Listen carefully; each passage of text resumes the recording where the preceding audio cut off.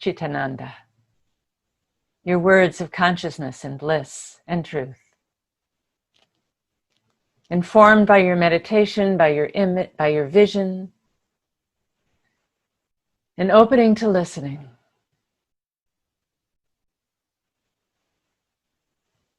Listening to teachings, listening to the voice of God, listening to your own inner voice, and listening to your loved ones, to each other, and especially listening to those who think differently than you do.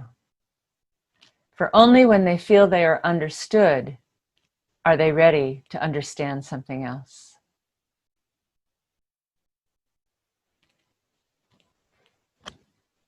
And then we come to the heart, and here we'll stay in the heart, that we open our heart to love, to connection, to compassion, to kindness, to generosity.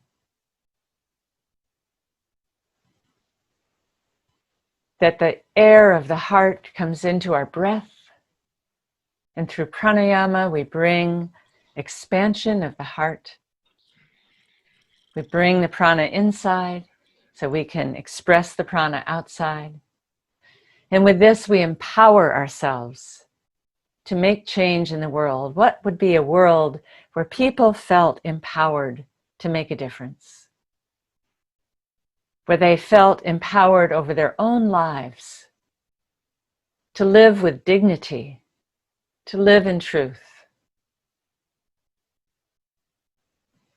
Imagine that. And then imagine, in the second chakra, living a world that is pleasant to live in, that we walk on the streets and the air smells sweet, and the sound is harmonious, and the people smile at each other and are happy. Where there's beauty all around, there's flowers and trees, and the earth is clean. Can you imagine that? A world we could enjoy? Because the downward current in the chakras, bhukti, means enjoyment. Enjoyment of all that the divine has given us. And it's also the manifestation current where we manifest our highest vision. And then finally, on this holy day, as the sun shines down and penetrates the earth, so the earth rises up with the plants and animals, our final step down is to the earth, where we find our ground, where we find stillness, where we come fully into the temple of our bodies, with all our chakras open. And we pull this energy down from the divine, and we embrace the Shakti, 3.5 times coiled, the serpent coiled around the first chakra. We awaken the Shakti. We awaken the Shakti to climb up the chakras as we bring the divine down. And once again, unify them in the heart, in the cosmic glue of love. Namaste, and thank you very, very much. Thank you very much. Long time back, I have read your book on chakras. Since then, I wanted to see you, actually talk to you, and today I got the chance. Thank you. I saw you when I came to the pyramid at the first Congress of Spiritual Scientists, and it was a very special experience. And I honor you so much for the tireless work that you do everywhere, teaching meditation and teaching to so many people, and all that you do in service of humanity. You are making the world a better place. And I am honored to be part of this International Yoga Day. When did you first come to know about chakras? I began in 1975 when I started my journey of yoga. And I discovered the chakras, and it was like a bolt of lightning came through my body when I read the word in a book.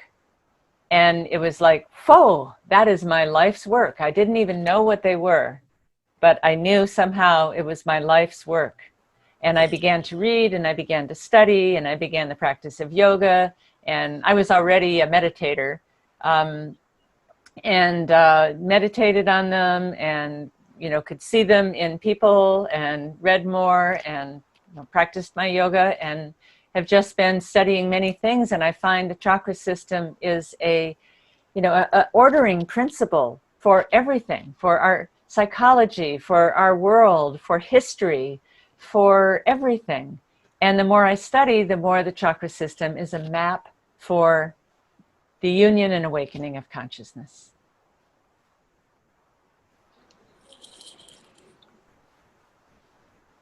What will happen to the Earth population, Earth humanity in another 10 years? Can you see some hope? Well, I think that we are going through a very, very difficult time on the planet with climate change, and it's going to make water more scarce and food more scarce, and we have too many people.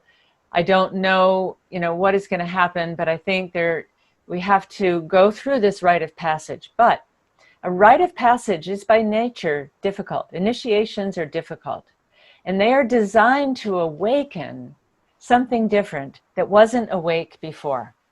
So when everything is good, we go to sleep. But when there is difficulty, we develop strengths that we didn't know we had. And I think that the difficulties that are facing humanity on this planet will awaken powers that we didn't think we had, powers of cooperation, because we can only combat climate change by worldwide global cooperation and agreement. And we have to change our values and how we live in this earth. So I do think it's possible, and I think the initiation from mortal beings to divine awakening, the challenge is you've got to learn how to create a miracle. And if you do, then you are an awakened being. So we need to learn to create miracles in our life. We create a miracle when we give birth to a baby. We create a miracle when we put plants in the garden and they grow up and they make tomatoes and they make fruit. We see miracles every day. Can we learn to create with heaven and earth, to create a miracle on this planet? That means we have to awaken as divine human beings. And so the initiation, as difficult as it is, when you go through difficulties, say, what is trying to awaken in me? What is this challenge trying to develop in me? What strength? What wisdom? And it often brings people to humility, to their knees, where they open to grace. When we think we know everything, we don't open to grace. We have to go into the unknown to be guided sometimes. And so in a state of openness, we can be guided. And humanity is going to need guidance right now as we go through this rite of passage to awaken ourselves into our adult stage of culture. We've never been there before. I am blind to human suffering, but I am awake to animal suffering. My whole idea to live is only to remove animal suffering in the hands of human beings.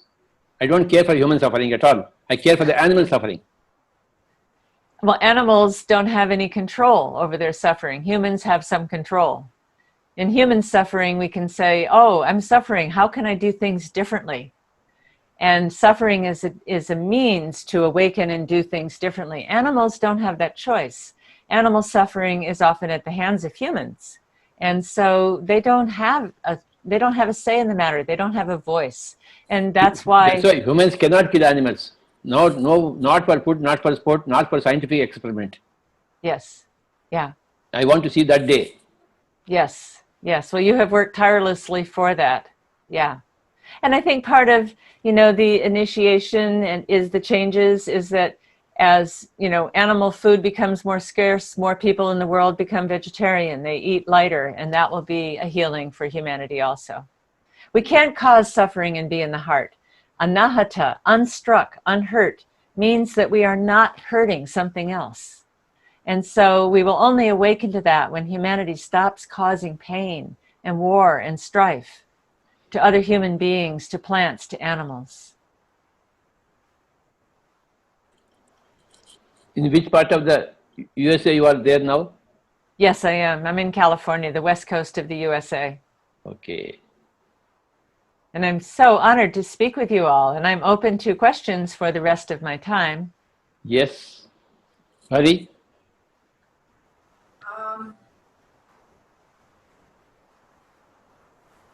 I cannot. Okay. Yes. Right. Thank you, Enodia Judith, for giving us your time and your wisdom. And I really hope that the questions come up. And currently, I do not find any questions, but I do thank you for coming to us on this beautiful day and sharing us your knowledge about all the chakra systems and with the significance of all the chakras and how do you recognize them. Thank you so much, Enodia, for sharing us your wisdom. Thank you so much.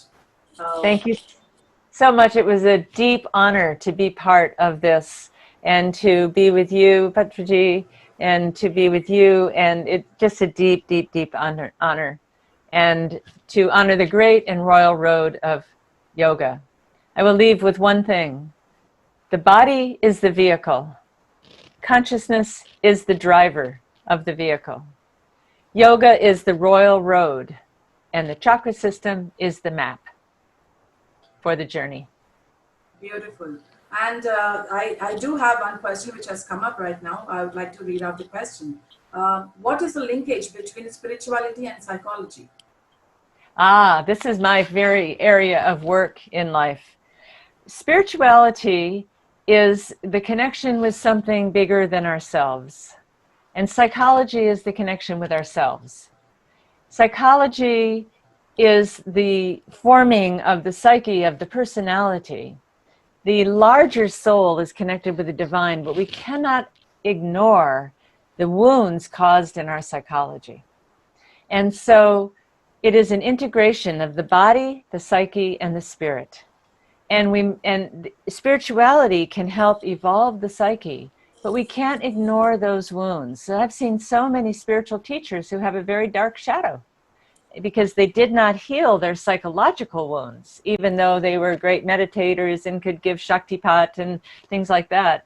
And this has happened much in America, for example, and because they did not heal the wounds. So, and then there's people who just spend all their time looking at themselves and their own wounds, and they never get beyond that because they don't have a spirituality that takes them to the larger picture, the larger wisdom.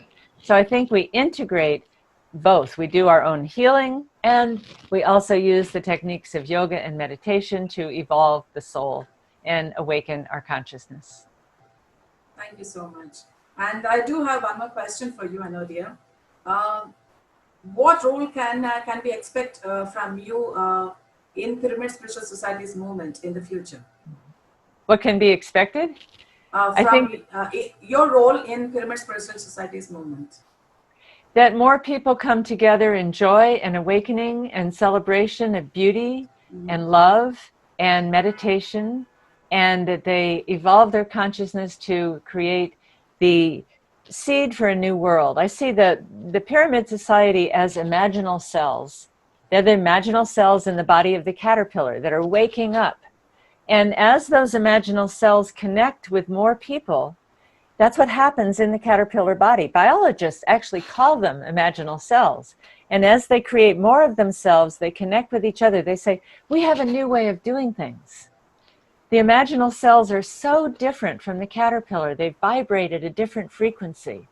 And so those of us that are awakening, that have meditation, that have yoga, that clean up our diet, that walk on the earth in a different way, we set an example. It's not about fighting the caterpillar. The caterpillar is going to die, but it is becoming something else. So as imaginal cells grow and they put themselves together, they become the model for other places. And so the more we create something, if we are happier, if we are healthier, people see us and say, oh, what are you doing? You look great. You seem so happy. You seem so balanced. Oh, well, I'm doing meditation. I'm doing yoga. I'm, eating differently. I'm, and they say, oh, I want what you're having. I want that too. And that is how change happens. So the Pyramid Society can bring people together to create an uplifting experience. And then those people go back out into their world and they become lights for others. And so it's raising the net of consciousness. And we're moving from a chain of command to a web of connection. And so those spots of the pyramid are spots of light in the world that we can connect to. And you've created a beautiful thing there in Bangalore. Yes. It is amazing that, really amazing that we have a huge pyramid in Bangalore, which is called the Pyramid Valley International.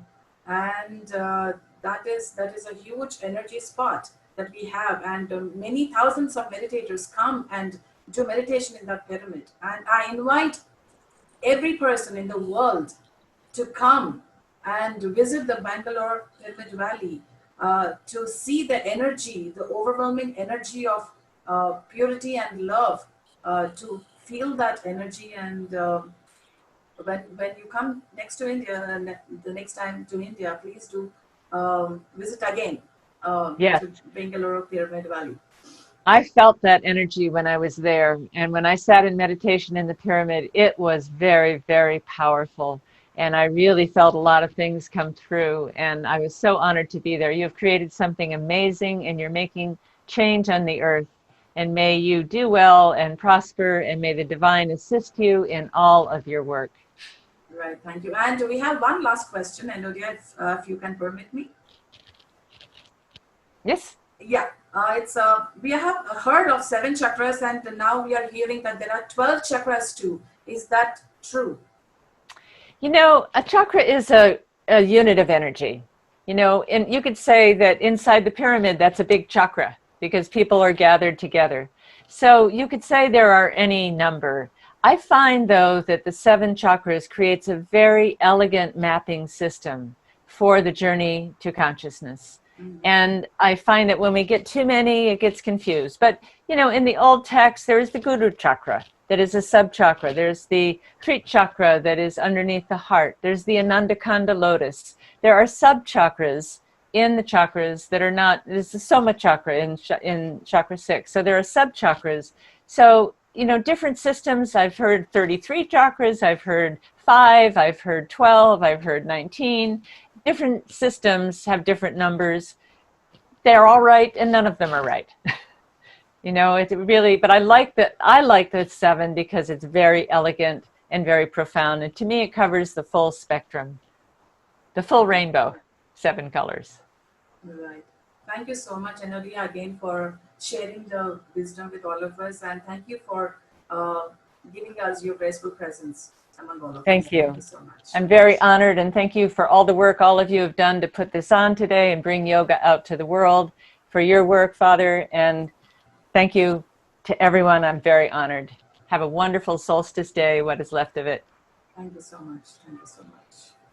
And now I would like to give the stage to my sister, Parimala. And before that, I would like to say that the whole idea of this event, the Digital International Yoga Day, is to introduce Patriji to the world, to introduce meditation and vegetarianism and pyramid power to the entire world, and to let the world see the hard work and the willpower and the perseverance behind all this, that we have achieved so much. And the result is that many millions of people are now meditating, have now transformed into vegetarianism, and are using pyramid power like never before. So that is the whole idea of this event. And I now pass on the stage to my beautiful sister, Parimala. The stage is yours, dear. Thank you, sister. Can you stay for a minute on the screen? Sure. 30 seconds or so, guys.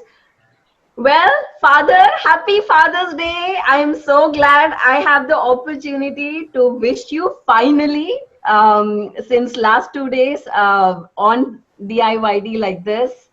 And this is such a amazing moment for our family. And I want to talk about that today. And Mother, if you're watching us, we have your energies here too. So it's and I'm really, really amazed, Father, that you are here since morning.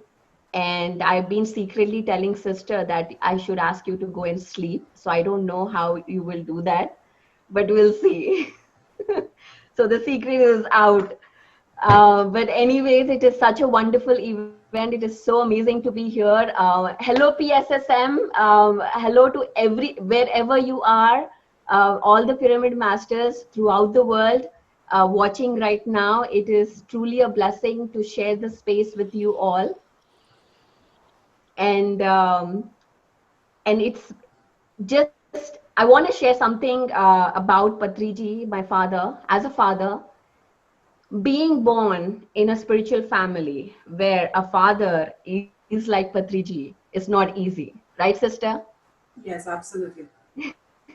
It's not easy to be born as a daughter or be even in the family as a wife or a daughter or a brother or a sister, because he carries this enigmatic energy that takes so much out of you, out of the family. And um, and we all have learned throughout the time to support this greater cause. We all have learned to see how big this is. We had to learn that, starting with my mother. She had to learn, see what it is, what this is growing up to, what this seeds that he's planting everywhere, wherever he goes, he's planting seeds, and how they are growing. We learn to watch that, we learn to accept that, and we learn to walk with him. Father, thank you so much on this occasion of Father's Day. Thank you, Baba. And they say what you say is very right. It is very difficult to live with a person like Patriji as your father. And they say that it is very difficult to live with a star. And here we have a huge rock star, the greatest Yes. rock star the world has ever seen. And it's a privilege that you and me are born to this great rock star who Well, we have chosen him, so I can blame him. We have chosen the this life. mutual choosing thing that we have done. And this legend, this rock star has really rocked the entire world with his phenomenal work that he has done, the meditation, the Vaishnavism, and the pyramid power that he has spread throughout the millions of people and has transformed so many people. It's really tremendous. And we are all so proud of you there. Yes, yes. And also, I want to say, apart from being a master guru and that you are also an amazing father. And I don't want you to doubt that any time. You have been there for us at every point of our lives, given us the freedom to make our own choices. Not that is something that we don't see often in fathers, where we don't have to work hard to get your approval. We don't have to be somebody who we are not to get your approval, to be seen, to be felt. You're always there, and we want you to know that we are always there to support you. And of course, mama, wherever you are, I hope you're listening. And I'm glad she's not there in Hyderabad today. She would have gone crazy with the whole day session. And I'm glad she's in Bangalore, resting, easy. Anything you want to say, Father? Enough of Father's Day. Go ahead with the program. Okay, wonderful. Thank you. So everybody who's watching me, my name is Paripatri from paripatri.com. And I am here to introduce an amazing speaker. But before that, I want to mention a couple of words. We have finished 12 hours of DIYD successfully. So I would ask each and one of you to go to Twitter account. We have created 2 Twitter accounts, PSSM and Patriji. So please, if you don't have a Twitter account, create one and retweet the tweets that are coming up on Twitter. That will allow us to reach more and more people, because this event that we are doing and all the DMS that we are doing, the only mission and purpose is to spread this message, bring Patriji to the global awareness. This is our mission, to reach out to all the global leaders and spread this message and collaborate and work. So please go ahead and retweet. If you do not know how to do it, our members here reach out to any one of the pyramid masters here in the technical team. They will assist you. That is one request. And also, if there is any opportunity for you teaching out, you collaborating with other organizations with PSSM, we ask you to reach out to us, because this is what we are here to do. We are here to bring we work on the global unity to spread message of compassion and meditation.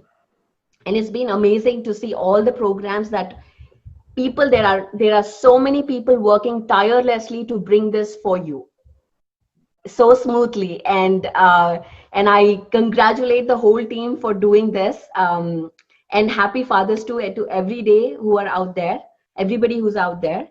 And I want to now introduce our next guest. I've known him since I was a teenager. He started meditation in 1997, and that's when I think even the PSSM was just growing at that point. So he was, since the beginning, he has been the main pillar of taking this movement to where it is right now. I'm so honored to invite him. He's my brother. He's a part of our family, and happy Father's Day to you as well. I'm going to invite Shreyans Daga, the founder, president of Mumbai Pyramid Spiritual Society, and vice chairman and trustee of the Pyramid Spiritual Trust, Bangalore. He is instrumental in creating the Maitreya Buddha Pyramid at Pyramid Valley, Bangalore, which is one of the largest pyramids in the world, built exclusively for the purpose of meditation, and is now one of the 7 wonders of Bangalore, India. He has aided hundreds and hundreds of masters spreading their light around the world. His main focal point and research has led him to discover the world of quantum energy medicine and the science of spirituality. He is now taking this to the masses, to them to transform their lives through love-based changes to create a brand new empowered reality.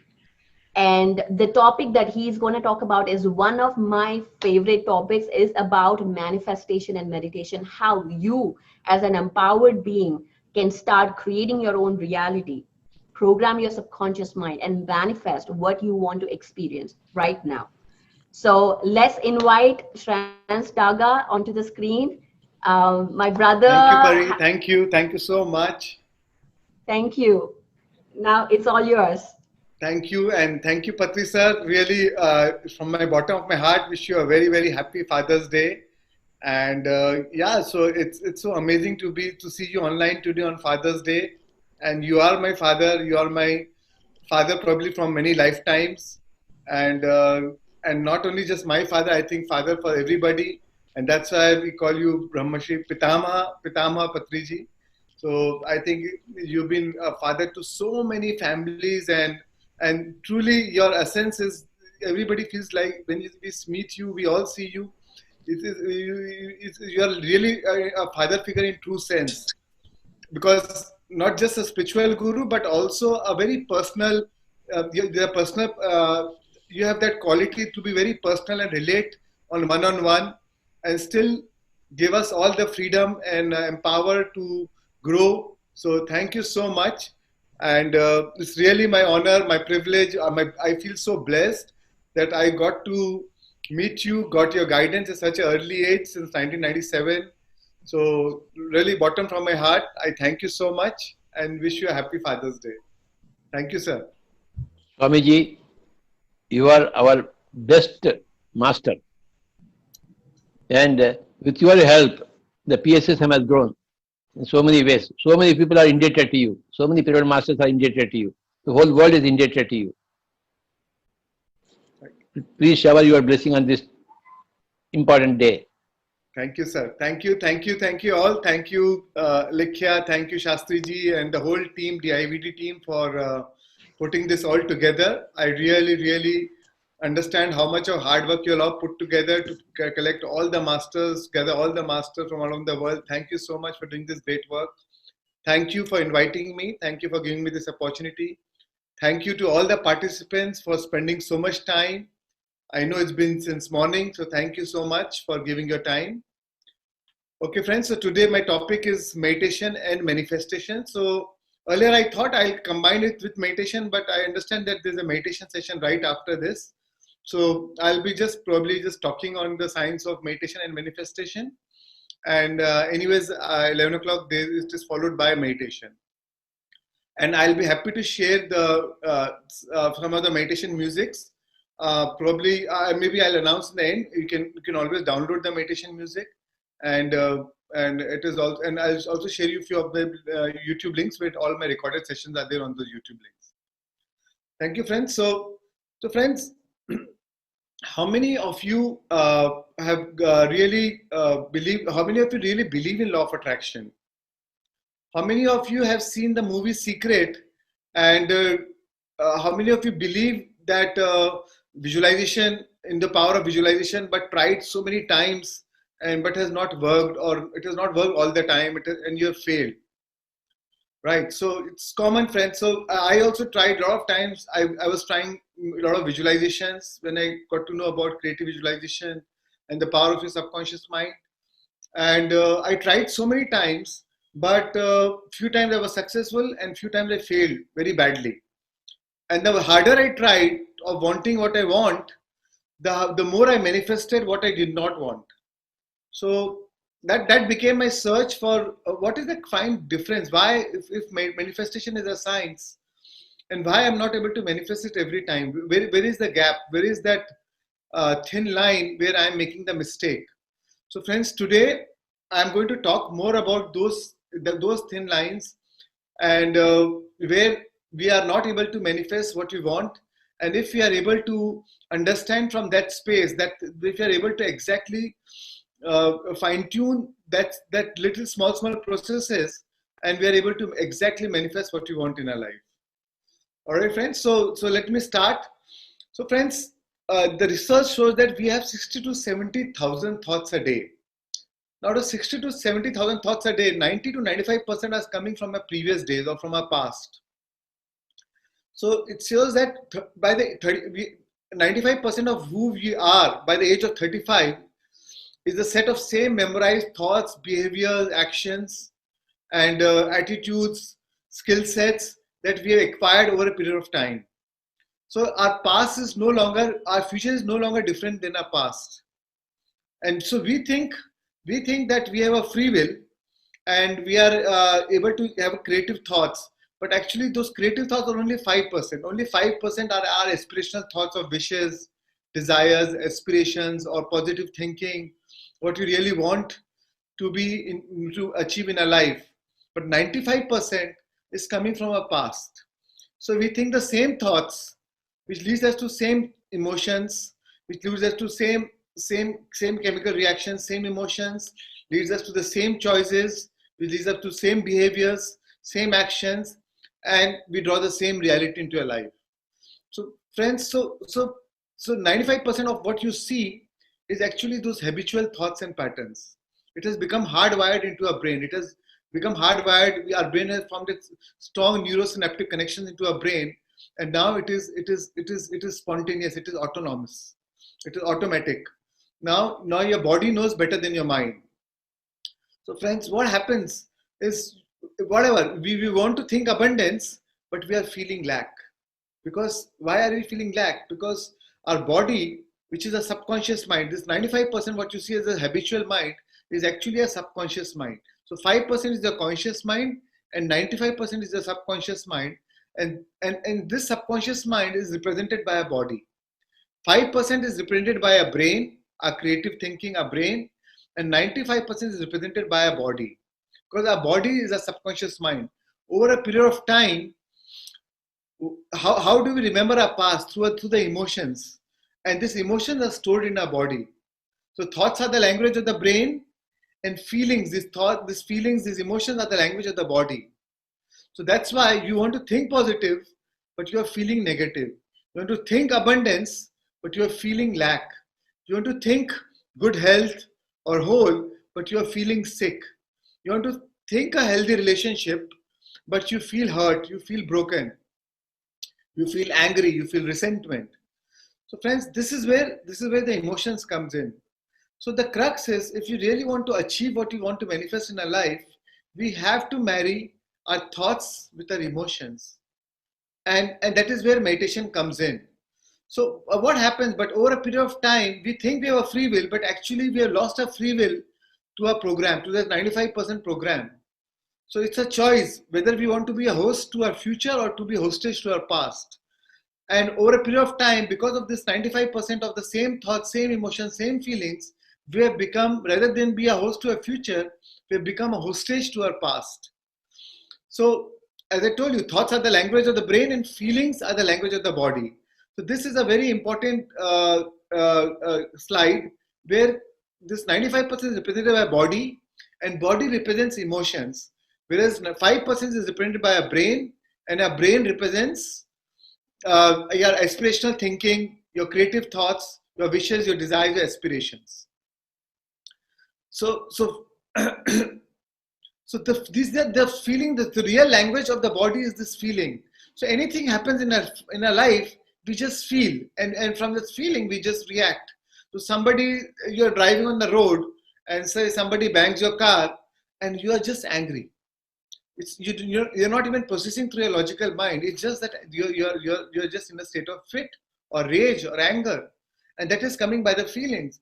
And as your feelings are, so it evokes the same corresponding thoughts, which leads you to the same behaviors or same actions, and so you are always living in the past. So friends, that's why the meditation comes in. So to really make a change, we need to first be aware of these unconscious thoughts, this unconscious program. So over a period of time, we have lost our free will to this program. And the more conscious we are of our unconscious program, the less unconscious we'll go during the course of the day. So that's why it's very important to first become very unconscious of this unconscious program. And only then we can make these changes. Only then we'll know that am I working, am I operating from my hardwired patterns, or from my vision of future, what I really want to create, what I really want to manifest. And this has become a very, very challenging thing, because that is why we are not able to manifest what we want in our life, because our feelings are not able to correspond, or our feelings are not able to marry our thoughts. So friends, we are living in a quantum world where we all know about the law of attraction. So this is how the law of attraction works. A lot of times we have heard about if you want to manifest anything, think big, think positive. But a lot of times this fails. The reason why it fails is thoughts send the signal out. So thoughts send the signal out, but it's the feelings which draw the event back. Whatever you want in a life, the universe works on law of attraction. So the thoughts are sending the signal out, but it is the feelings which draw the event back. Thoughts are the language of the brain, and feelings are the language of the body. Our thoughts are electric, and our feelings are magnetic. So it's like, I'll give you an example or maybe an analogy where it's like the thoughts are like you're driving a car. So thoughts are like a driver, but that car is the feeling.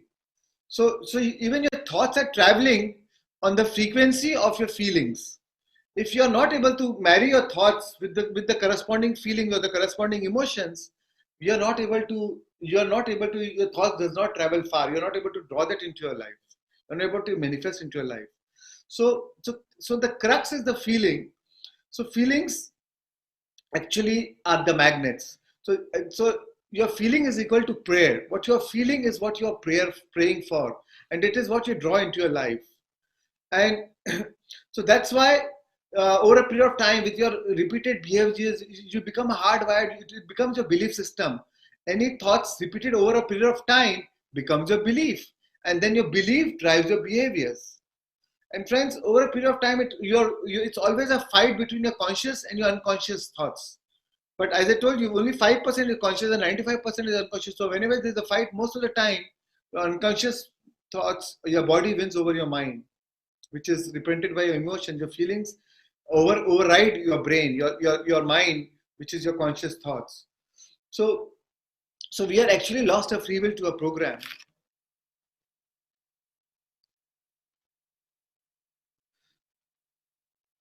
So so over a period of time, this has become your state of being. So your state of being is a personality, and your personality creates a personal reality. So you think the same thoughts which produce the same chemicals. Every thought produces a chemical. With every chemical, it produces a corresponding feeling, and the same feelings will signal the same genes in the same ways, which awake again the receptor sites of the genes, again provokes the brain to think the same thoughts. So that because it is addicted to the same chemicals, which again produce the same feelings, and again which again signal the genes in the same ways. So over a period of time, this cycle of thinking and feeling of thinking has become so hardwired that we have become the prisoners of our past. So the emotions, what are emotions? Emotions are nothing but just the record of the past. And whichever situation which happens in our life, we're actually even analyzing it in the box of that past. Through the lens of this, we always see those events from the lens of those emotions. That's why same event, two people have a different perception, because your emotions drives your perception. And you're always seeing from the lens of your past, from the lens of your experiences in your life. And what records experiences is experiences recorded in a body in a form of emotions. So emotions are the record of the past.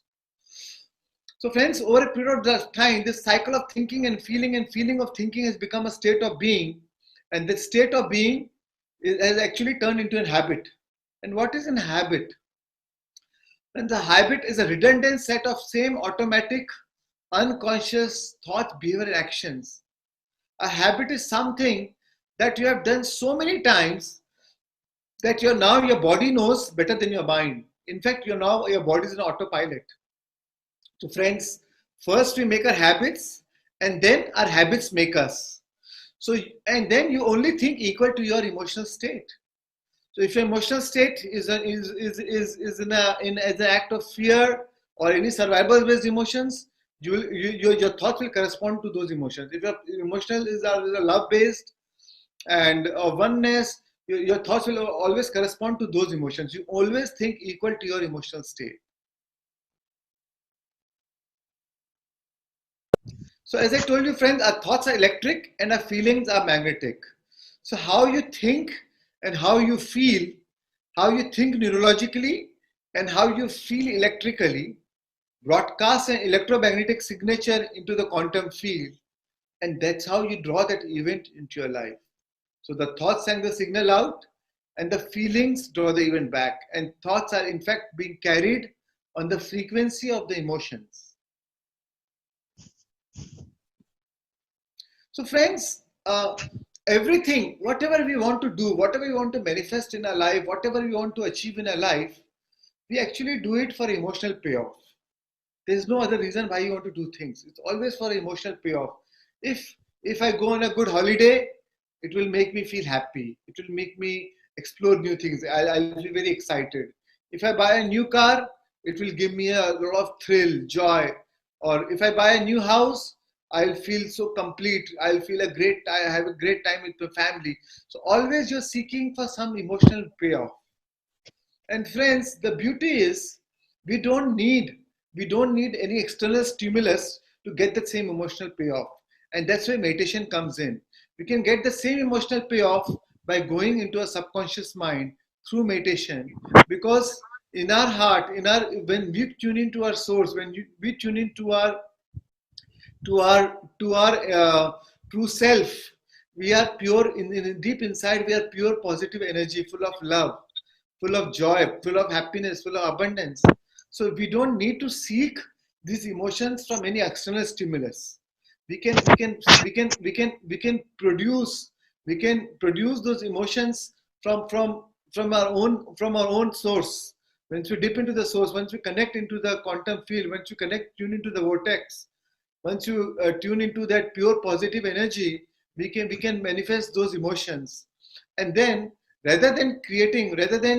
so you have a choice whether your condition outside determines your emotion, or you change your emotion, which in turn change your condition. Because the physical world is only a mirror, it's only a reflection of your inner self. So it's a choice whether your environment controls your thinking or your thinking controls your environment. So whether your condition determines your emotion or your emotion determines your condition. So whether you want to whether it's a cause outside and the effect inside, or so rather than causing an effect, rather than having a cause and effect, it's a choice to be causing an effect. So friends, this is where the meditation comes in, and that is why we know, we have heard about chakras from Enodia Judith, and maybe I can talk a little bit about brain waves. So on a normal day, we're living in a high beta brain waves. And once we through meditation, we move beyond analytical mind and go into the lower brain waves of alpha, theta, delta. So once we go into these brain waves, right now we are living in a third dimensional frequency, which we start vibrating at a higher frequency, move into fourth dimension, we move into the fifth dimension, where we are vibrating higher than the speed of light. And there we transcend time and space. We move beyond time and space. We become nobody, no one, nowhere, nothing, no place, no time. And once we become nothing, and then if we show the intention of what we want in our life, it is very easy for us to emote those emotions, to marry that thoughts with those corresponding emotions, and then it is much easier for us to draw that into our life. In a beta brain waves, if you want to, even if you close your eyes and just think what you want in your life, you will never be able to marry that with those corresponding emotions, or it is very hard for you to marry those into that corresponding emotions. That's why meditation makes it so easy for you to manifest that. So I've divided this meditation into 5 steps of creation, and the later part of my presentation I'll explain you those 5 steps of creation. Today, for the short of time, I will not be taking you into meditation exactly, but today at 11 o'clock after my session, anyways, we're going to go do meditation. Right, friends? So your friends, your analytical mind is the extension of the ego. When you meditate, when you go beyond analytical mind, you completely drop your ego, you drop your identity, you drop your analytical mind, you drop your personality self, and you enter your analytical. Once you go beyond your analytical mind, that is the gateway to your software program, where you can make the changes in your life. The 95%, the subconscious mind, now you are able to make changes into those 95% program. Now, friends, what is the challenge? Why it is so difficult to change? It's never so easy to change, and that's why we need meditation.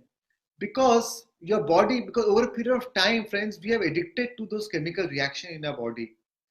So, because these hormones of stress are extremely chemical, extremely addictive. Over a period of time, we have used to those pain. We have used to that pain, to this chain of pain, to this. We have become that enlightened victim. We have become so happy being unhappy. We have become so used to that comfort zone that we do not want to change. Even it is not exactly what you want, we are scared of the unknown. Because to really make a change, you have to step into the unknown. I call it crossing the river of change.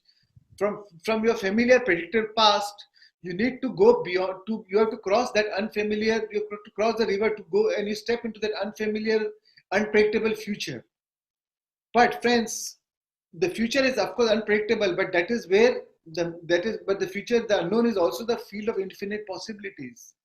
It can bring a lot of surprises, and that's why it is so difficult to make a change, because we fear that unknown, and because our body is so addicted to those emotional patterns of the past. So your body always want to go back to your old past patterns, and that's why, even though you make a New Year resolution, or you say that I want to change, but whenever you really want to make a change, by next day or by second day, your body will resist. It will complain. It will make you feel. It will judge you. It will make you feel so uncomfortable. You'll feel a sense of boredom, or that unfamiliar, unknown feeling, and then your body's mind will crave to go back to your old past self, and it will want to go back to your old emotions. So, friends, to really make a change, you have to understand that you have to first deny your body that chemical addiction. It's like when you're leaving a smoking, first few days are very challenging. But once you do that, first few days you may feel even down. But once you overcome those first few days, then you feel so free. Or when you want to, say, leave alcohol or sugar, first few days are challenging. But after that, you are freed from it. You liberate so much of energy that every time you liberate old past, your old patterns, your old emotions, you liberate so much of energy that the same energy is now available to create a new future. So, friends, and most of the time when you're in a journey of change, your brain will always fight for that limitation. No, I can't do this. I don't think it's possible. And so, like, for the longest time, I always had a stage fear, and I always thought that no, I cannot teach because I'm not a good speaker. I cannot speak on the stage. But 2 years back, I thought no, if I have to, I can speak on stage. If my passion is to teach, and if I really want to teach, then why do I limit myself? And today I am in front of you because as I overcome that limitation. The only way, the best way to overcome that limitation is to do it. Just do it. And the more you do it, the more you go into the face of fear, the more the fear will dissolve. So this only way to do it is to just do it. Nobody can do the push-ups for you. If you want to build your body, you have to do your own push-ups. So friends, you have to take your action and just do it. And it is fine. Initially, you'll make mistakes, but the brain always learns through mistakes and surprises. So friends, to really make a change is like a biological, neurological, chemical, hormonal, addictive, genetic death of your old self. To really make a change, friends, we have to be ready to really die at so many levels. So that's why change is so challenging, changing so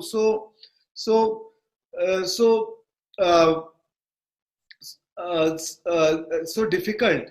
And because a lot of times even we meditate every day, but the moment we open our eyes, the moment we go back to our new situations, to our old situations, we meet the same people, we meet the same boss, we sit at the dining table, we meet the same staff, same mother-in-law or the same wife, and they push the same emotional buttons, and we are back into the past. And with every people, places, things, times, and events, we have an emotional connection.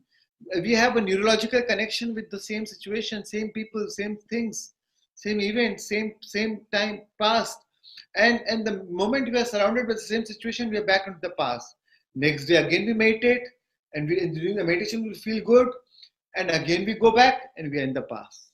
So friends, it is not just about meditation. It's about how do we maintain that modified state during the course of the day. And that needs real awareness. That needs real awareness of this 95% unconscious thought, behaviors, and actions. And once the more conscious you are of your unconscious thoughts, the less unconscious you will go during the course of the day. You lower the volume. The very act of awareness will lose its intensity. Because the moment you are aware of it, the very act of awareness makes you disassociate from it. Otherwise, you don't even know that you are living in the past. It's like the fish in the water does not know that it is in the water because it has always lived in the water. Only if you take out the fish, then it realizes out from the water, then it realizes, oh, there's something beyond water, and I needed water to survive. So it becomes it becomes so natural for us to live in those unconscious thoughts, behaviors, and actions that we don't even realize that we are living unconscious. So, but the very act of awareness that, oh, I am unconscious, makes you disassociate. And the more you disassociate, more often you practice that, the less it will start losing its intensity, because your ego is no more identified with that. And you're the consciousness observing the program. And the more you become a consciousness observing the program, the less the program will lose its intensity, because you have an intention to change. Now you want to be aligned with the vision of future rather than living the memories of the past. So friends, every time you unmemorize that old emotion, you liberate so much of energy. And to really make a change, you have to make a commitment. It's like pregnancy. Either you are or you're not. You cannot say, oh, I am pregnant, I am half pregnant, I am not. It's a pregnancy. So same way, to really make a change, you have to make a commitment with such a strong intensity, so that which is greater than your hardwired program, which is greater than your old memories of the self. So only when you make your commitment such intensity, then you'll live your life with complete awareness. And so I want to ask you, whether are you interested to make a change, or are you committed? So really, just being interested does not bring you change. but then by the next day you forget it. You really have to have that strong commitment, friends. And friends, and I'll give you an example of two wolves inside our life. Inside us lives two wolves. So an old man asked his grandson. He was narrating a story that son, inside of you lives two wolves, and if there's one wolf is love based, love, joy, happiness, peace, pure, positive, very loving, very caring, compassionate, and the other wolf is full of anger, hatred, greed, anxiety, guilt, shame. So if there's a fight between these two wolves, which one will win? So friends, I want to ask you, which one will win? So if there's a fight between the two wolves, you know which one wins? The one we feed. And how do we feed? We feed by our attention. We feed by how you place wherever you place your attention, you place your energy. If you feed a negative energy, you will draw more of those situations into your life. And that will empower. You'll empower those situations into your life. You'll empower those thoughts. You'll empower those emotions. If you feed positive energy, positive emotions, you'll empower those emotions. So friends, our energy is the currency of the universe.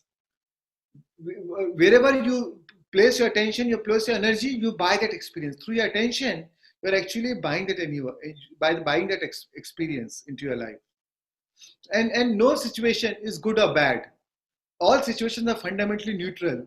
It is through our attention, through our perception, we determine, through our judgment, we decide whether this is a bad experience or this is a good experience. And through that, we actually buy that experience into your life. By judging that, we're buying that experience into your life. So Buddha said, there's a famous quote by Buddha: pain is inevitable, but suffering is optional. Suffering is actually our choice. Pain is inevitable, but the suffering is optional. Nobody dies by a snake bite. What kills you is the poison which spreads into your body.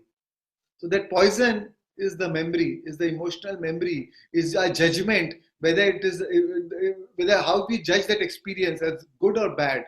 And the moment we say it's bad, and then we suffer, and that determines the pain in our life. And then over a period of time, that pain becomes what started as a bad mood becomes over a period of time, it becomes your temperament, then it becomes your becomes your habit, and then it becomes your state of being, and then state of being is your personality, and then your personality creates your personal reality. So friends, to really make a change, you have to change your state of being, and you have to learn to overcome until you become. And that only comes by practice and by meditation. Is a great tool, and along with meditation, a complete awareness during the course of the day. Because otherwise, it's like, you meditate, you have a good feeling, and during the course of the day, again, you go back to your old pattern. It's like having a organic breakfast and then eating junk food during the course of the day. So that will not help. So you really need to understand, you really need to learn to maintain that modified state during the course of the day. So, friends, I like that quote by Rumi. He said, "Be like a melting snow. Wash yourself of yourself." So we have to. So meditation is not about, or change is not about drawing to really getting some new virtues of this love. It is already there in our heart. We need to drop. We need to unlearn. We need to wash ourselves of ourselves. We need to unlearn what we have gathered over a period of time from our parents, from our teachers, from our preachers, from our fathers, from our mothers, from our friends, from our trains, from the social conditioning, from our attitudes, from our past life, from our past life patterns, which we have brought in, which we have forgotten to learn, which we are here to really change, and to finish, to learn those unfinished lessons. But we forget that. And that's why, friends, it is very important to make that change in our life. And somebody asked Buddha, what have you gained by meditation? He said, I did not gain anything, but I lost my pain, I lost my fear, I lost my anger, I lost my greed, my shame, my guilt, I lost my fear of death. And when I lost everything, I found myself, which was my true state of pure love, pure joy, pure happiness, pure abundance. So friends, to really get into what we want in our life, it's very simple. It's very simple. The truth and the meditation is the pure way of really getting the same emotional payoff without any external stimulus. Once we drop an analytical mind, once we experience that expanded state of consciousness, we are able to slip into our meditative we are able to drink from that source, from the source of pure joy, pure love, pure joy, pure happiness, and then able to change our hardwired patterns and really bring a change into your life. And the physical world is just a mirror; it's only a reflection of your own self. When you make a change, when things change inside you, things change around you. What you feel about, you bring about. And friends, life is not happening to you. Life is happening from you. So it's very important that we take the power back to ourselves and make a change. So friends, this is some simple instructions on how to handle changes. I'm not available right now, but thank you for caring enough to call. I'm making some of the changes in my life. Please leave a message after the beep. If I do not return your call, you are one of the changes. Yes, friends. So it's not, I'm not joking, but a lot of times when you are making a change, when you are moving yourself into a high vibrational frequency, you may have a lot of challenges. You might all of a sudden lose a job, which is no more aligned with your higher vision. You might lose your friends who are no more aligned with the higher vision. You might lose some precious relationship. But friends, that's why change is tough, and you don't want to lose your past then. But if you're ready, but when you drop your past, you step into the unknown, and that is where the opportunities will come into your life. Life will be all of a sudden will be full of synchronicities, serendipities, surprises, coincidences into your life. Life will be full of new opportunities, and that's where the magic starts happening. So friends, to really make a change, you have to first make that commitment that yes, I am going to meditate every day, and I'll not get up from meditation unless I feel like a new person. And during the whole course of the day, I'll maintain that modified state which is aligned to my vision of future. Only then really we can transform our life. So friends, today now I'm going to talk about how to do visualization, how to use a creative visualization as a powerful tool to really make a change in your life. Friends, 40% of our brain is frontal lobe. This frontal lobe is a creative canvas. Only human beings has a big frontal lobe. So this is the creative canvas for our free will, intention, learning, invention, attention, speculation, all your decision makings, all the imaginative thinking happens in your frontal lobe. So friends, this is your creative canvas. The image you create here silences the chattering of rest of the brain, and now the body starts considering this experience as the reality. So friends, the beauty is your brain does not know the difference between whether you are imagining that experience or whether you are actually living that experience. So that's why sometimes when you are sleeping in the night and if you see a bad dream, you wake up scared, you're actually sweating because your body does not know. Biologically, it has the same reaction. Or say when you are watching a good movie, if there's a happy scene, you are laughing, even though you know it's a movie, but your brain does not know it's a movie, and it gives you the same emotions. If you are seeing a horror movie, you feel panic, you feel scared, because your body feels the same emotion.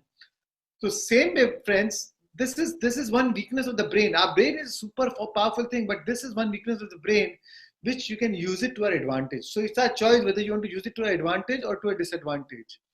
So worry is a wonderful art of speculating the worst outcome and increasing the probability of manifesting what you do not want.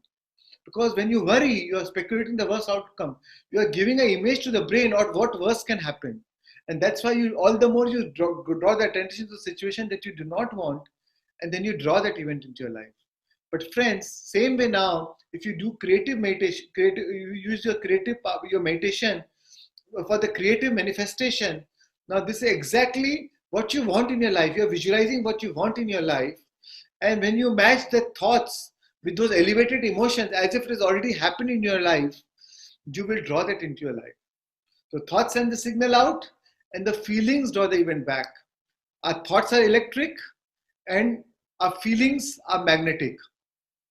So when we combine that thought with those thoughts, with the electric thoughts with those magnetic emotions, we broadcast the electromagnetic signature into the quantum field, and we draw that event into our life.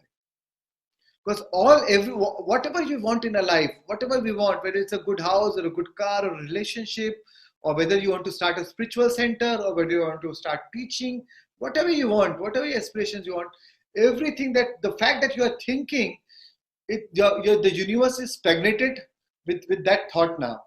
And now that thought exists in the quantum field, into the quantum field electromagnetically. So now our job is to match that, what we want in our life, with our electromagnetic signature, so that when that matches with the electromagnetic signature of what we want in our life, we will draw that event into our life. This is a simple law. This is a simple science. This is a simple law of attraction. And where people make mistake is they are unable to match that thought with those emotions, with those elevated emotions. And only then, our feelings is equal to prayer. What you are feeling is what you are praying for. So we have to, so the feeling is actually your barometer. Your feeling is your internal guidance system. You can always know what you're feeling is what the world will, what the universe will always mirror what you're feeling. So you can use this as the internal guidance system and always take time to change your feeling. Friends, your soul does not care what you do for the living, but what your soul cares. Not will you care when you vacate your body. What the soul cares is what is your state of being while you're doing what you're doing. So friends, your state of being is very important. And friends, before I start the topic of manifestation, the manifestation, few of the slides of manifestation, last 5 slides, before the manifestation is not about what you want. Manifestation is about what you are.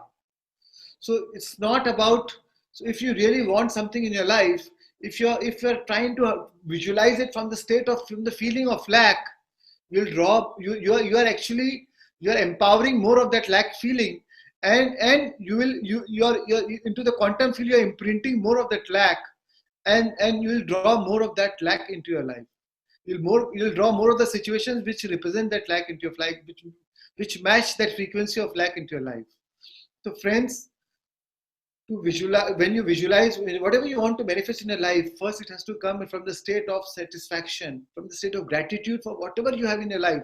The fact you're alive and you're breathing is enough reason for you to be thankful for. And the more thankful for what you have in your life, the more you'll be able to draw what you want in your life.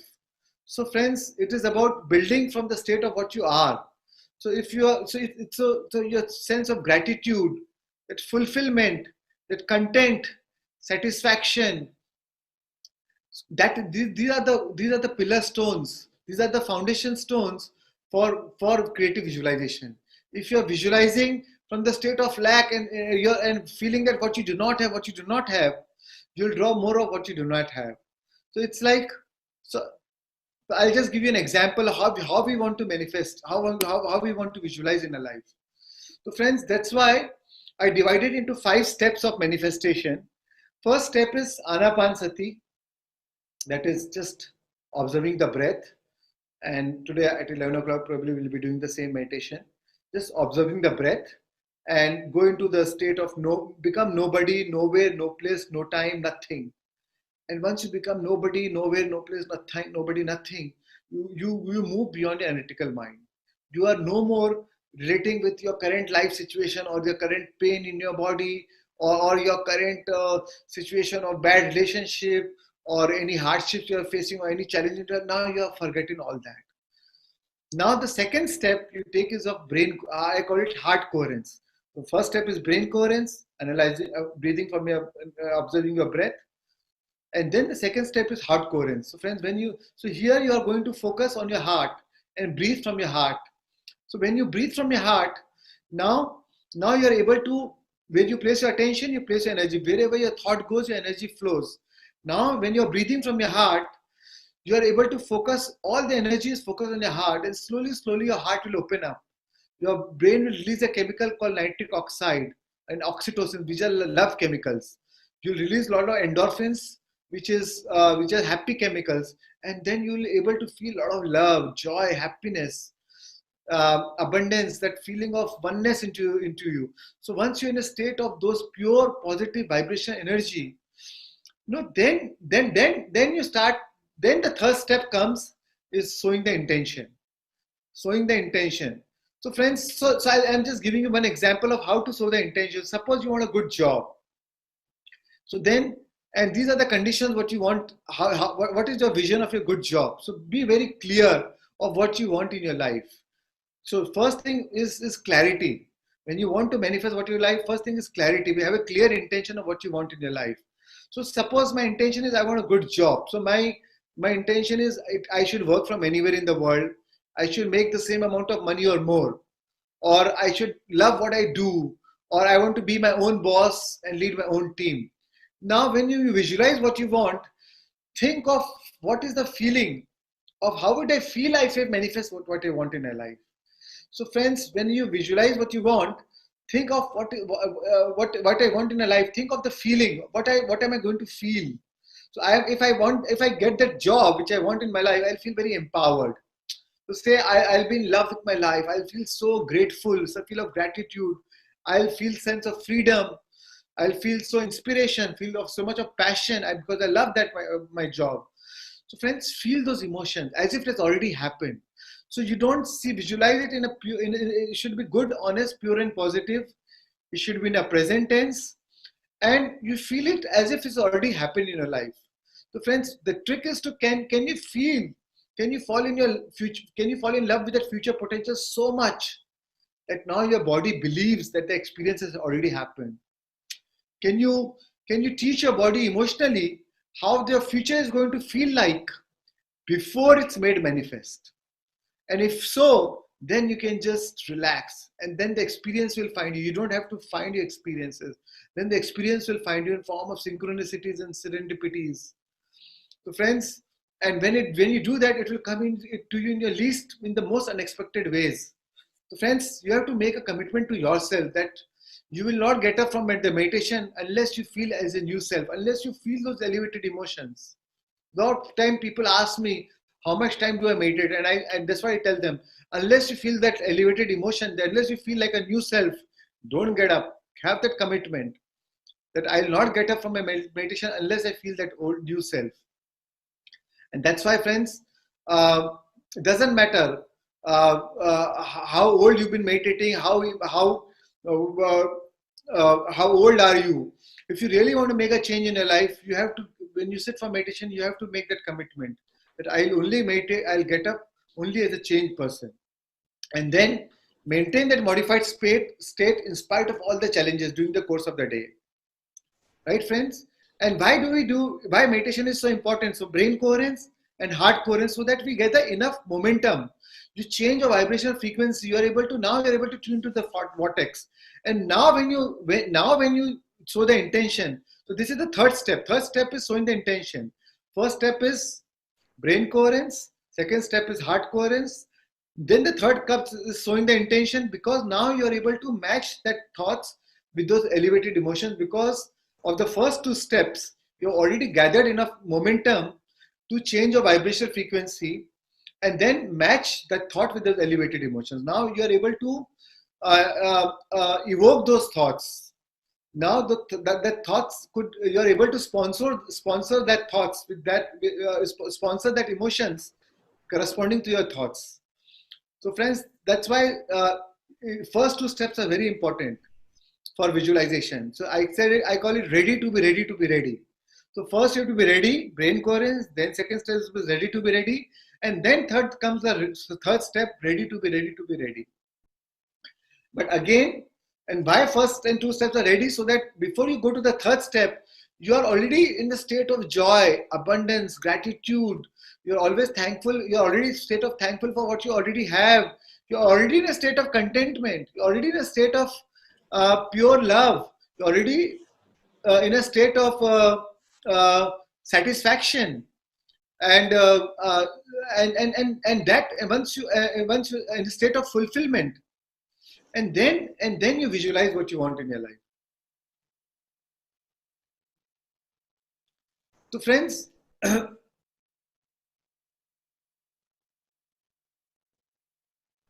I'll just give you an analogy of a pyramid. Next slide. Yeah. So friends, you know why we need to meditate. So as I told you, the slide of the brain waves. Once you change your brain waves, you move from the third dimensional reality to the fourth dimensional. So at the moment you enter the fourth dimensional reality, this is the nexus of the quantum. This is like the eye of the needle. The moment you become, you are, and you can only cross the eye of the needle as nobody, no one, no way. That's why the first step is important, brain coherence, and you become nobody. Now you're vibrating beyond the speed, more faster than the speed of light. So and then you're in the fourth dimension, the time and space are collapsing. So friends, here the bottom of the pyramid is the third dimensional state. Here it is all about body, it's all about hard work and a lot of effort, and it takes long time for a matter to change matter, for an ego to change ego, for a brain to change the brain, or a program to change a program. And what happens over a period of time, people just burn out. Your survival, because your survival genes are always switched on. You're always in a state of creating cortisol levels, and this stress hormones are so addictive that eventually you just burn out. You know, then you are, by the time, even though you want to make money, by the time you have money, you have lost your health now. You're not able to enjoy your money. And over a period of time, you know, people just then burn out, and then so that's why it's important to it's not the goal, but the journey which is very important. That's why your state of being while you're doing what you're doing is very important. And when you are focusing on your state of being while you're doing what you're doing, then you're less likely to compete. You're less likely to rush, because you're always in a state of being, of joy, abundance, happiness, satisfaction, contentment. And then, but the beauty is, then you, whatever you're in a state of what you are, you will draw the situation, the events which is corresponding to those emotions. So friends, initially your challenge is not about the physical manifestation. Your challenge is about the emotional manifestation. First 1 month, 2 months, focus on the emotional manifestation of what you want. Are you able to stay in that modified state of that emotion of what if it has already manifested to your life? So once you maintain that emotional manifestation, then the physical manifestation will happen on its own. It is like a campus. It's like a compass where you know the direction, and then you'll be inspired to take that action. Then the efforts are not required. Efforts are inspired, and you will naturally be drawn to take that action. Then you'll have a motivation, a motive for action to take the right steps at the right time and meet the right people, the right situation, and that's how it will become. You'll manifest whatever you want with effortless ease. So friends, we do not come here to create a financial empire. We have come here to create that vibrational empire. So if you are able to create that vibrational empire, and if you are able to be in the state of appreciation, friends, what you appreciate appreciates in our life. If you are able to be in the state of appreciation, gratitude, satisfaction, contentment,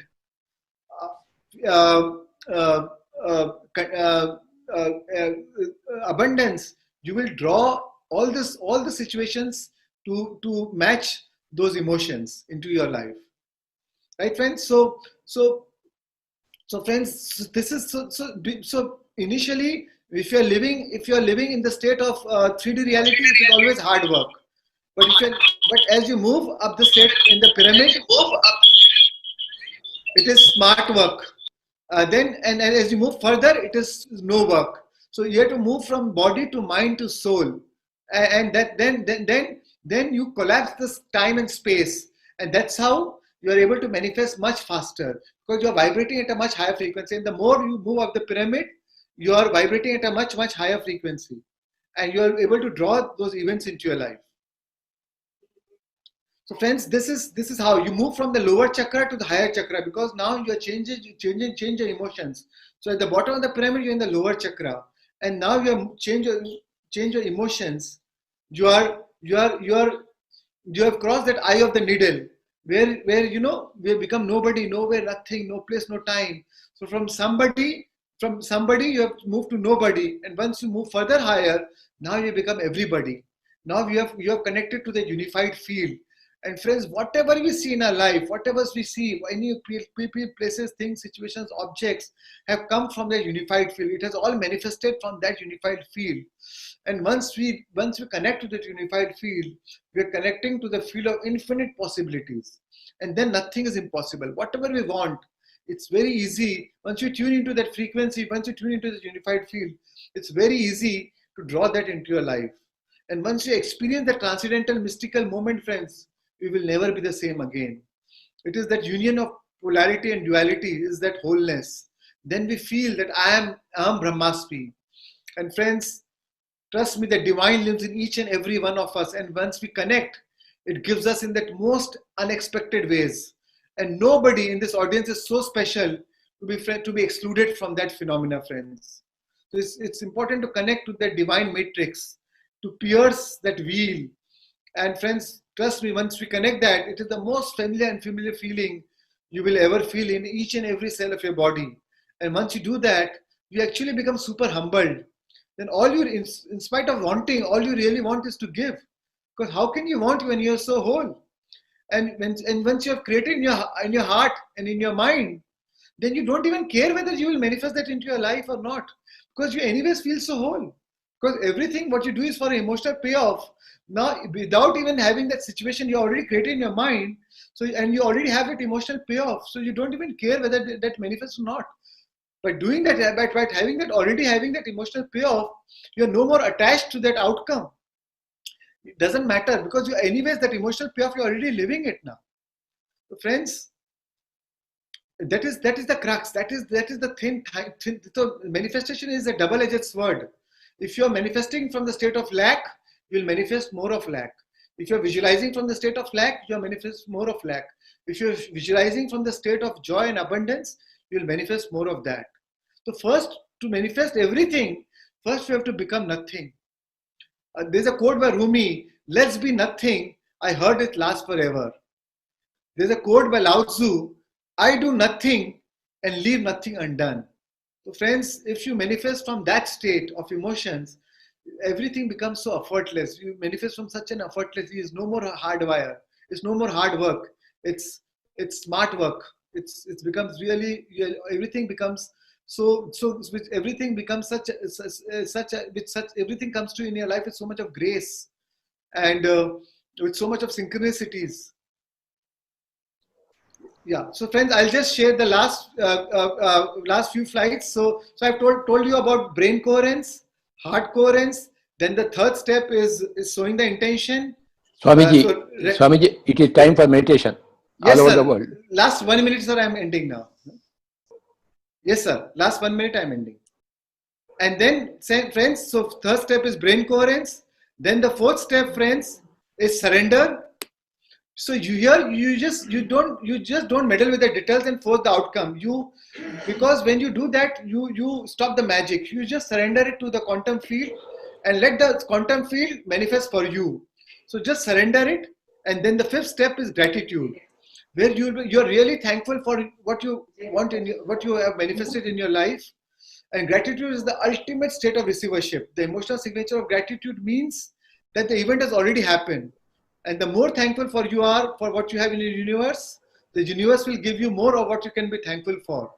So thank you, friends. Thank you, sir. So yes, friends, we'll go into the meditation now. Thank you, sir. Thank you all. Yes, sir. Namaste, sir. Thank you so much. What a wonderful, wonderful, wonderful session by you. Thank you. Without further ado, I would like to take forward for the next session. So yes, we are at the 17th hour of Digital International Yoga Day, a 24-hour marathon of meditation, spiritual science, sanghas across the globe.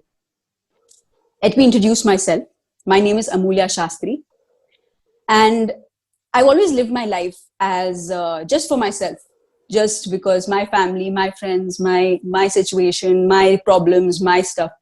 But only after I got to know about meditation as an experiment 10 years ago, did I realize that what my truth is.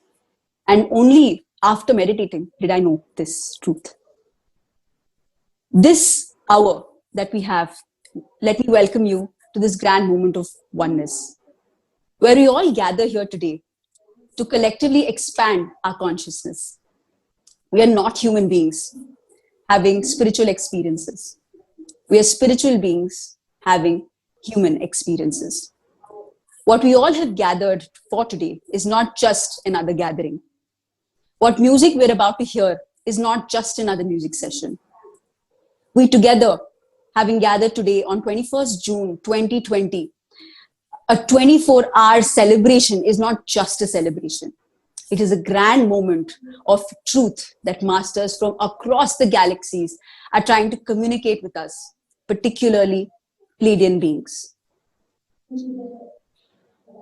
Senior Pyramid Masters of PSSM have received a strong message from the powerful Pleiadian beings that this particular time of ascension, 11 p.m. to 12 a.m., is beginning for a grand shift in the consciousness of humanity and all other forms. I'm immensely grateful for having gotten this opportunity to share this grand message with you all on this massive platform of Digital International Yoga Day. I would like to introduce you to the chosen musician by our Grandmaster Patriji, Siddharth Banerjee ji. He's based out of New Delhi. He is a creator of the Siddha Veena, the modified slide guitar. A lot has been said about this grand instrument, but Siddharth Banerjee brings a modified version of it, calling it the Siddha Veena. It is a slide guitar with 21 strings. And Siddharth Banerjee, having been a part of Mahayog Dhyan Kumbh in the past with PSSM, is so graciously joined us for this grand 21st June celebration. So without further ado, I will introduce Siddharth Banerjee to you all. Patriji, please take it forward with a grand message.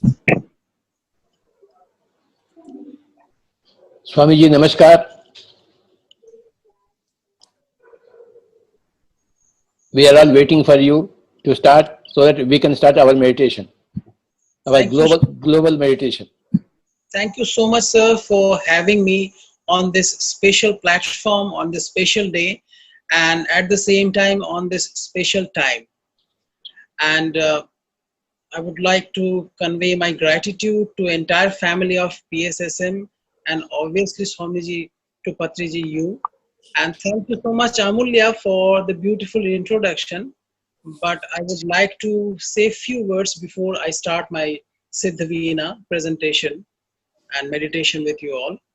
That I feel I am a humble worshipper of this music or this way of meditating, and I don't feel I'm not a creator of anything. I'm just a servant, or I'm just a practitioner of it, and creator is only one. So with the blessing of divine, with the blessing of Patri Sir, you, I would like to start my presentation with Midnight Raga Kaushikandra. And after Kaushikandra, I would like to present a special composition which I have composed for Patri Sir to you, for you. It is a new composition of mine which I would like to dedicate on your lotus feet. So just need your blessing, sir. Swamiji, please continue. Thank you, sir. Thank you. The whole pyramid masters from all over the world are here. Thank Everybody you. close your eyes and begin to observe your breathing.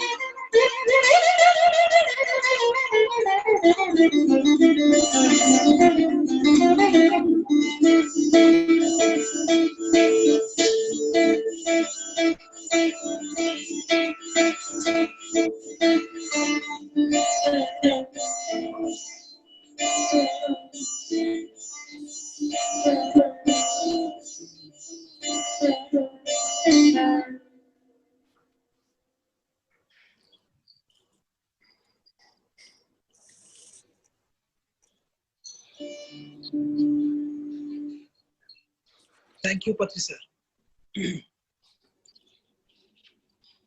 इसके बाद मैं अपना एक स्वरचित एक नया composition जो कि आपके चरणों में डेडिकेट है, मैं वो प्रस्तुत करने जा रहा हूँ with your permission.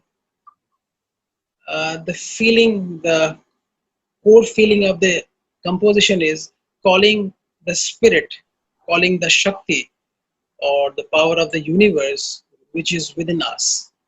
So I would like to request you to give a name to the composition because I would love to have that. Thank you, sir. Need your blessings. Please continue, sir. Continue. Thank you.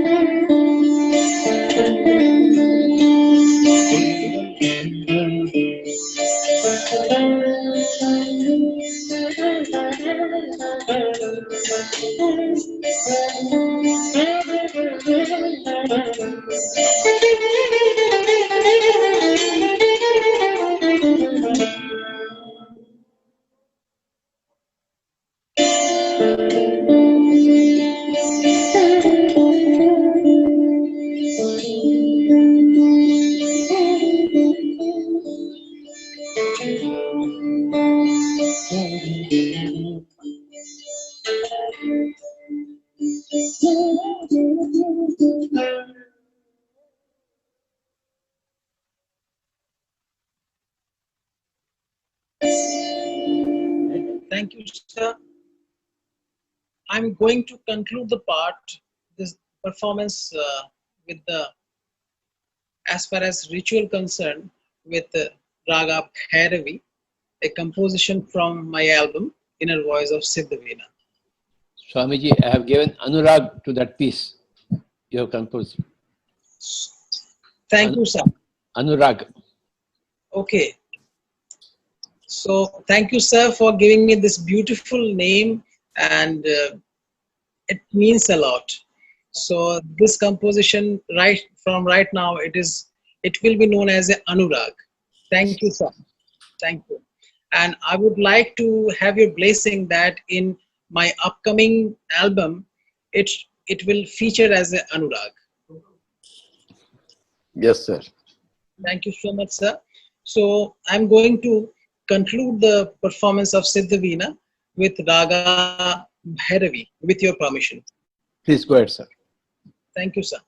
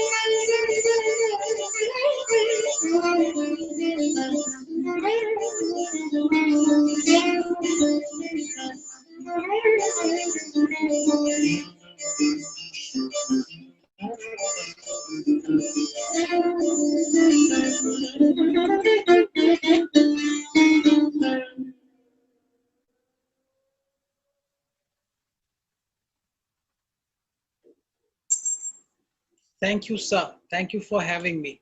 You helped us to do meditation. All the thousands and thousands of Peruvian masters. Thank you, sir. I feel blessed to be a part of DIYD 2020. Thanks for your blessing. Thanks for the beautiful name Anurag to the composition, which is actually dedicated to you and to the ultimate power of this universe. Thank you, sir. Thank you so much. Yes, Amulya.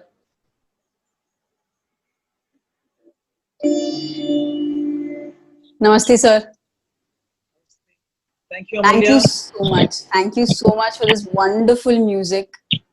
Thank you. Every single one of us from different parts of the world are thoroughly enjoying ourselves in meditation and immersing ourselves in this grand truth. Thank you so much for enabling this through your music. It's entirely my pleasure, and thanks to all of you, to the entire family. It is not team, I think it's a family. So I call it family. Thanks to Shastri ji, thanks to mom and everyone who is there, each and every part, all the members of the PSSM. And thanks for having me again. And again, thank you so much, Patrisa, for your blessing and all the spiritual master. I feel blessed to be part of it. Thank you. Swamiji. Thank you, thank you, thank you. Thank you, Amulya. Thank you. Now, taking this forward, Patriji, we have a next musician. He's a young artist. He's an Indian classical sarod player whose name is Rohan Prasanna. He belongs from a well-known music family of Benares Gharana. And he started first learning vocals, and he's taught from the Padma Vibhushan, great maestro, Ustad Amjad Ali Khan Sahib, at the age of 4. And he started learning from sarod from him. And Ustad Ayan Ali Khan and father late Shri Rakesh Prasanna at the age of 7, and is still learning. He's a wonderful, wonderful musician based out of New Delhi. We ourselves have seen how through his music we have been enabled into meditation, and in this grand space, grand oneness through this platform of Digital International Yoga Day, we're all present on multiple PMC platforms and also in Brahma Kumari's platforms. And I'm just so privileged and I feel so grateful that we're all virtually celebrating International Yoga Day in such a wonderful way. So without much further ado, I would like to invite Rohan Prasanna to please come forward and enable music meditation for all.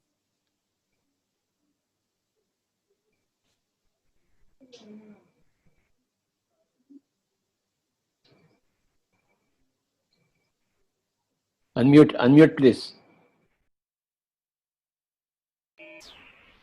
Oh, I'm sorry. Yeah, so namaskar, and I'm very grateful to be here, and it's 12 a.m. exactly. So, kind of, yeah, let's see, it's gonna be like I'm gonna play this rag for the first time at 12 a.m. So, the rag that I'm gonna play is rag Bhageshwari. It's a late night raga and midnight raga, so as it is, what it is right now. So I'll just start, and thank you for giving me this chance, and I just want all of you to bless me and keep blessing all of us. Just like, spread positivity now. So I'll just go. Thank you. Namaskar.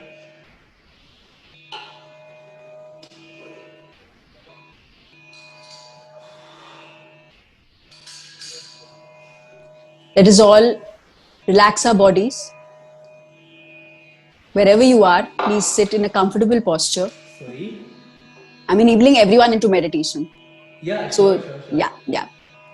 Thank you. So, please relax your body. Clasp your hands. Cross your feet. And close your eyes. Do not open your eyes. And just be with your natural breath.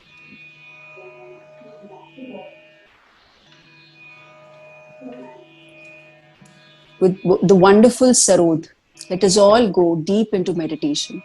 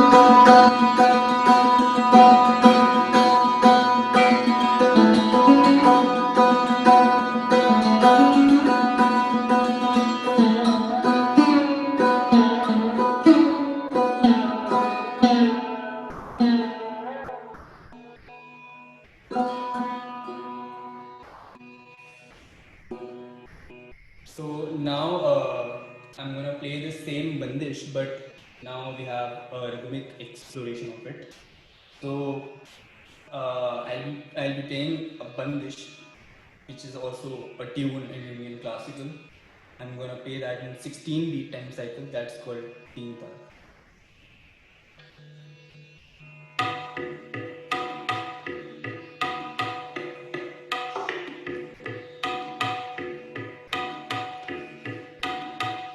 So you call it like this: 1, 2, 3, 4, 5, 6, 7, 8, 9, 10, 11, 12, 13, 14, 15, 16, 1. So this is a cycle of 16 time, 16 beats basically. So yeah.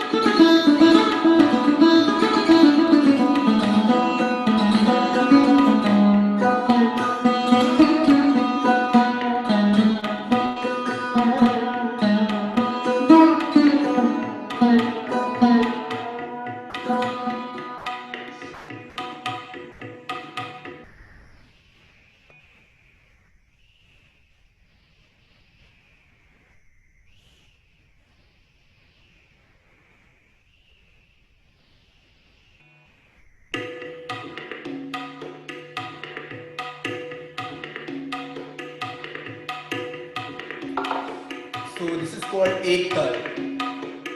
It's like the last time cycle, moving cycle had 16 beats. This has 12. 1, 2, 3, 4, 5, 6, 7, 8, 9, 10, 11, 12, 1, 2, 3, 4, 5, 6. Yeah, I got it.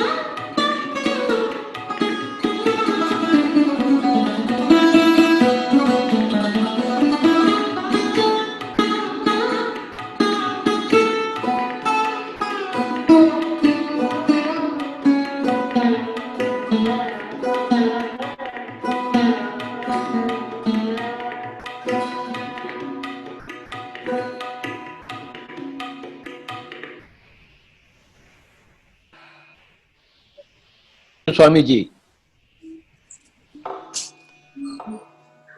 Namaskar, and Thank you very much, sir. Absolutely wonderful. thank you so much, thank you so much. I think you can hear me. I hope you can hear me. Can you hear me, sir? Yes, We yes. can hear you. Thank you. Absolutely wonderful. Rohan, thank you so much. At this wonderful, this late hour, we have thoroughly enjoyed the music. Now, not the technicality of music, but the sheer sound of it that really enabled all of us into great meditation.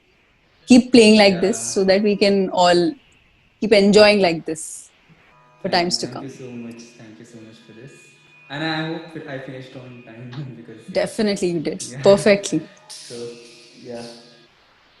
Thank Thank you so you. much. Yeah, I wanted to say something like yeah, I just wanted to thank you for giving me this opportunity to for me specifically, music is something really not just outside; it's inside of me. Like I feel like it's connected to me, and so whenever I just play, I just try to give justice to whatever is coming in the flow, because I think there's something that we don't value the flow of life. We always try to suppress it, and we should just flow with it, and we just take, it's just like finding a flow, the perfect flow. So I hope we can flow in life, in music, and by thoughts, creativity, and everything just flow, and nothing's gonna stop us from doing anything. So yeah, I just wanted to say this. Yes, sir. Thank you so much. Thank you so much for this We have to opportunity. live in a great flow. Sorry. We have to live in a flow. Yes. I can't We hear have to you. live in a flow, is what Yeah, sir yeah, is yeah, saying. yeah. Yes. Definitely. Yeah. So we just keep doing, not regretting anything, and just keep doing. And Yes. so, Thank you so much, Rohan. Thank you for this opportunity. Wonderful. So, Namaskar. Namaskar. so now, as we can move on for the next session that we have on board. So, all of the world is watching, and from different parts of the globe. From India, there are different channels from Telugu to Kannada to Tamil to Hindi to so many channels, English, PMC English, so many PMC Global, UK, USA. So many channels are there where, and even Brahma Kumaris are partnerships as a result of which the whole globe is collectively meditating. That is the only sole purpose. And now we have the next beautiful person I would like to introduce. Sri Lakshmi. She's from UK. I would like to hand over this to Sri Lakshmi from UK. Thank you, Amulya. Thank you, Prasanna ji. That was an amazing meditation with Sarod.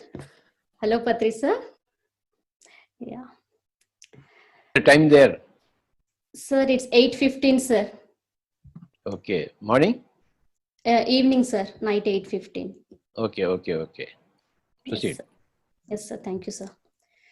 Friends, Hope you have been enjoying this amazing event with lots of divine music meditations and lots of wisdom sharing from various spiritual masters. Myself, I'm Sri Lakshmi. I'm currently living in Bristol, United Kingdom. From my childhood, I used to have a spiritual quest to know from where we all have come from and what is the source of this universe. With this spiritual quest, I entered this spiritual path. During my graduation time, my roommate Soumya, she introduced me into this breath meditation. Since then, I have been practicing this breath meditation, my dear friends. I used to be very shy, very introvert and less confident girl before meditation.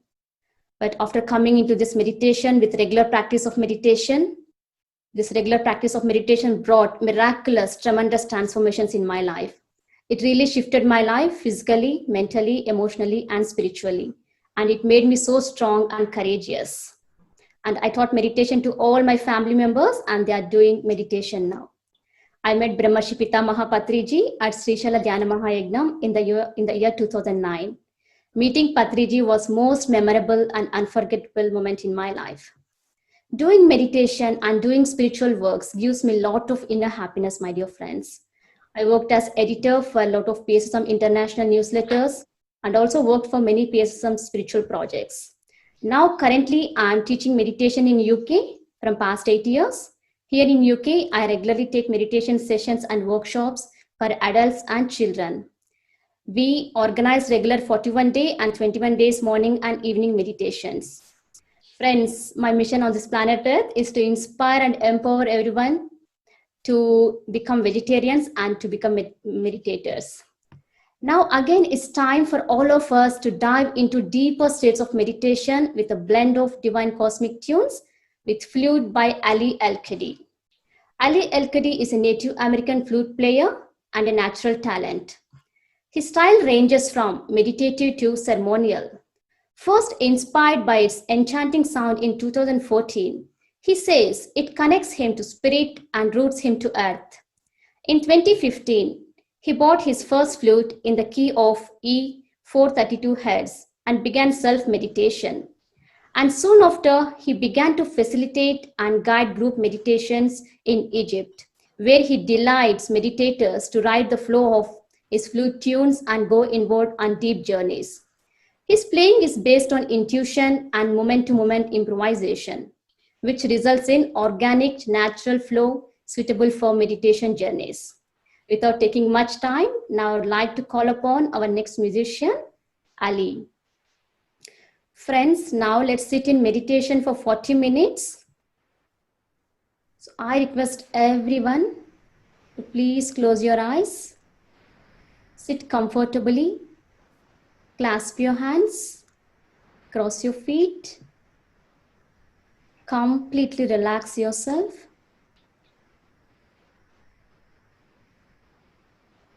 Make your body as comfortable as possible, my dear friends. Now, start observing your normal and natural breath. Meditation is all about calming our mind.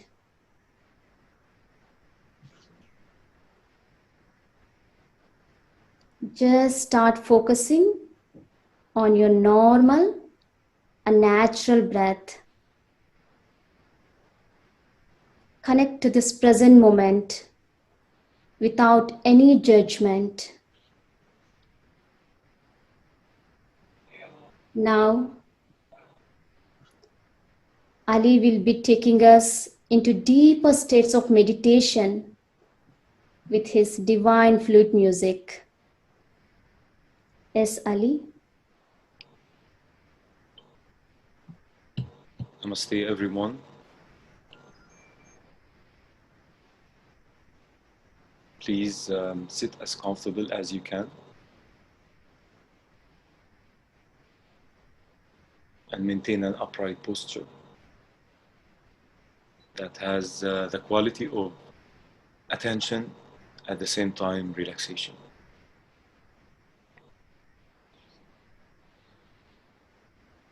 And just be with the sound of the flute.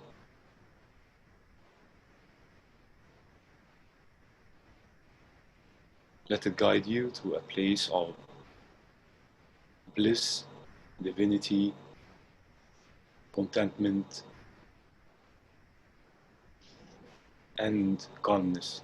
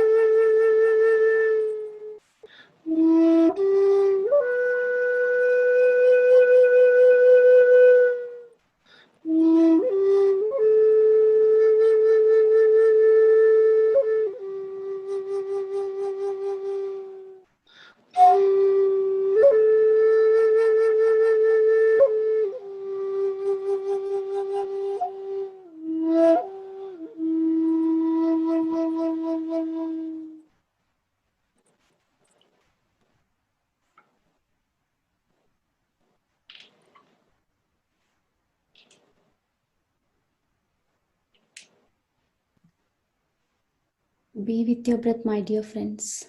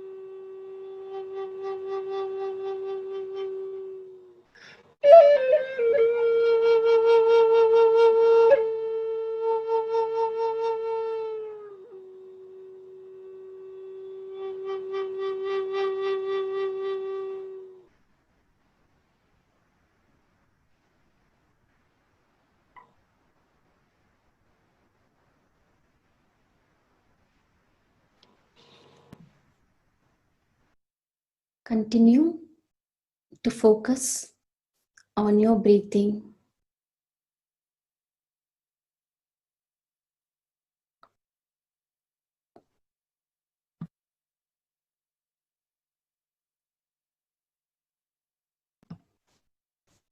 Meditation is absolutely making our mind empty, my dear friends. No thoughts whatsoever.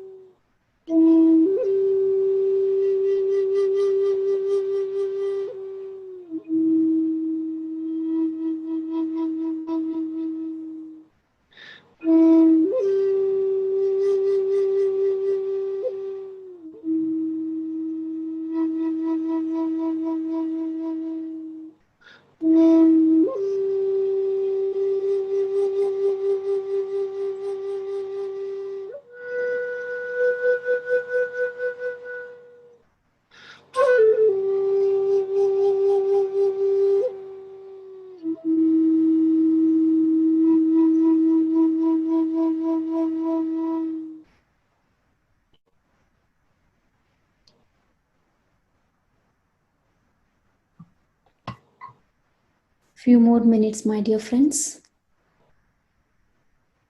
Keep observing your normal and natural breath.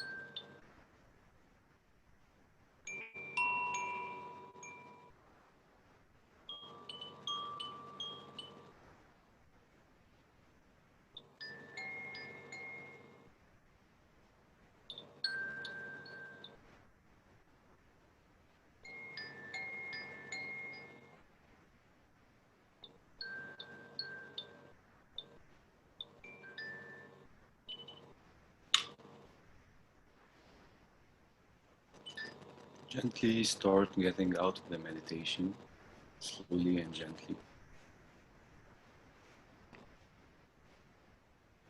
Start moving your toes and start moving your fingers.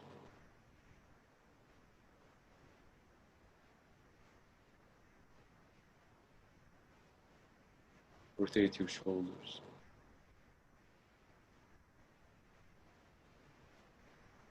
Stretch if you need to. And gently start to awaken the body.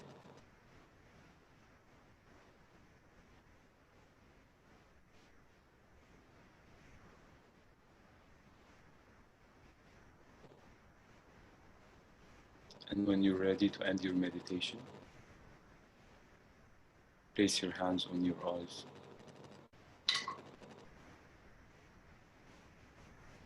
And then gently open them.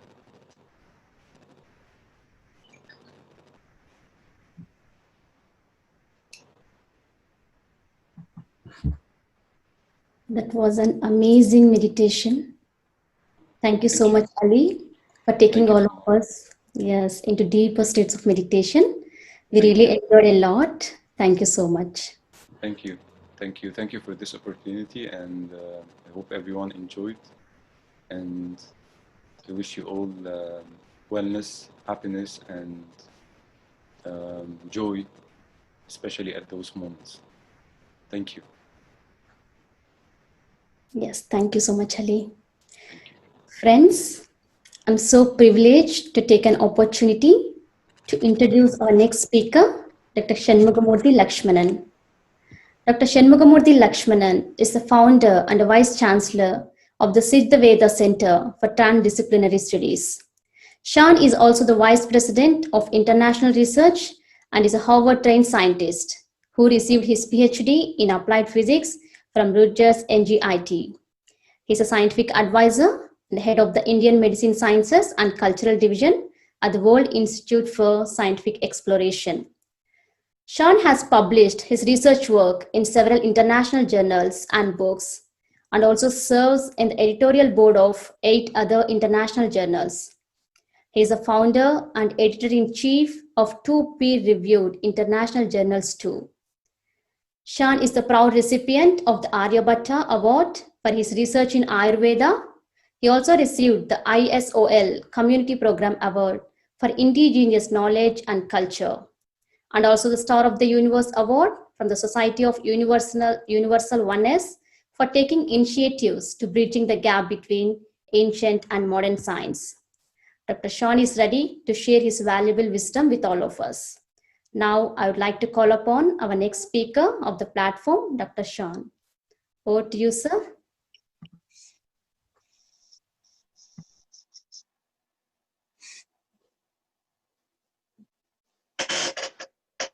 Namaste. My pranams to Patriji and this wonderful organizer. So I am using my cell phone. My laptop, I have logged in. If you can, make me give me the option to open up the other one, I may be able to present it from my laptop. Sure, sir.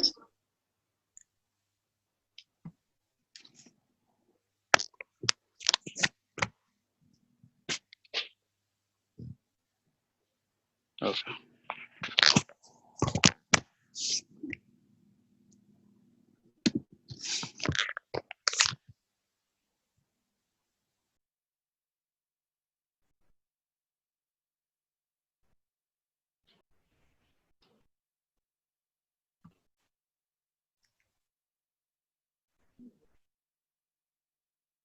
Patricia, would you like to say a few words about Dr. Sean? We're all eager to hear him. Okay. All right. I'm connected again, I think. Hello.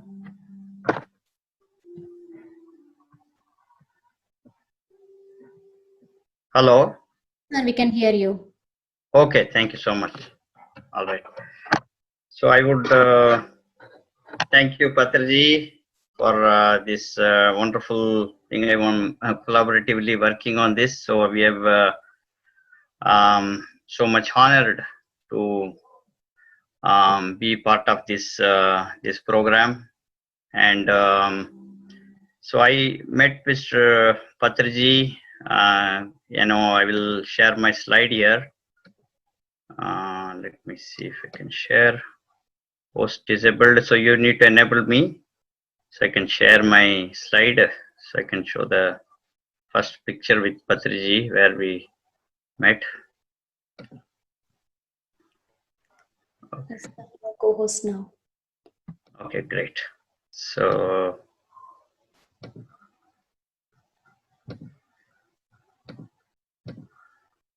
this is hope you remember, Patriji, this picture. Okay, so this is taken at Chicago after we conducted we jointly organized a conference in Chicago where Swami Vivekananda gave his talk. So that's how I got introduced to Patriji, and thereafter, our Shastriji, through them, we met several times, and Patriji came here bunch of times. We went to Mount Soma, and we were looking for a place where we can have some pyramids here in the United States. So we, really, wanted something very transdisciplinary approach. So I'm going to talk about transdisciplinary approach and what the organization has been doing already. which really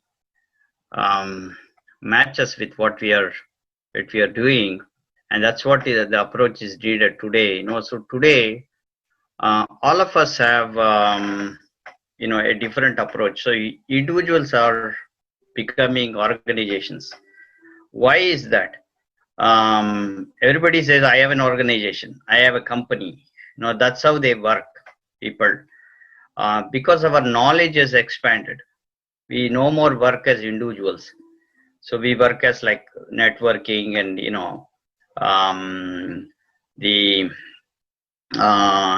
through organizations, through contracts, through MOUs. So this is the approach we work, and that is the right approach.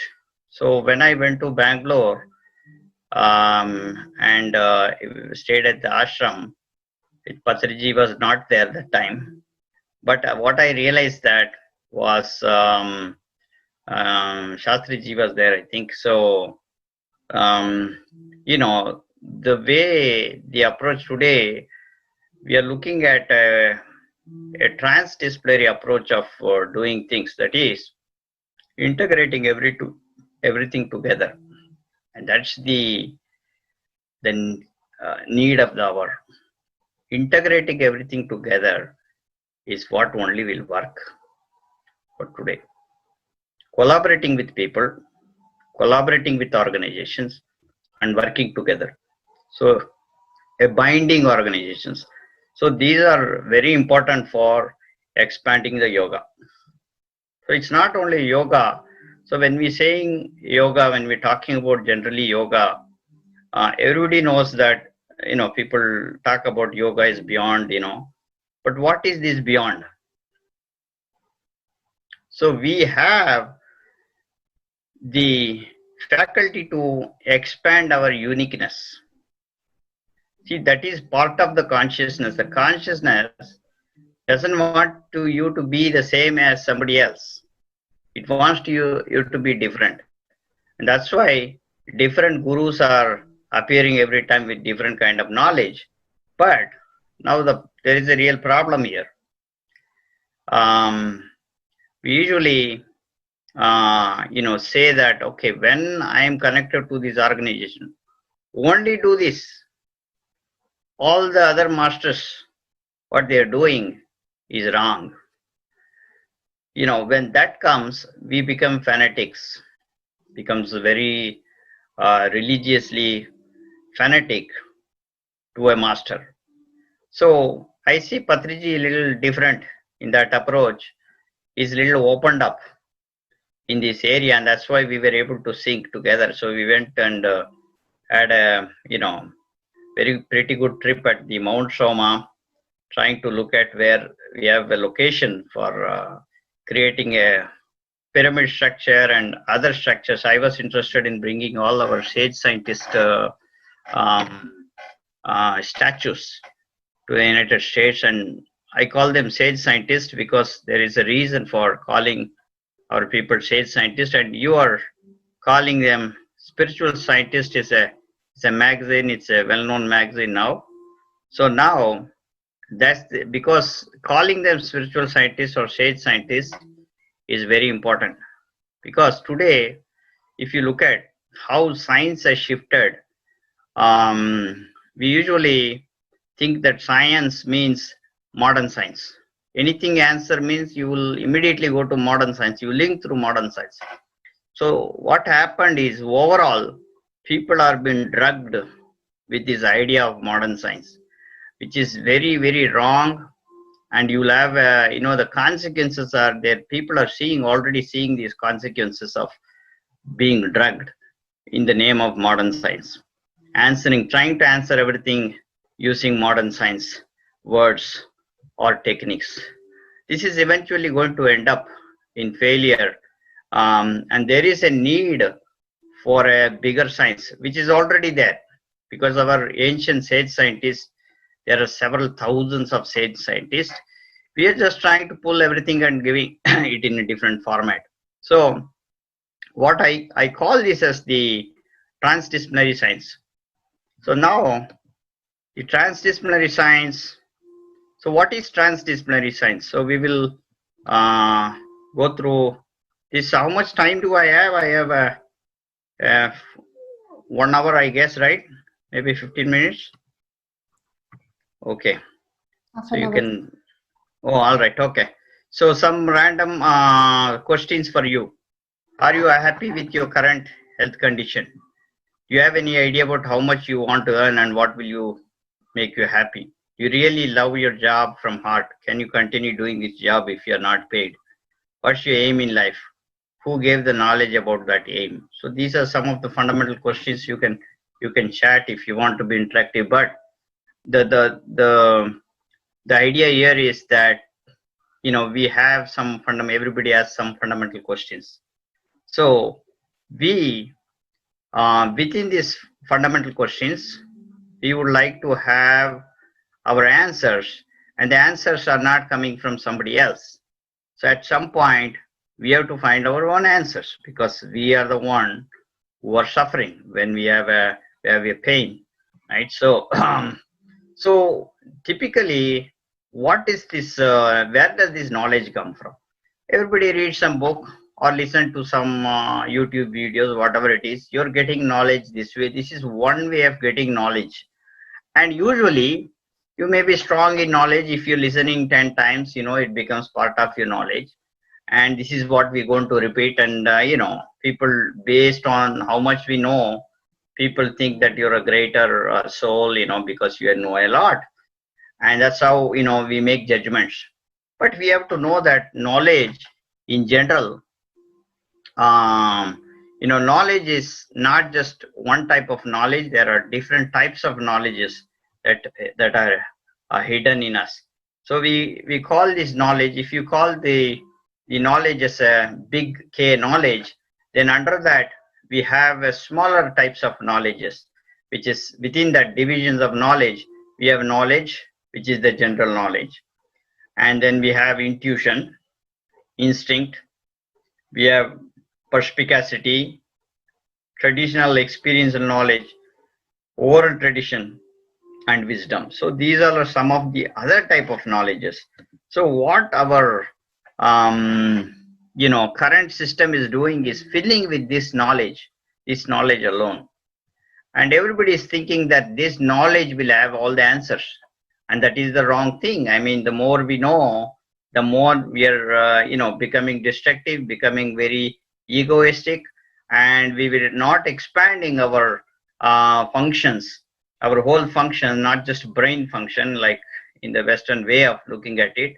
It is a whole, our self functioning involves instinct, intuition, oral tradition, traditional experience, perspicacity. So all these levels of knowledge need to be expanded. So that's what yoga brings. So the yoga is not for expanding knowledge, not for knowing that, oh, this is the thing that we are doing, and you know, you learn this much of asanas, and that's a separate thing. That's a smaller part of it. But the overall, what we really need is to expand knowledge in different dimensions, where we can deeply have an instinct, deeply have an intuition, deeply be able to project ourselves, project our consciousness, and finally enter into our own self. So what is this own self? Where is this self? Is that the tranquility we are talking about? Are we talking about breath by itself? What is happening to breath as you go deep, deep, deep? What's happening? So that thing, that self-experience is a very important. But if you break down that self-experience, there are some dimensions of knowledge which are very important. And those dimensions, because we have to live, and we are not here to just attain samadhi and that's the end of the life. It as life goes, and we will have pain, pleasure, everything. But we call in one of the sage scientists called Nilaichanda Anubhavam. That is, you see, usually we talk about mukti, attaining mukti. All of our knowledge is about mukti, but siddhi is another knowledge where you become part of it and come back and give this to the people. So you're going to the close to the consciousness, staying there and not becoming the zero, but you stay at 0.0001, 0.0001, closer, but not become that, and then come back and give the knowledge. And when we are doing that, we are expanding. That knowledge comes directly from consciousness. It doesn't have to go through the processing step. It will directly evolve, and we build new. This is how the Vedas, the Agamas, all this literature came into existence. So there is a huge possibility that how this yoga can, yoga which includes pranayama, meditations, all forms of yoga. Yoga is not limited. Even Bharatanatyam is also yoga. Even some of the martial arts, Varmakala is also yoga. Without yoga, without using, wherever we are using binding energy, which is called the biomagnetism, it's called yoga. Even cooking is a yoga. Cooking is an amazing yoga. There's nothing like cooking. It's so much binding energy, love and compassion are involved.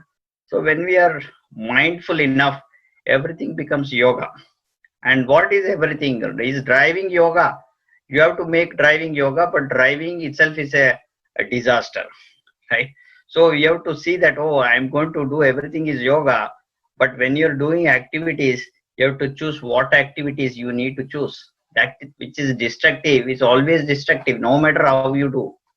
So today the problem is that we have chosen the wrong kind of, that's why I asked you question, are you happy with your job? What kind of job we are doing? We are doing job to a corporate, working one side, we are working for a corporate, we get all the bad karmas there. And then one side, we're sitting down and meditating and trying to get all the karmas out. So it is just balancing like, so therefore, no shift is happening because karma yoga is also important. Yoga involves karma yoga. So what is karma yoga? Karma yoga means, people usually think that do a good, do your job properly. Go to the bank, do this job and come back. Go to the corporate, be sincere and come back. That's not karma yoga.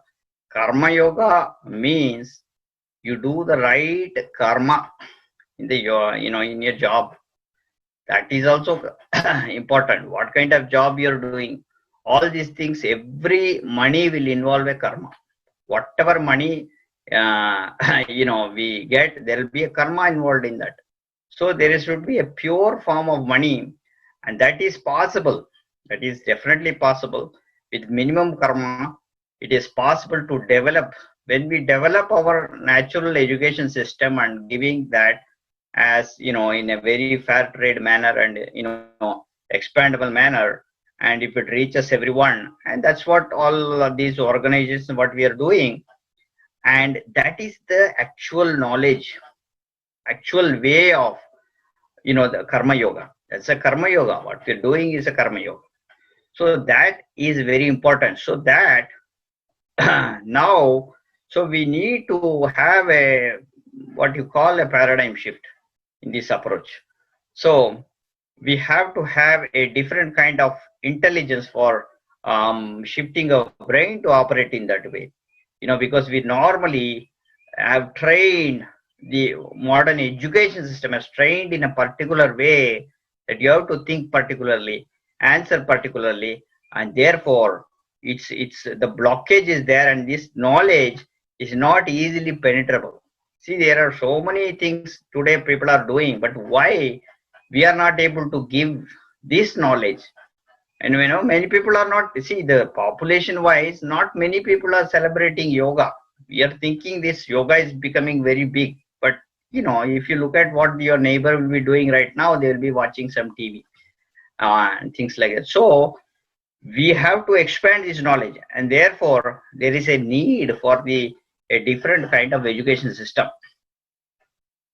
So when I'm talking about knowledge, knowledge is in books, and that could be even the ancient knowledge. Even I'm not talking about modern knowledge. Even with the ancient knowledge, you can be very skillful in ancient knowledge. But even that knowledge, that's the wisdom-based knowledge. but that knowledge alone is not enough. So we move on to oral traditions. Oral traditions are like, I give you an examples of knowledge versus oral tradition. Oral tradition, for example, just through listening, mantras, Carnatic music, and your, some trainer trains you, Varmakalai, etc. They know, but it's not available in any books. But they listen and keep on going. Party Vaidiyam we call it. Like see your grandmother passed on to you, and you pass on to. So like that, these are oral tradition. They are highly documented, valuable things. So it's not that, because these are not measurable, people will not measure this. Like somebody knows a Carnatic music, they do not know that it's a very highly powerful music. Or, it could be vocal, it could be instrumental, but that dimensions of knowledge is a very big, great intelligence, right? It is structured in such a way that our mind, the level of frequency is always close to the consciousness. That's how it's structured. Even though whether we are doing it very with sadhaka pitta or bhakti or not, even then it works, right? So, so traditional experience and knowledge, many of the traditional experience knowledge, you look at these things, this is from a Thoda, village where they build the houses typically here, or even our chakras and all these things. These all are traditional experience, somebody building a Vastu type of house. All these things have the pyramids, etc. They have a traditional experience and knowledge. So that is hidden in our DNA. So that knowledge, everybody cannot do that knowledge. Only when you are going into a deeper level of yoga, you can actually get access to this kind of knowledge, because this knowledge also has been done in a very low frequency of mind. So the moment we get connected to these frequencies around us, we are able to build even beautiful than structures and things like that. So this is also very important type of knowledge. Intuitions include some things, all intuitions. Sometimes we will know what happens even from here. Sometimes my grandmother passed away, I was able to see from here when she passed away exactly at 1:30 in the night time. And then I called my dad, what happened? She passed away. Yes, she passed away just now. And many of you have this kind of experiences. So intuitive knowledge, even though there is no evidence based for intuitive knowledge, there is nothing called evidence based. You cannot make it, doesn't mean it doesn't exist, or you cannot explain this in a modern scientific way. It doesn't mean it doesn't exist. So this is a different level of knowledge. We have to develop that knowledge. If you're filling ourselves with knowledge just by YouTube videos and other reading books, that's not going to be really useful. At one point we will not fill the whole consciousness by knowing different things. Similarly, instincts are different types of, even animals have instinct immediately. Even a chipmunk, it want to cross the road, it'll stay, whether you're looking at the yellow line, it'll stay there for some time, right, before it crosses. So there is it knows this is a line and when to cross. All these things, animals, they just don't cross. They see that if there is any the car or something, they try to escape the maximum. So this is instinct. But humans have a little more bigger instincts, right?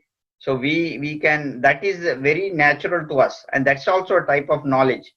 And so therefore this kind of knowledge we cannot measure, like example what Thiruvalluvar has done, or Martin Luther King, or our MS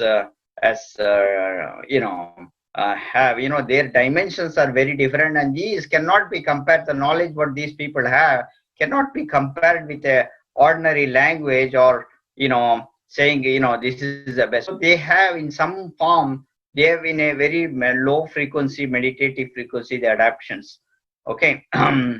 So, and the next one is perspicacity. This knowledge also develops through yoga. So perspicacity is a very important thing. If there is Tirigala Jnanam, we call it. So knowing the past, understanding the present, and experience with understanding the present circumstance, and then predicting the future consequences all together instantaneously and making a decision at that time. It's called Tirigala Jnanam. So this is another dimension of knowledge. And not everybody can do this. But when you are living in the Agami karma, in the present karma, we'll be able to do this. So, and then finally comes wisdom. So wisdom is wisdom doesn't come from somebody else. Wisdom comes from ourselves. It has to come. No matter what, you can have a knowledge that is very conscious knowledge. That is not wisdom. Wisdom comes from inside only. Your own guru inside you will only have to guide. Okay. So if there is a time, you can chat. Let me see the chat. There is how many people? Okay. So all right. So now I will tell you something little bit about the sage scientist and why this is important at this moment. So we have published a paper, myself and my friend from Harvard, another medical school. He is from Harvard Law School. So law school professor and myself, we have published this paper. This is available for you to view in our what you call the website is vripress.com, or you can even Google this. It may be available in PubMed and other places. So here, what we are talking about is traditional knowledge. Today, yoga is a traditional knowledge, and that's an intellectual property of indigenous people. So like many other things that we are talking about, yoga is also an intellectual property that belongs to a community. So that we have to understand. We are today giving freely yoga, which I don't mind, but to some level, some kind of benefit need to go to the community from where this, because the community is one who protected this knowledge for a long time. So that community should have some kind of benefit from yoga, because yoga is $1 billion business today, and therefore, give me a second, please.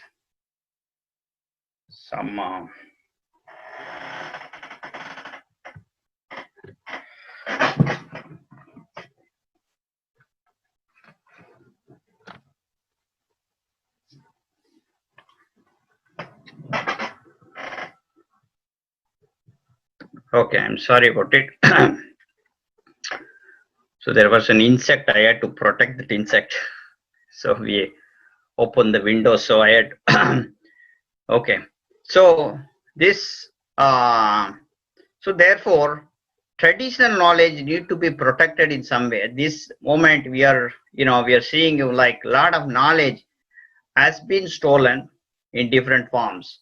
But knowledge doesn't belong to. We know that the wisdom-based knowledge cannot be, cannot constrain. But the problem is that now part of the knowledge we are selling, and part of the knowledge is given free. So there is a imbalance there. So there is a there's a imbalance. There is no distributive justice in that, because you see, you are paying for a modern school. If you want to go to a modern school, learn engineering, it's not free. You're paying. Versus this is a knowledge from India. It's not just your yoga knowledge. There is a vast knowledge based on this, right? But those all are given freely. So how do you now become, how do you really generate some kind of jobs and everything? You have to again do the modern science. So there is a need for monetizing this.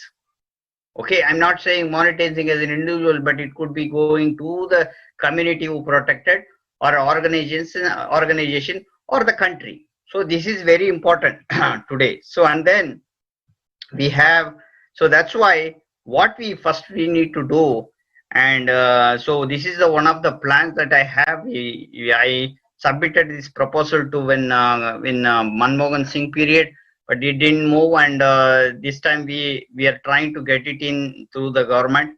But we haven't been successfully doing. We wanted to do a big conference with all the Prime Minister and other ministers, but it didn't happen, and it was supposed to happen in October, and with things cancelled out in Bangalore only. So in a bigger way. So the reason why we wanted to do this conference is to declare all our sage scientists.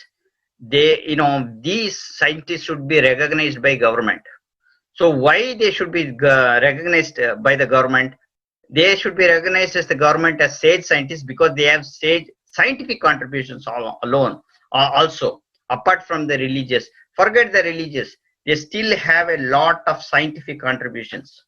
So today what we are learning is all from the Western scientific contributions. So which all happened a few years back when separation of religion and science happened.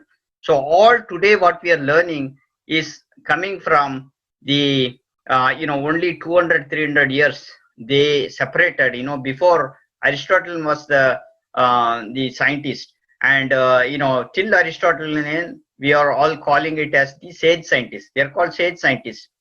But when Copernicus came, it totally changed everything.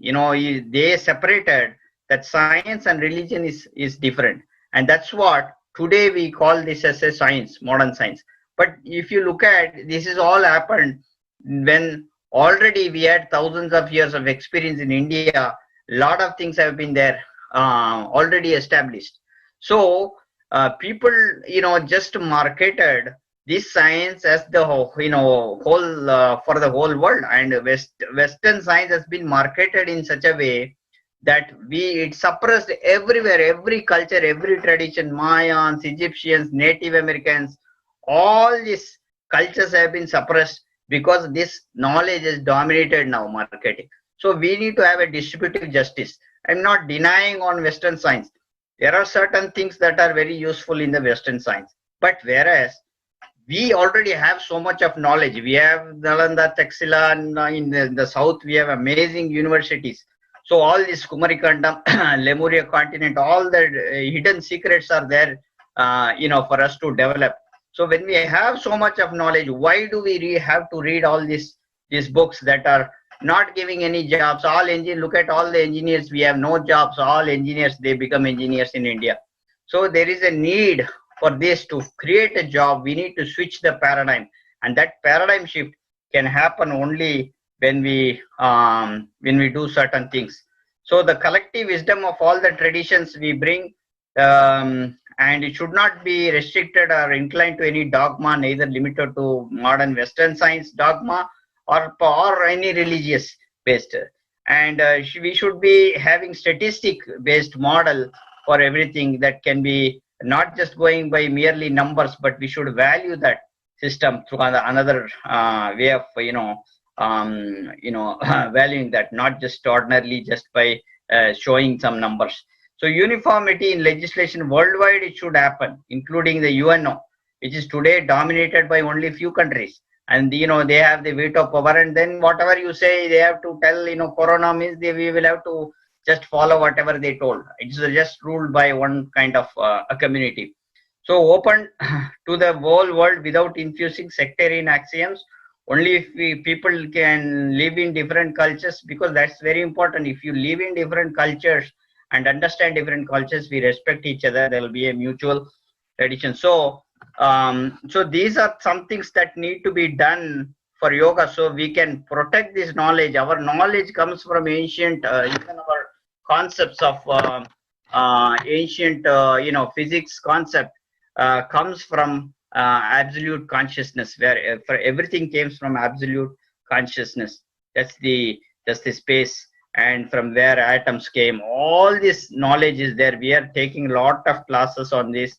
We have now started for young kids, little kids, all the traditional knowledge, starting from 6 years to up to 13 years we are giving them, and then we have higher level classes, and then also for adults.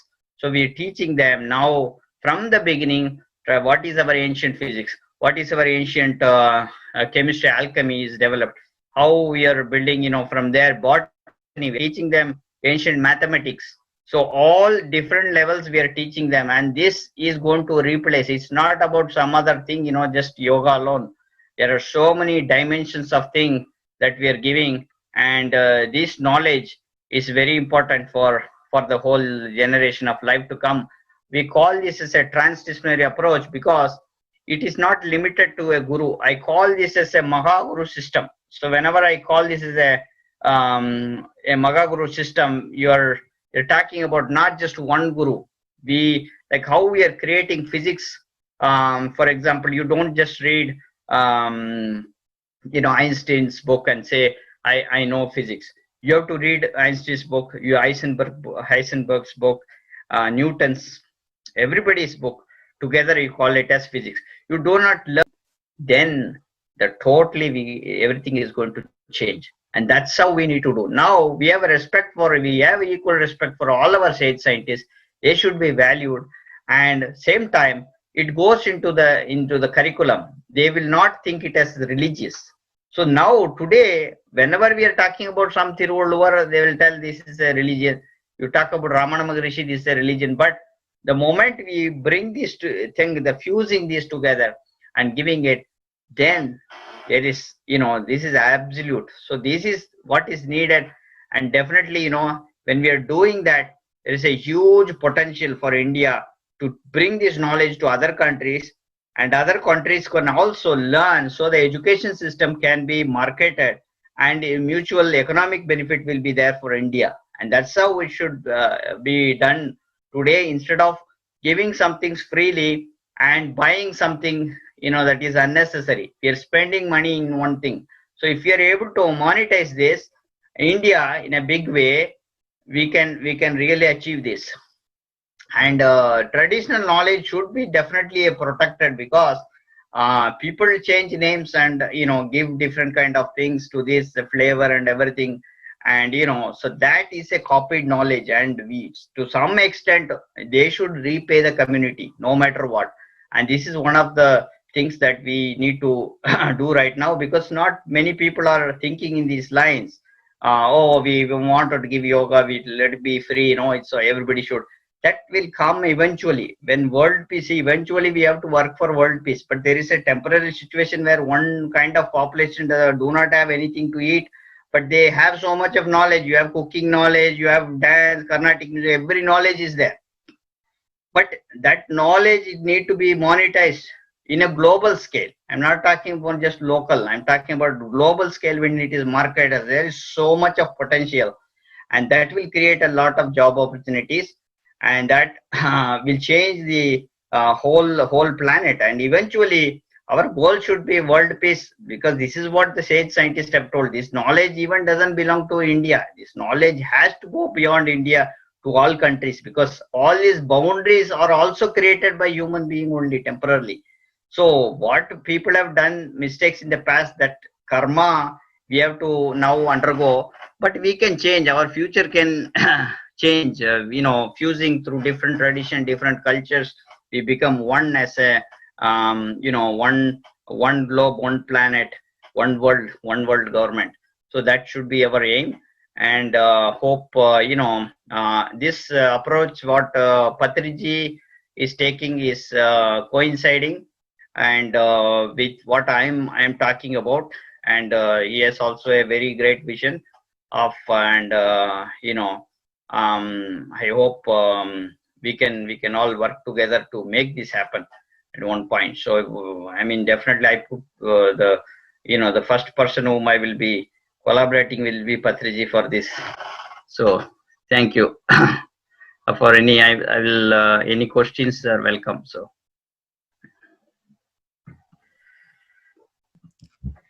thank you so much, Dr. Shan, for your enlightening talk. Thank you so much for sharing us valuable insights regarding various forms of knowledge and yoga. I learned many new things about Carnatic structure of music, about its frequency, and about sage scientists. Thank you so much. Patricia, would you like to speak about Dr. Shah?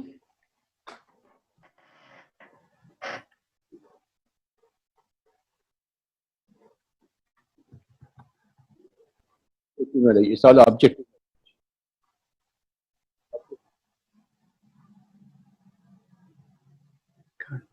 Sir, can't hear you, I think. Your voice is not audible, sir.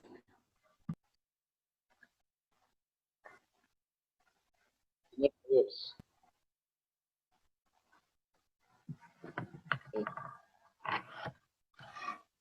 Sir, your voice is not audible, sir. Okay. Okay. Okay, sir. Thank you, sir. Thank you, Dr. Shan. Thank you so much. Friends, this 24-hour mega digital yoga event is being telecasted live in so many pyramid channels. Along with PMC Hindi, you can watch it in PMC Valley, PMC Global, PMC English, PMC UK, PMC USA, and many more various Indian regional languages. Please watch it and enjoy. Now, I pass on to my dear friend Divya from Dallas to introduce our next speaker of the platform. Over to you, Divya. Thank you, Sri Lakshmi. It's wonderful connecting with you all. Hi, everybody. Happy Yoga Day to all of you. My name is Divya. I'm joining you guys from Dallas. I know the world is facing so much tough times now due to COVID and the restrictions and lockdown, but I feel it's a great opportunity for all of us.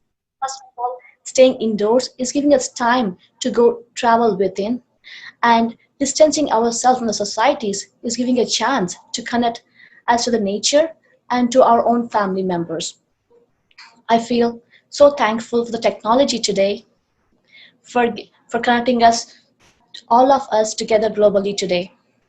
And I would like to share a little bit of my spiritual journey with you guys. My spiritual journey started in the year 2002 when I was a teenager. Education system in my school was very fast paced and I was unable to cope up with it. It was so stressful on me and my grades started going downhill.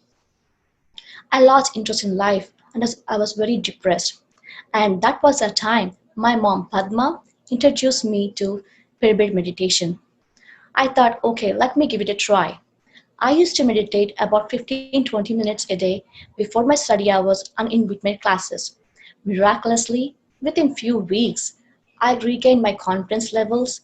I was able to focus better in my education and my grades started going uphill again. And this attitude and this confidence I gained from meditation really helped me a lot. And from then, learning has become so much of fun, and my life became so much of purposeful. Meditation has also helped me to build relationships. I got married in the year 2009. My marriage was typically arranged by my parents, and being in a new relationship took a toll on me, both physically and mentally. I used to have arguments and fight with my husband every day. That was a time I took meditation more seriously. I used to meditate more and more every day, and my attitude towards life has changed a lot through meditation. The more I changed myself, I felt that the more my husband changed. I saw so many changes in him. Slowly, our bond between us started growing better and better. We became good friends. It's been about 9 years now. I should admit that we both are very good friends. We're proud parents of 2 small kids, Rishi and Agastya.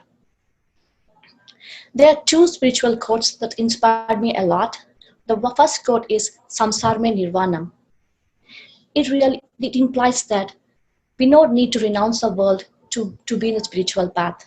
We can lead a normal family life. The second quote is Sahaname Pragati. Exercising patience really helps us to develop into a better person. These 2 quotes really helped me a lot. And these are the quotes that help me to build relationships.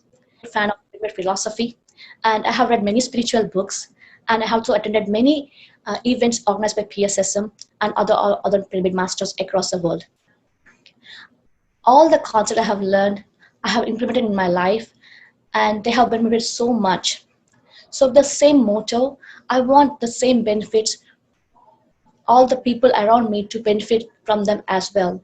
So myself with all the other friends from Dallas, I started to do many support groups and networks and started teaching meditation to many people and mostly corporate employees.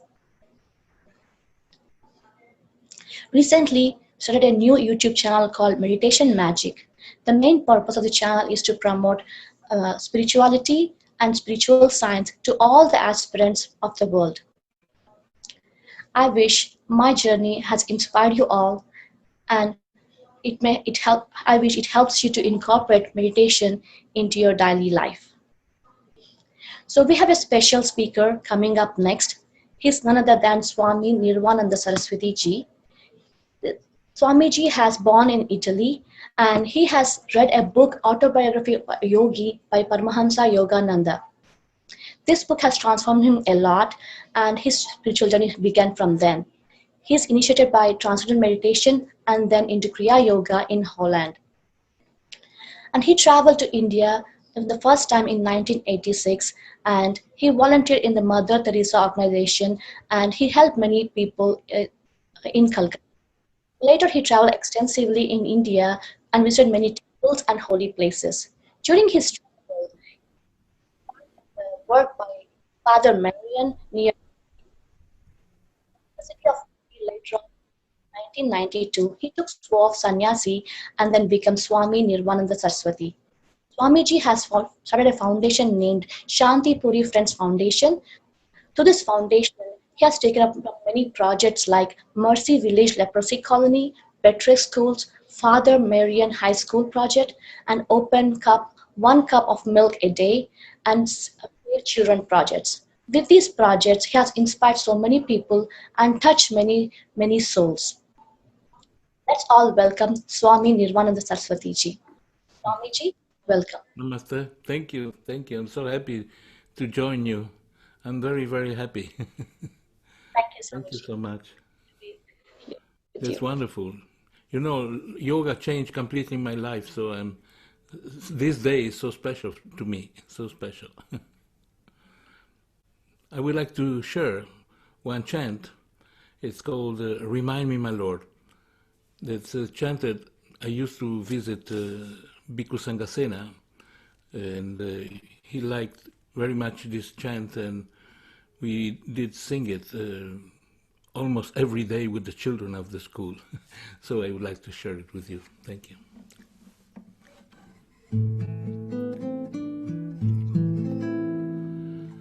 Remind me, my Lord, remind me, my Lord, remind me, my Lord, who I am.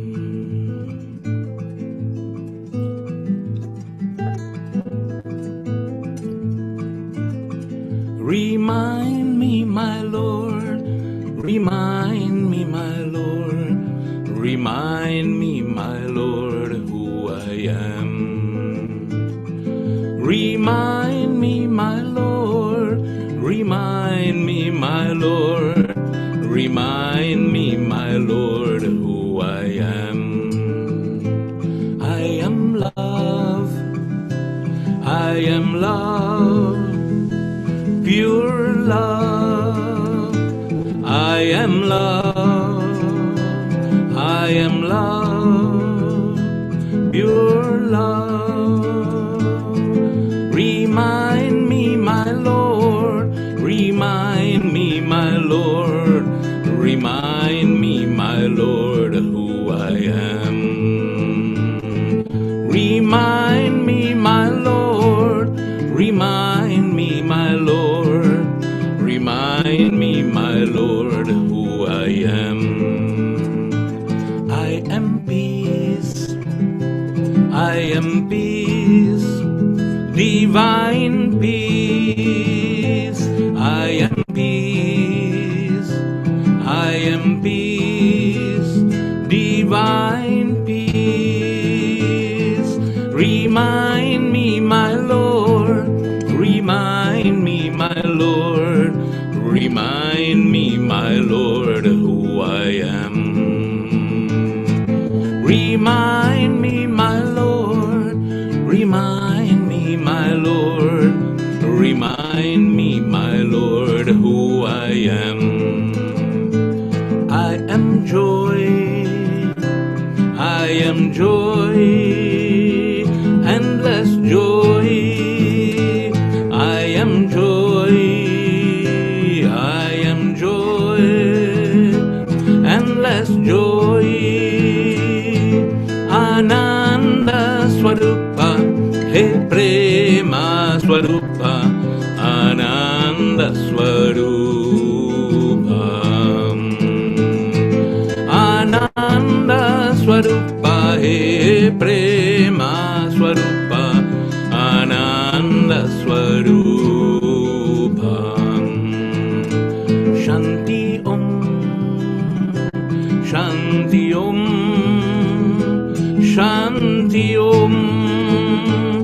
Shanti Om,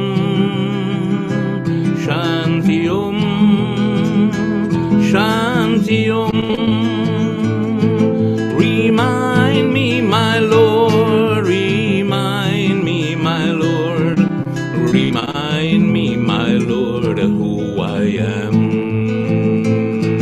Remind me, my Lord, remind me, my Lord, remind me, my Lord, who I am.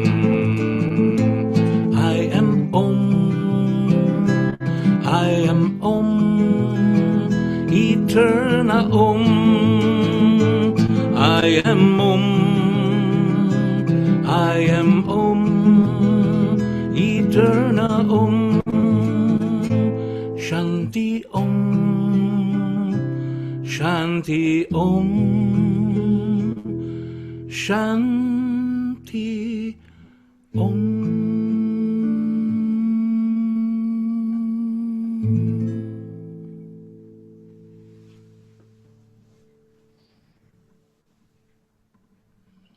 Wow.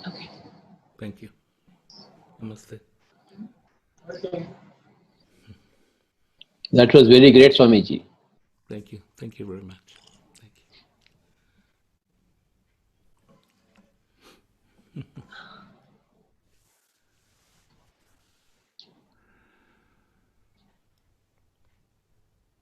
Yes, your message for all of us. Oh, thank you. Thank you.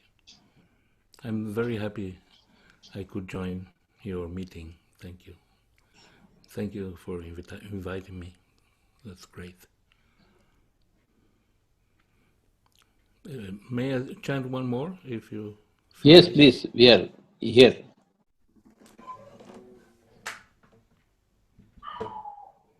Just would like to chant for the Guru, my beloved Guru.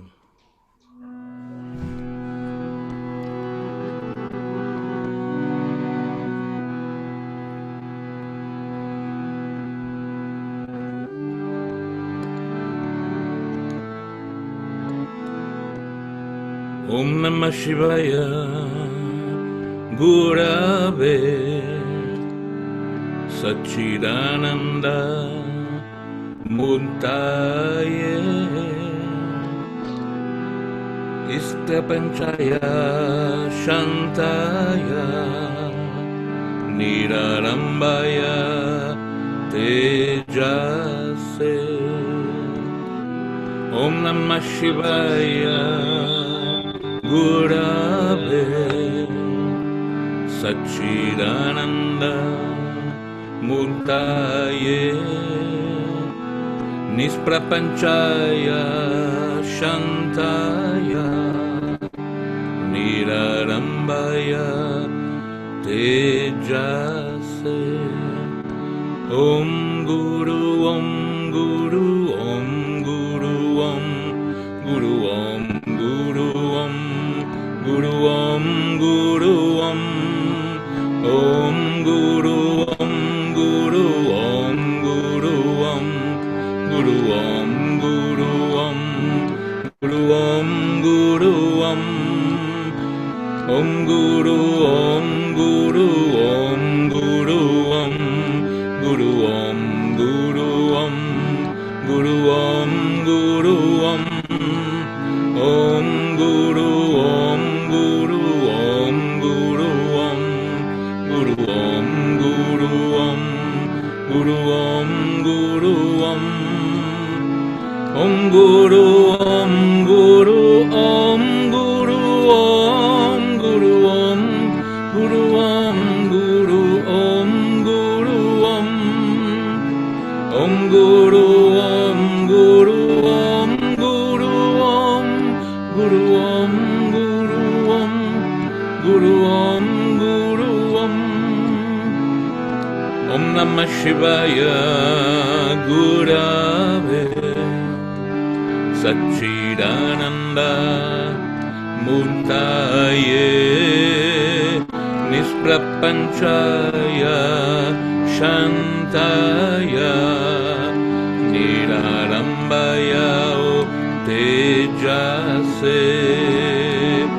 Om Namah Shivaya Gurave Satchidananda Murtaye Nisprapanchaya Shantaya Nirarambaya Tejase Om Guru Om Guru Om Guru Om Guru Om Guru Om Guru Om Guru Om Om Guru Om Guru Om Guru Om Guru Om Guru Om Guru Om Guru Om Om Guru Om Guru Om Guru Om Guru Om Guru Om Guru Om Guru Om Om Guru Om Guru Om Guru Om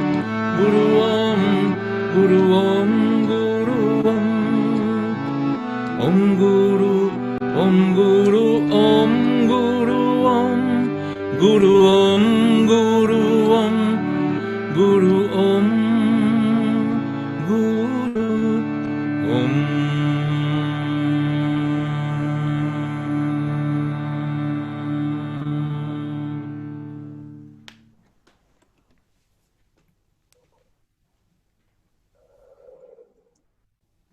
Thank you, Swamiji.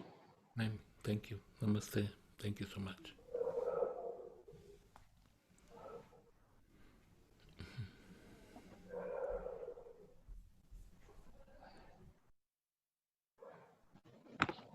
Thank you so much.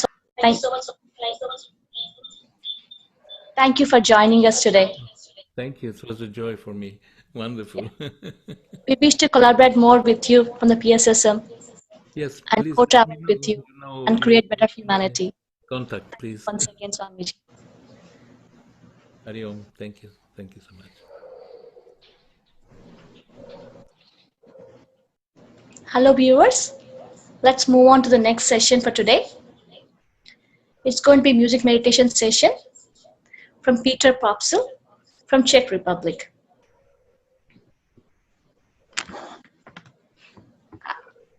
I request everyone to sit relaxedly. And Peter Popsil is a very talented vocalist and multi-instrumentalist. At the age of 16, he commenced his spiritual awakening and he became a vegan and read many spiritual books that helped him to understand life at a deeper level.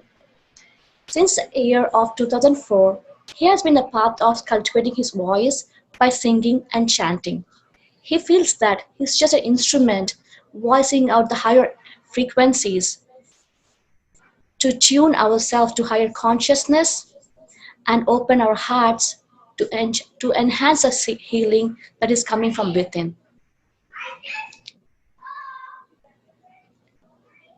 Hello, viewers. The meditation we're going to do today is called Anapanasati meditation. Ana means in-breath, Pana means out-breath.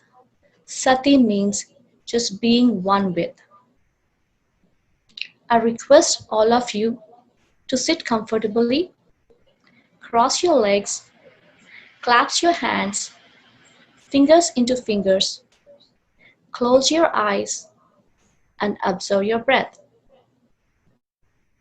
Just observe your normal, natural, easy, flowing breath.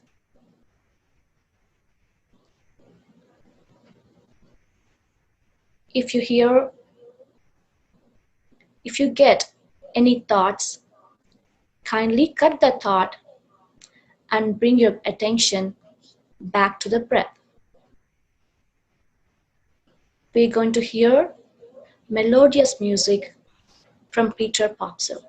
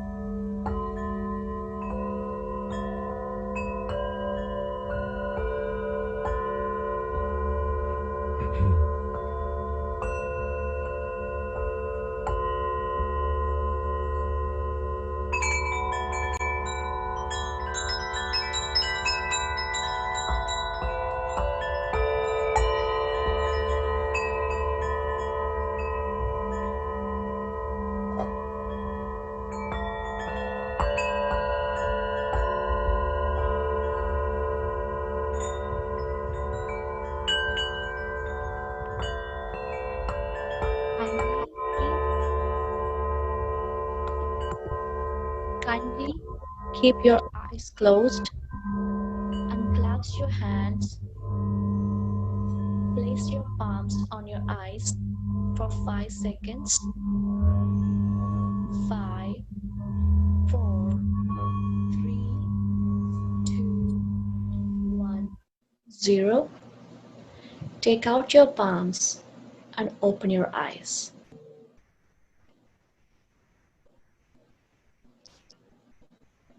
Thank you, Peter, for amazing sacred sounds and chanting today. We all went into deep state of trance and into deep meditation. What a great thing we all done today. Meditation is the greatest gift we all can give to our own self. All the viewers, kindly stay tuned in for next few more hours. We have more wisdom sharing sessions and music meditations coming up. Now, I take the privilege of inviting our co-host and the Senior Pyramid Master from Colorado, Madhavi Makam. Welcome, Madhavi Makam. Thank you, Divya, for your introduction. And thank you, Peter, for such an amazing music meditation. Hope you are all having fun. Share your love and comments in your YouTube channel. We are happy to read them and cherish them. Hello, everyone. My name is Madhavi Makam, and I live in Colorado, USA. It has been a journey. A journey of 1,000 miles starts with the first step, and my journey in meditation started with many years ago with a lot of starts and stops. The journey started with my parents who tried to get me to meditate over 13 years ago. My parents, Patti Rajagopal and Sulochanamma, knew Patriji from the time when the third pyramid of PSSM was to be built in Guntakal. For a person who did not believe in temples and gods, seeing my dad believe in and follow Patriji and take up the practice of meditation was something that made an impression on me. They tried many times to get me to meditate, but like many other people, I did it when I was told, but I was not habit and regular practice. About 11 years ago, I went to a 3-day Vipassana retreat with my parents when I was visiting India. As with everyone, the pressure of family, kids, and day-to-day life can sometimes be overwhelming. And at that retreat, I found real peace and finally understood the value of meditation. I felt calm and felt that I can manage the stress and not let the stress manage me. Despite the positive experience, I was what you would call an intermittent meditator. As this continued over time, we moved back to India, and it allowed me to take advantage of doing meditation at Pyramid Valley in Bangalore and the Dhyana Mahayagna in Hyderabad and felt the bliss of meditation. The journey continued, and a few years later, we moved back to the US to Colorado. In the early days of moving to Colorado, I was contacted to host a disciple of Patriji, and that became a catalyst for me. As I organized the event, I made a lot of friends, and that motivated me to talk about and inspire these friends to meditate as well. Over the past 1.5 years, I'm so happy to tell you that we have a Denver PSSM meditation group, and I'm proud to have led the group in building the first ever public copper pyramid in the US here at Sai Baba Temple in Colorado. I'm working with various PSSM teams and have hosted a few sessions of Live with Patriji as well, so that we can get the message of meditation, which is so important in these stressful and uncertain times of COVID. I want to leave you with 3 things that I had from my journey of meditation. 1, think of meditation as an investment in yourself, just like you save money so that you can use it when needed and don't wait to save. Similarly, meditation is how you train yourself to manage and stress and not do it when there is a crisis. 2, make it a habit by practicing Start with 11, 21, 41 day goal. As Patriji says, meditate for the same number of minutes as your age, and very soon it will be part of your life. One of my friends has a smart way of doing this. He will not have his lunch and dinner without meditating. So no matter what he eats, he starts with meditation. Thank you for your attention. Now, let's guess who is our next speaker. I will give you a hint. In the past few months, through her wisdom sharing series in 3 languages on a famous book telecasted on PMC channels. Your guess is right. She is none other than Saroja Gollapalli. Saroja Gollapalli is an engineer and a former senior corporate professional from Melbourne, Australia. She is a founder of Saroja Self-Empowerment Platform. She is an award-winning motivational speaker, holistic counselor, and the author of the book, The Red Rose, inspired by Brahmarshi Pitamaha Patriji. She received Victorian Multicultural Award for Excellence from the Australian government in recognition of her meritorious service to the community. She has also awarded the title of Brahma Vidwanmani at one of the largest spiritual congregation, MDMC, in Karthal. In 2019, she was a chairperson at the 5th International Conference on Integrating Spirituality and Holistic Living in Organizational Leadership in 2015 in Chicago. She has been doing community work for the past 15 years under the umbrella of Saroja Self-Empowerment Platform. As part of her community work, she has conducted over 100 workshops and sessions in Australia and abroad in the last 10 years. She has numerous support groups running all over the globe. Her mission in life is to live in the present with complete awareness because of the whole life exists only in this moment. She is going to talk to us about calm in the storm. Saroja madam, the stage is all yours.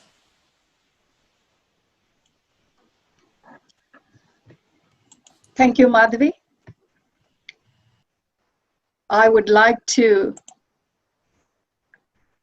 start my session with my humble pranams to Patri sir. Namaste, Patri sir. Are you there?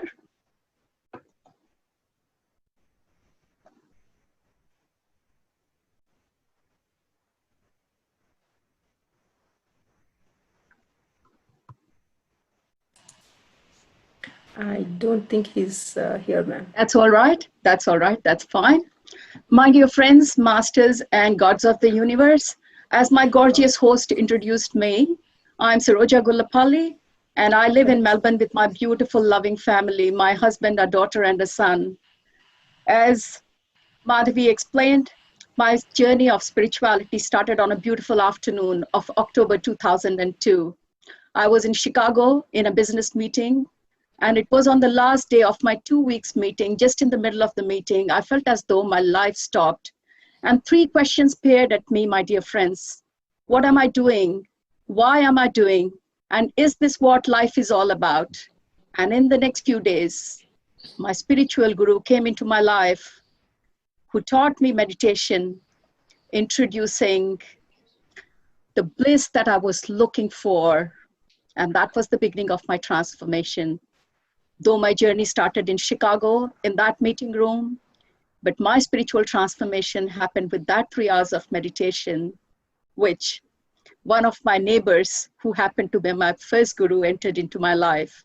And shortly after that, my friend, my philosopher, my guide, my guru, Brahmarshi Pitamaha Patri sir and PSSM came into my life, which enhanced my life even more with his teachings on meditation, Swadhyaya, and Sajjana Satsanga.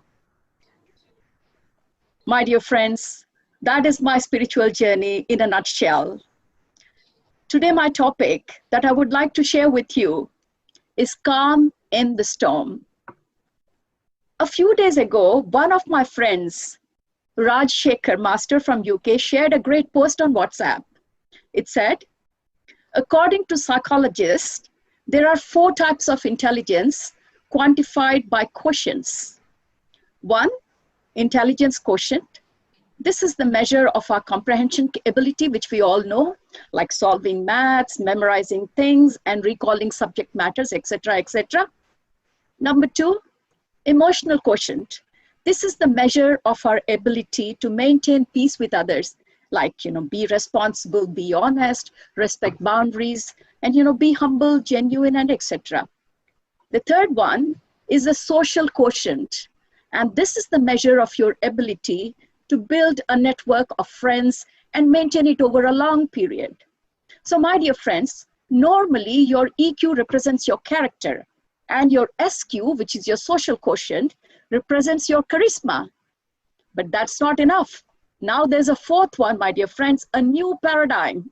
And this is the adversity quotient, the measure of your ability to go through a rough patch in life and come out without losing your mind. Adversity quotient determines who will give up in the face of troubles and may abandon families and societies. My dear friends, what we are going to talk in the next 40 minutes is how do we sharpen our adversity quotient? Or in other words, how can we train ourselves to maintain calm in the storm or maintain our sanity when we are going through a rough patch in our lives and being swept away by the storm of negative emotions. Dear friends, this topic is apt for any situation in life, and all the more now, because in the current context of Corona, many professionally successful people are going through bouts of depression because they haven't seen such an unprecedented situation and thus are unprepared for adversity. Most of us experience a life full of wonderful moments and difficult moments. But for many of us, even when we are most joyful, there's always a fear behind our joy. We fear that this moment will end, or we may not get what we need, or we may lose the people we love, or that we are not safe, anything. Often our biggest fear is the knowledge that these bodies will cease functioning one day.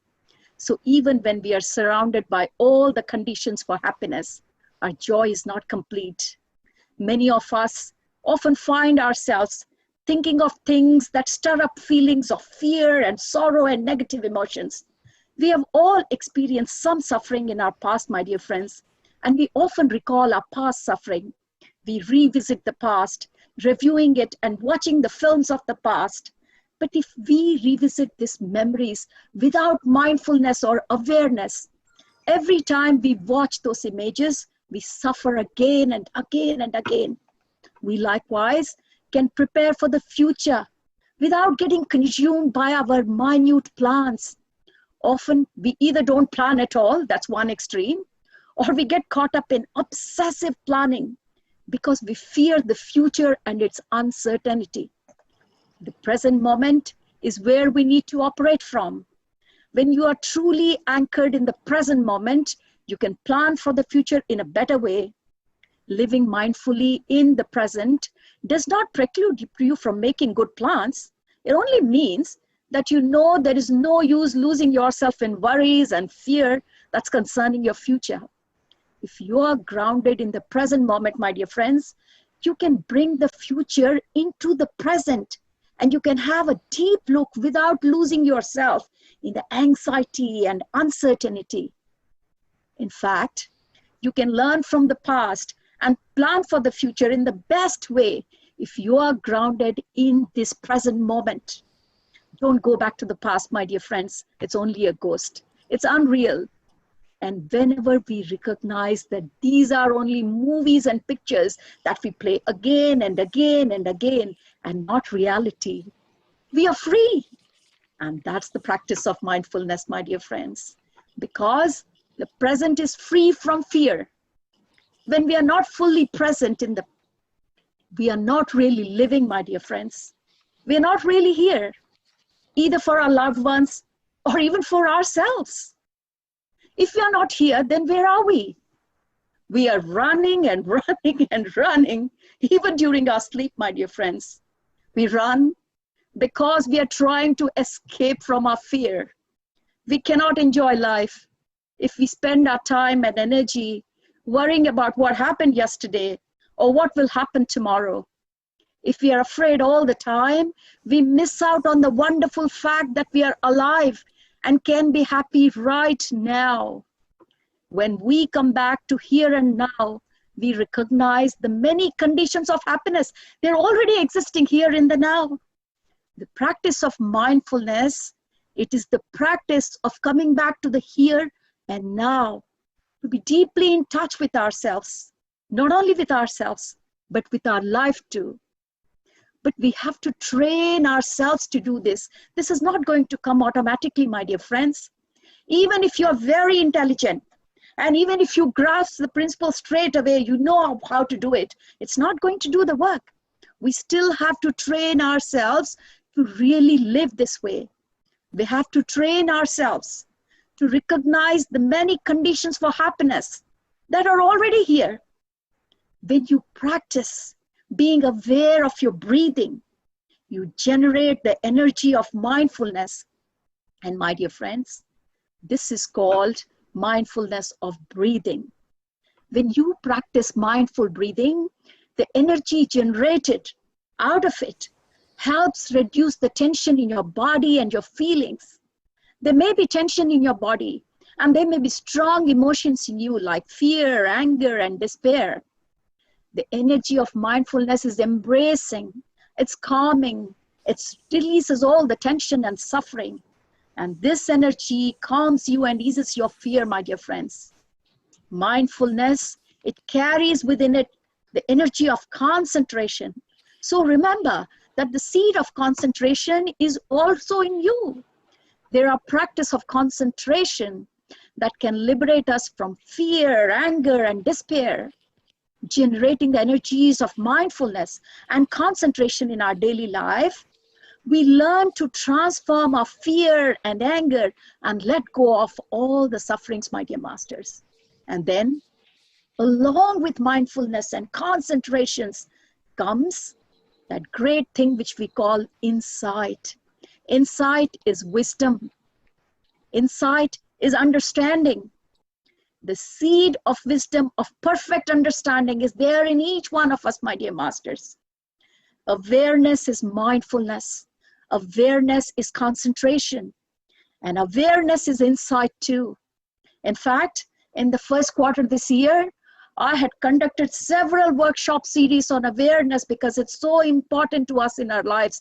I conducted in 3 languages, my dear friends, Hindi, English, and Telugu. If anyone is interested, you're free to visit my YouTube channel, which is called Saroja Self-Empowerment Workshop, and you'll find all my workshops there. Today we are talking about this topic, calm in the storm. What kind of storm are we talking about? Let's think about it for a minute, my dear masters. Every time we feel a strong wave of fear, anger, or jealousy, we can do something to take care of this negative energy so that it doesn't destroy us. When we have a strong emotion like fear or despair, it can be very overwhelming. But with practice, we know we can learn how to embrace our fear, because we know that in each one of us there is this seed of mindfulness. And if we practice touching that seed every day, all the time, while walking, sitting, breathing, smiling, eating, doesn't matter what you're doing, we begin to cultivate that energy of mindfulness. And then anytime we need that energy, we just touch that seed, and right away, the energy of mindfulness will come up when you need, and we can use it to embrace our emotions. If we succeed just once in doing so, we'll have a little more peace, and we will be less afraid of that strong emotion the next time it comes up. Suppose you have a lot of pain, sorrow, or fear deep down in your consciousness. Many of us, as you know, have got big blocks of pain and suffering in the depth of our consciousness that we cannot bear to look at. We have to keep ourselves very busy to ensure that these unwelcome guests do not keep coming up and pay us a visit. So what do? We busy ourselves with other guests. And what are these other guests? We pick up a magazine, we pick up a book to read, we turn on the television, or we play music, or anything, just to make sure that these unwelcome guests do not come up, because we do not have the courage to face them. We do anything and everything we can to fill our attention with something. And my dear friends, that is the practice of repressing. Most of us adopt this embargo response. We do not want to open the door for our fear, our sorrow, our anxiety, or our depression to come up. We just don't want to face it. So what do? We bring in all manner of other things to occupy us. And there are always plenty of things available to help us distract ourselves from what's happening inside. There are many ways we can entertain ourselves, especially watching television. That's what most of the humanity is doing at the time. Television can be used as a kind of drug, my dear friends. When the suffering in us is too much to bear, we sometimes turn on the television set to forget our pain. Isn't that what we do? It fills our living rooms with images and sounds. Even if we are not watching, even what if we are watching is not satisfying, we often don't have the courage to get up and turn off the TV. Have you wondered why, my dear friends? Because although it is uninteresting or even disturbing sometimes, we think it's better than going home to ourselves and touching the pain within. So what have we adopted? Distraction. Distraction is the policy for many of us. It's such a good way of not really facing who we are or what we are suffering inside, my dear masters. However, there are several simple methods of strongly or taking care of the strong emotions. And one of those is belly breathing, my dear friends. Breathing from the abdomen. When we are caught in a strong emotion like fear or anger or any negative emotions that you're unable to bear, our practice should be to bring our attention down to our abdomen. To stay on the level of the intellect is not safe, my dear friends. So what do I mean when I say stay at the level of intellect? That means don't start trying to make sense of your negative emotions. Don't start trying to reason at that time. It's not safe. Strong emotions, they are like storm. And to stand in the middle of storm is not only dangerous, but stupid, my dear friends. Yet, that's what most of us do when we get upset. We stay there right out in the storm of our feelings. And what happens then? These storm of our feelings, they overwhelm us. Instead, what we have to do is to ground ourselves by bringing our attention downwards. My dear friends, if you are in a region where storms happen often, then you would know that the best way of avoiding storm or being out of the main of the storm is just to ground. And that's very much applicable even for ourselves. So what do we have to do? Focus on our abdomen and practice mindful breathing. Just giving all your attention to the rise and fall of your belly, my dear friends. The rise and the fall of the belly. This is also a kind of meditation. When you do not have the opportunity to close your eyes and meditate and observe your breath, or you are too overwhelmed to observe your breath in closed eyes meditation, which normally is the case when you are at work or when you are outside, it's not possible all the time that you find a place and sit down, close your eyes and meditate.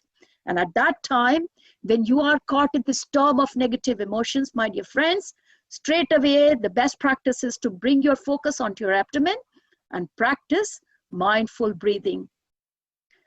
So, how do you make it through the storm? That is the question. Now we know what the storm is, but how do you make it? So when you look at a tree during a storm, my dear masters, you see that its branches and leaves are all swaying back and forth violently in the strong wind. You have the impression that the tree will not be able to withstand the storm. You are like that when you're gripped by strong emotion. Like the tree, you feel vulnerable. You can break at any time.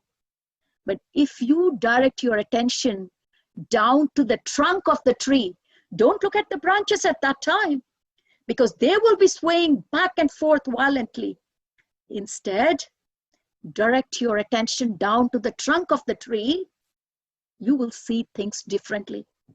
You see that the tree is solid and deeply rooted in the ground. If you focus your attention on the trunk of the tree, you realize that because the tree is firmly rooted in the soil, it cannot be blown away. Each one of us similarly, in a sitting or a standing position, is like the tree. When the storm of our emotions is passing by, should not stay in the thick of the storm, the level of the brain or the chest. That means no thinking or feeling. When you are overwhelmed by strong emotions, don't stay there, my dear masters. It's too dangerous. Instead, bring your focus down to your navel. That is the trunk of your tree, the most solid part of yourself, and practice mindful breathing. Become aware of the rise and fall of your abdomen. Doing this in a stable position, such as the sitting position, you'll feel much better. Just breathe. Don't think of anything. Breathe through the moment. Breathe through the rise and fall of your abdomen. Practice this way for 10 or 15 minutes, and that's plenty. And the strong emotion will pass through very softly, my dear masters. This is a two-step process. The first part is calming, and then looking deeply to transform is the second part. When you have enough energy of mindfulness, you can look deeply into any emotion and discover the true nature of that emotion. If you can do that, you will be able to slowly transform that emotion. Of course, emotions have deep root in us. They are so strong. Sometimes we think we will not survive them. If we let them go like that, we deny and we suppress them until finally they explode and they cause hurt to ourselves, not only ourselves, my dear friends, to others as well. But an emotion is just an emotion. It comes, it stays for a while, and then it goes away. Then why should we hurt ourselves or others just because of one emotions? We're so much more than our emotions. If we know how to practice looking deeply, we will be able to identify and uproot the sources of our painful emotions. Just practicing embracing the emotions can already be very helpful. If during the critical moment when the emotion is there, we know how and where to take refuge, if we are able to breathe in and out and focus our attention on the rise and fall of our abdomen just for 15 or 20 minutes, then the storm will roll away and we will be aware that yes, we can survive this storm of this emotion.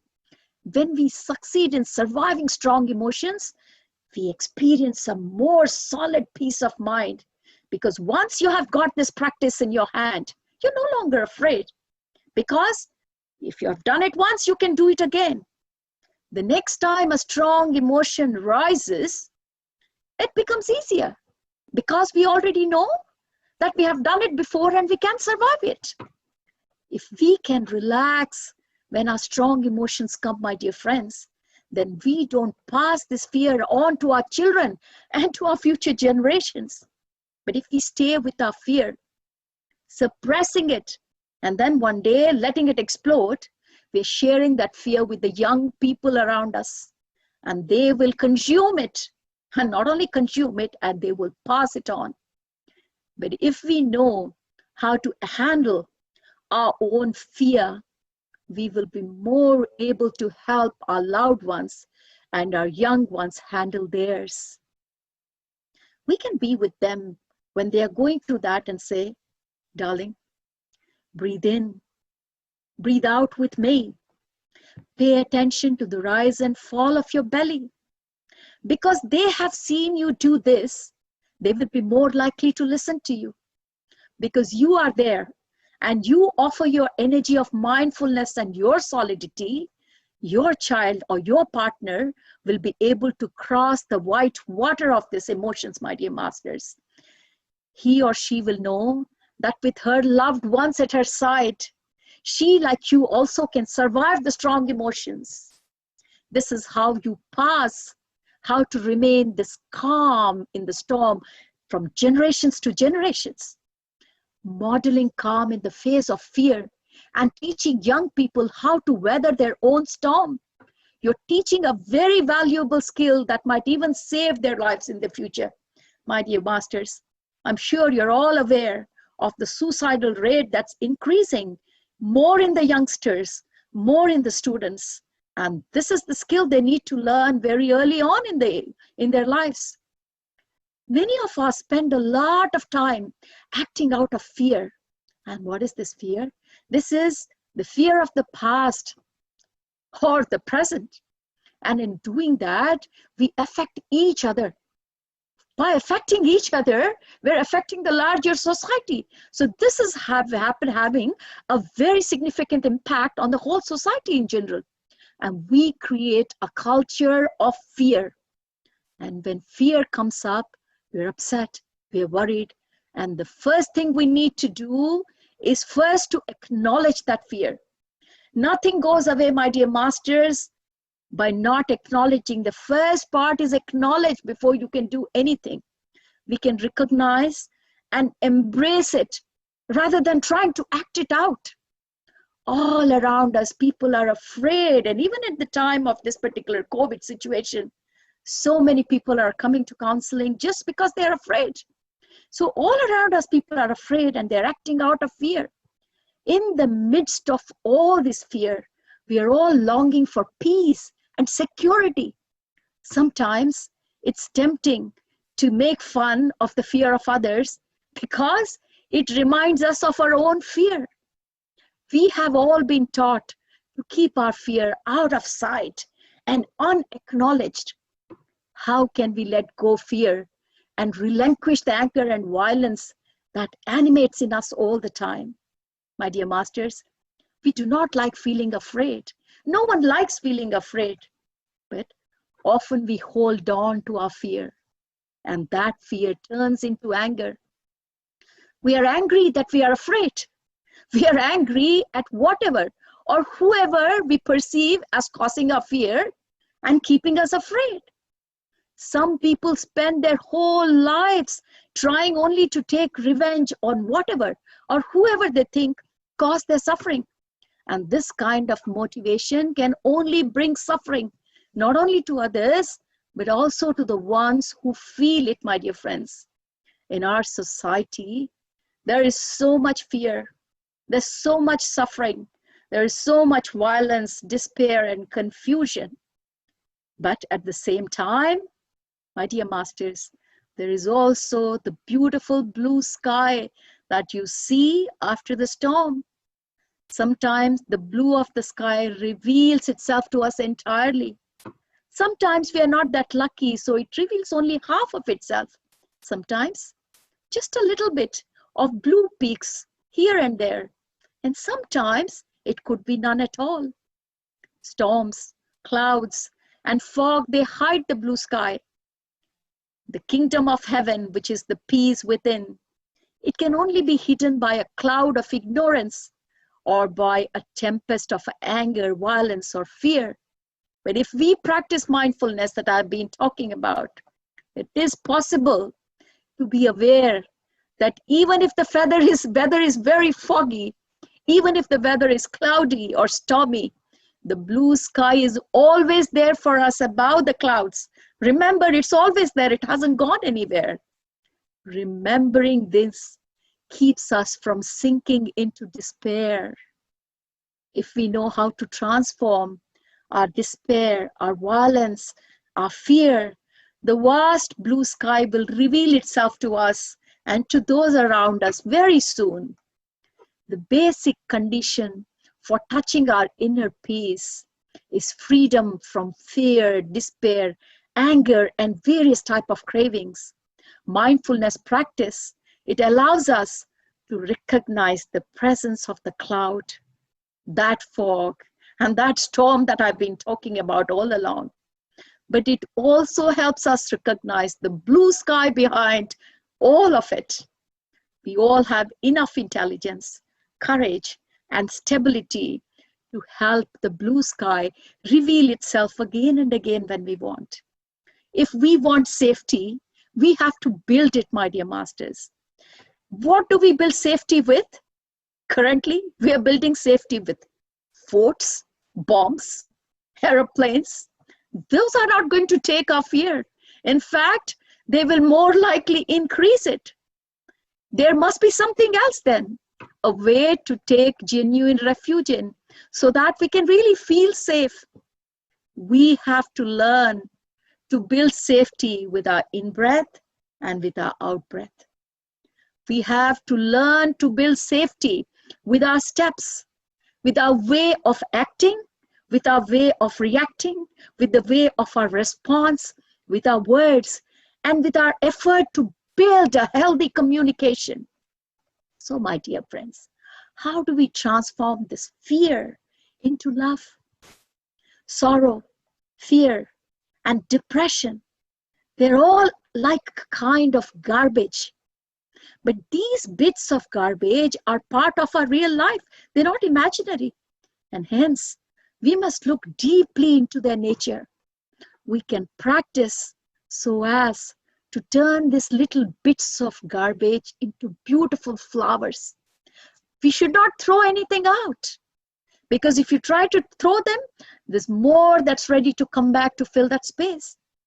All we have to do is to learn the art of composting, like how we do composting in the garden.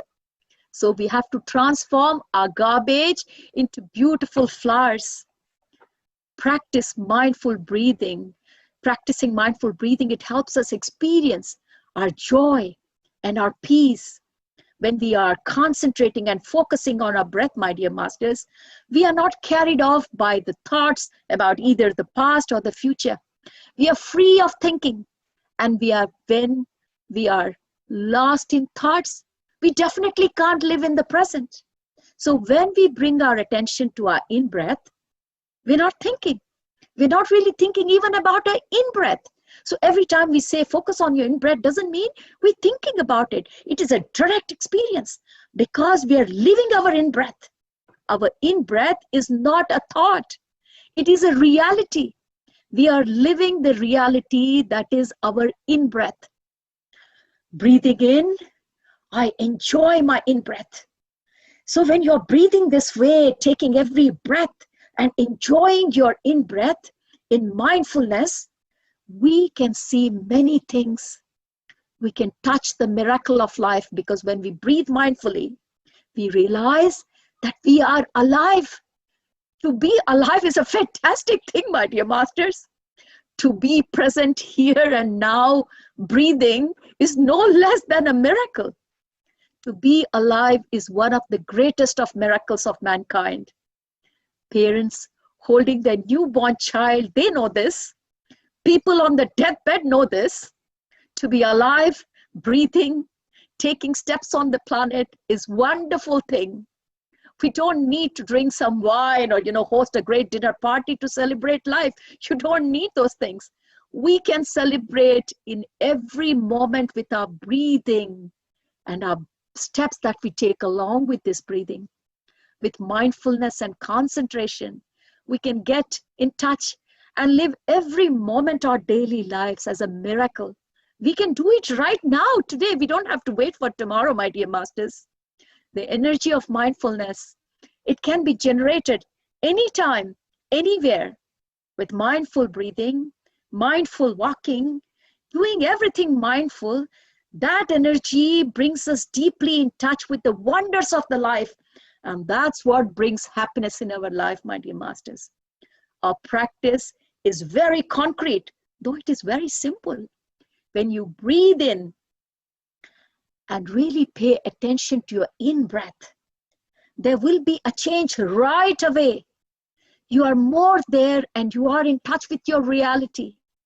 When you practice walking meditation, when you're walking, and if you start walking, being very mindful, immediately you're able to be in touch with your reality in a deeper way. And you begin to live your life in a deeper sense. How closely you are in touch with this reality depends on the way you breathe and you connect with yourselves, my dear masters. Now, fear can accumulate in our body. We all know that. And that can cause stress and it can cause tension. Rest is a preconditioning for healing. When animals in the forest get wounded, my dear friends, what do? They find a place to lie down and they rest completely for many, many days. They don't think even about food or anything else. They just rest because they know that's what they need. They just rest and they're able to heal themselves quite naturally.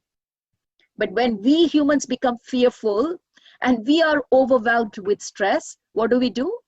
We run to the pharmacy, try to get more drugs, but we rarely have the wisdom to stop on our running, stay put. We don't know how to help ourselves. Deep relaxation is an opportunity for our body to rest, for our body to heal and restore itself. We relax our body, give our attention to each part in turn, and send our love and care to every cell. Deep relaxation of the body should be done at least once a day. It can last, 10 to 15 minutes or whatever time you have. You can do it in bed at night, or you can do it in the morning. You can do it whenever it's convenient, in the living room, or even when you are at work. If you have a place to sit down and you're going through this storm of emotions, then very important for you at that time to sit down and look at how to relax yourself. It's also possible to practice deep relaxation in sitting position at work. I said, you can be at your office desk. If you fear and your anxiety is keeping you up at night, that's what's happening, my dear friends, for most of us. The whole day is going through trauma, a lot of emotions, and by the time the night comes, we're all uptight. Anxiety, fear is just wrapping us up. But remember, the practice of deep relaxation by getting in touch with our breath can help. Lying awake, you can enjoy the practice of total relaxation and follow your breathing in and out. Sometimes it can help you also get some sleep. But even if you don't sleep, it's fine. It will still nourish you and allow you to rest. It's very important to allow yourself to rest, my dear masters. And this relaxation practice that I'm about to guide you, you can even be more deeply restful than the rest you get it in your sleep. Because even if you sleep in that position, you'll be only filled with nightmares or any other intense dreams. So my dear masters, the next few minutes, I'm going to take you into a deep relaxation exercise that will help you anytime when you're going through the storm of this emotion causing anxiety and stress. This is going to help you. So lie down on your back if you have a position where you can just lie down with your arms at your side. Otherwise, if you're sitting in a chair, just relax yourself, my dear masters. Whichever positions you're sitting, make yourself comfortable. Allow your body to relax. Be aware of the floor beneath you, or be aware of the chair beneath you that you are sitting. Just be comfortable. And as you become aware of the floor beneath you or the chair under you, if you're lying down on the floor, be aware of the contact of your body with the floor or with the surface that you are lying on.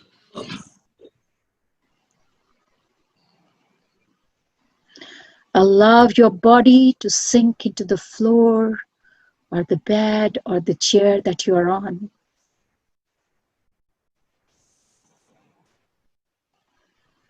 Become aware of your breathing now. Breathing in, breathing out.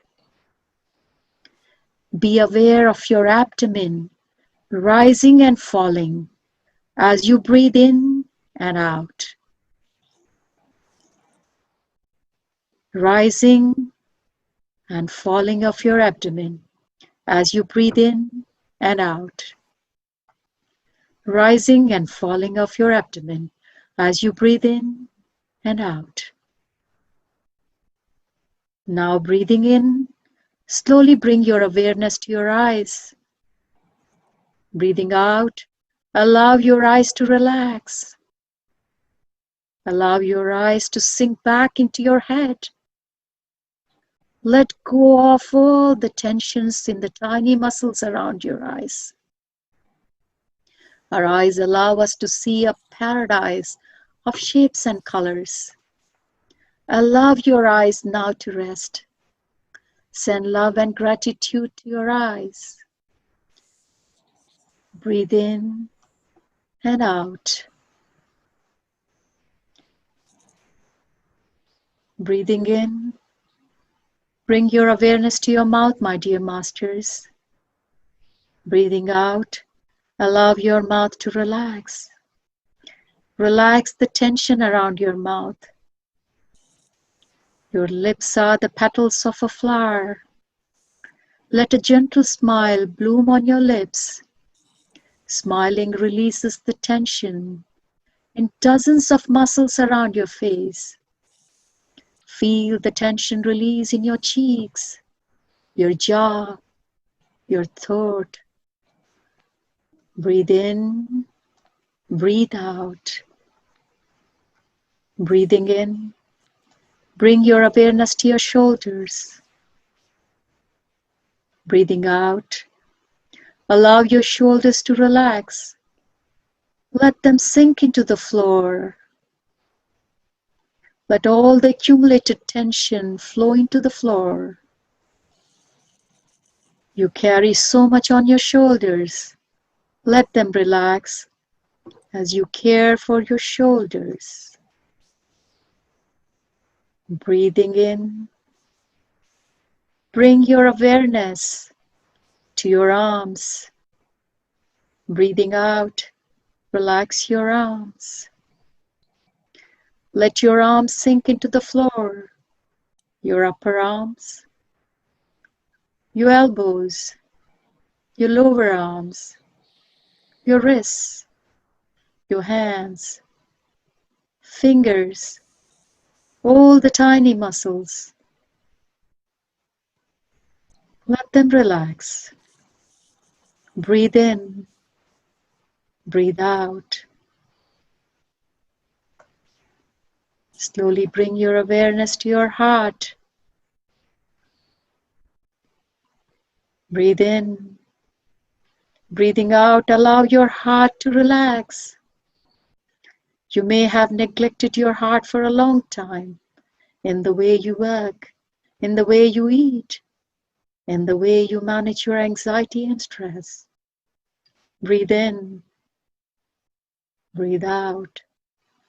Your heart beats for you day and night. Embrace your heart with mindfulness, with tenderness. Take care of your heart. Breathe in. Breathe out. Slowly bring your awareness to your abdomen. Breathing in, breathing out. Be aware of the abdomen rising and falling. As you pay your attention on the rising and falling of your abdomen, your whole body is feeling light, like duckweed floating on the water. You have nowhere to go. There's nothing to do. You're as free as the cloud floating in the sky. Just follow your breathing. Now slowly become aware of your arms and legs. You may want to move them a little and stretch. Breathe in and breathe out.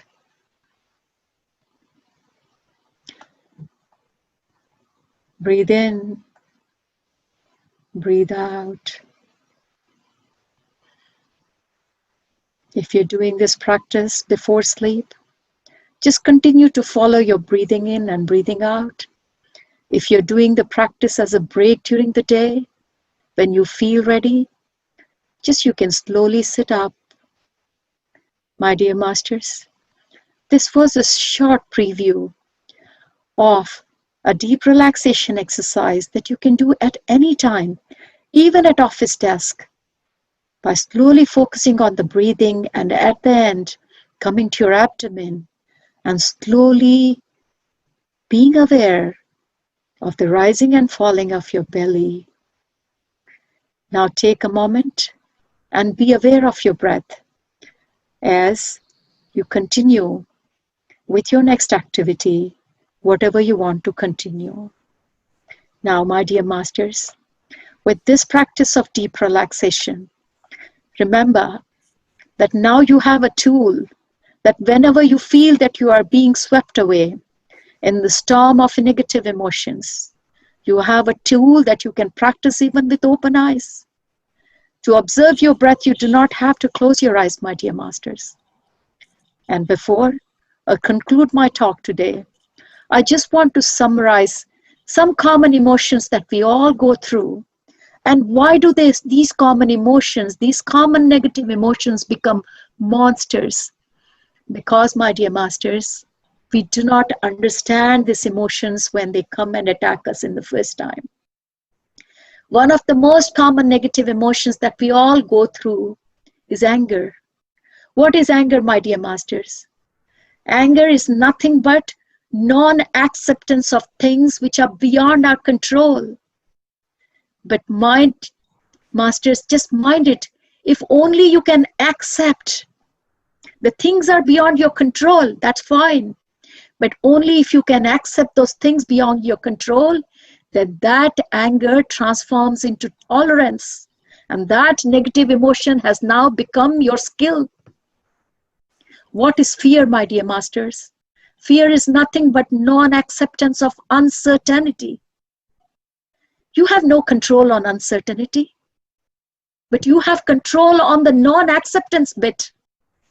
If you accept that uncertainty, then, my dear masters, that uncertainty becomes adventure. And so you have converted a negative emotion from fear to adventure, which you will certainly enjoy. Another negative emotion that causes storm in our life all the time is hatred.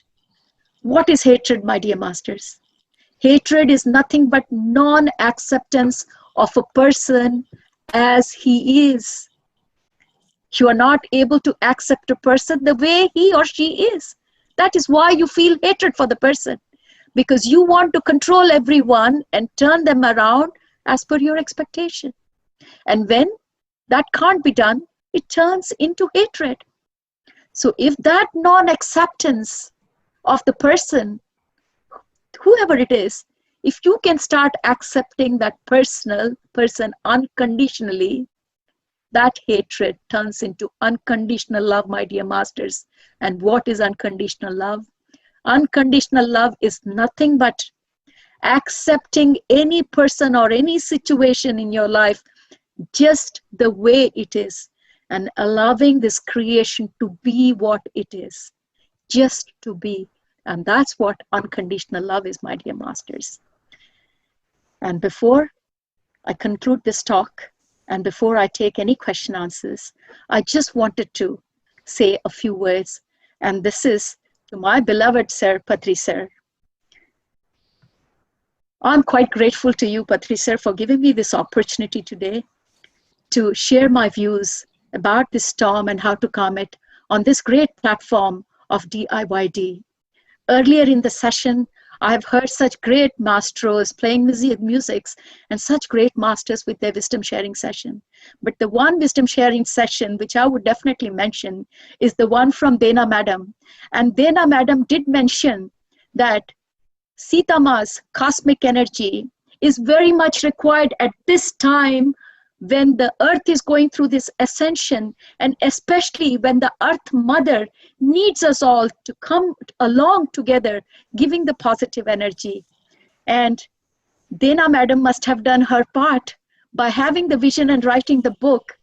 But I didn't realize that I have done much greater part in that by bringing that book in the form of wisdom sharing session in the 3 languages, and taking this cosmic energy of Sita Ma and the love for this Mother Earth and the nature to thousands of people throughout the world. And I think, Patri sir, this is one of my greatest purpose in life. I think my being on this earth planet at this time was one of my greatest purpose. And for that, I will always be indebted to you for giving me that PMC platform and the opportunity to pass that great wisdom sharing session to all. Along the journey of my wisdom sharing, I do not know when I became one with Sita Ma. I never saw any difference between me or Sita Ma, and that feeling is still continuing.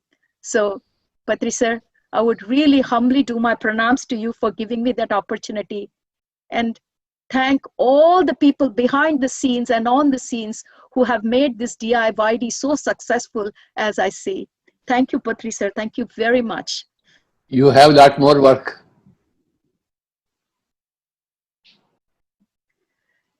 Thank you, sir. Thank you very much. Any question and answer? Any questions that I would be more than happy to answer. Madhavi, madam. Ma'am, we are not doing question and answer session, madam. That's all right. No problem at all. In that case, Madhavi madam, thank you to you for hosting this session. And thank you to Shastri ji and all their team for giving us this great platform today on DIYD. And I know I have seen the picture of the scene behind this DIYD, how much effort is going on. It was posted on the Facebook. So my pranams to all those great masters, to the great young masters who are sitting behind the scene and doing all this, making all this happen, and everyone who has been part of this. So thank you very much. Thank you so much, madam, for an amazing session. And it's always a pleasure to listen to your sessions. And you have explained so simply how powerful deep breathing relaxation technique can be, and how it can give us great stress relief in our day-to-day life. When you were talking about the calm in the mind, I was thinking about I can relate calmness of meditation and Mother Nature in the storm of COVID-19. You know, that is giving us such a great opportunity to go inside us and then see what we are. Thank you so much, madam. Thank you, Patri sir. And it's such an inspiration to look at you at this time of the day. It is, I mean, kudos to you, sir. Thank you, Baba. Thank you, sir. Thank you very much. Absolutely wonderful. Thank you. Thank you, ma'am. Thank you, sir. Next, I'm going to introduce one of our friend and pyramid master from Jaipur, Rajasthan, Swati Ponnala. Swati has been meditating from 2010. Over to you, Swati. Thank you so much, Madhvi Makam ma'am, for your kind words. First of all, I would like to express my gratitude to Patri sir and all pyramid masters for giving me this opportunity. Friends, I would like to share my meditation experience with all of you. I started my meditation journey in the year 2010. Friends, life before meditation was really stressful. I was living life always in anxiety, always thinking about past and future. I was seeking guidance, but there was no one to guide me. So this is what my life was. And at one point of time in year 2008, I was chronically experiencing depression. And the hair you see today on my head, I lost almost 70% of my hair. That was the extent of the mental depression that I was experiencing. Fortunately, during that time in year 2010, I was introduced to this simple breath meditation called Anapanasati by one of my close family members, Dr. Narsaya, who lives in Surat. At the time, I was not really aware how powerful technique this can be, and it can transform my life. Slowly and slowly, when I was in the college, I was a graduation student. I started practicing this meditation, and I could see tremendous improvement in my ability to concentrate in the present moment. And I started enjoying, my mind was becoming calmer. And this has really impacted my educational performance, and I could successfully complete my MBA program in Hyderabad, friends. So I could really say that meditation has really improved my mental health, and I became more stronger mentally. In terms of my physical health, friends, I used to visit doctor, I think once or twice to doctor once in a month. But I can see that after meditation practice, for past 10 years, I have never visited any doctor. For all these small and big illnesses, I started healing myself by being at home practicing meditation. So today I can confidently say that with meditation, we can really improve our physical and mental health. No doctor, no medicine, only meditation. So apart from my mental and physical health, friends, one thing that really, helped me is discovering my passion in life and attracting the right job that can really help me evolve at my soul level. So for past 7 years, I have been working with a wonderful company called Jaipur Rugs, and has been able to work with women closely and help them coach about their job and also help them teach meditation. And in the last and the most important gift that I received because of meditation practices, I'm able to listen to people and give importance to people and relationships. And my husband, Bhargav Reddy, is definitely a gift of meditation. So friends, in a nutshell, I would like to conclude that meditation has really helped me physically, mentally, and also in my career and also in my marriage life. So this is my meditation journey, and I really want to express my gratitude to Patri sir for introducing all of us with this Anapanasati meditation, friends. Now, I would like to invite our guest, who is internationally renowned author and spiritual healer, Iko Bodine. So, Iko Bodine, friends, she's known for her work as a spiritual healer, and she is author of numerous books like Echoes of the Soul, Hands That Heal, and many more. And she has appeared on numerous national television shows, and she runs a bi-monthly podcast called Intuitive Healing. For past 54 years, she has been busy teaching people about importance of spiritual gifts like intuition and listening to our inner voice. She also teaches the wisdom on death and life after death. Her only desire in life is to reach out to so many people in life so that she can teach people about the importance of listening to the inner voice. So, Iko Bodine ma'am, we are so grateful to have you with us on this show, and I am really excited to listen to your wisdom. This stage is over to you, ma'am. Thank you so much. Thank you. Thank you very much. What a nice introduction. Welcome to you. Where are you? I am in front of you. You are right in front of me, and I can't even see you. What a bummer. All right. I am right in front of you. Okay, good. Oh my goodness. This is pretty. There you are. Hi. Hi. Oh my goodness. It's like we're sitting in the same room. Oh, I was waiting for you. Okay. All right. So I am going to talk to all of you about the soul. And I'd like to tell you a quick story about how this all got started for me. Because when I grew up, you know, I mean, people talked about the soul, but I don't think the people in my life really knew what they were talking about. Or I don't think they had a concept of what the soul was. And I didn't either. Well, I got a call from a parent. Their son had fallen 18 feet and landed on his head. And he was in a coma. And they asked me if I would come to the hospital and do healings on him. I was, besides being psychic, I was also born with the gift of healing.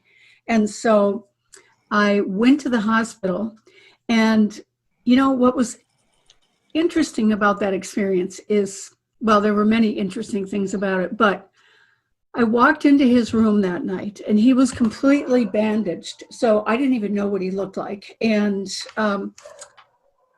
I heard the nurse telling the family that they doubted that he would ever come out of the coma, that if he did come out of the coma, they used the word vegetable. They said he would be a vegetable. He would never be able to walk again, eat by himself, clothe himself. They said that the nurse said, you might as well just put him in a nursing home now and save yourselves a lot of money. And I just stood there after hearing this, and I looked over at the mother and I said, I'll be right back.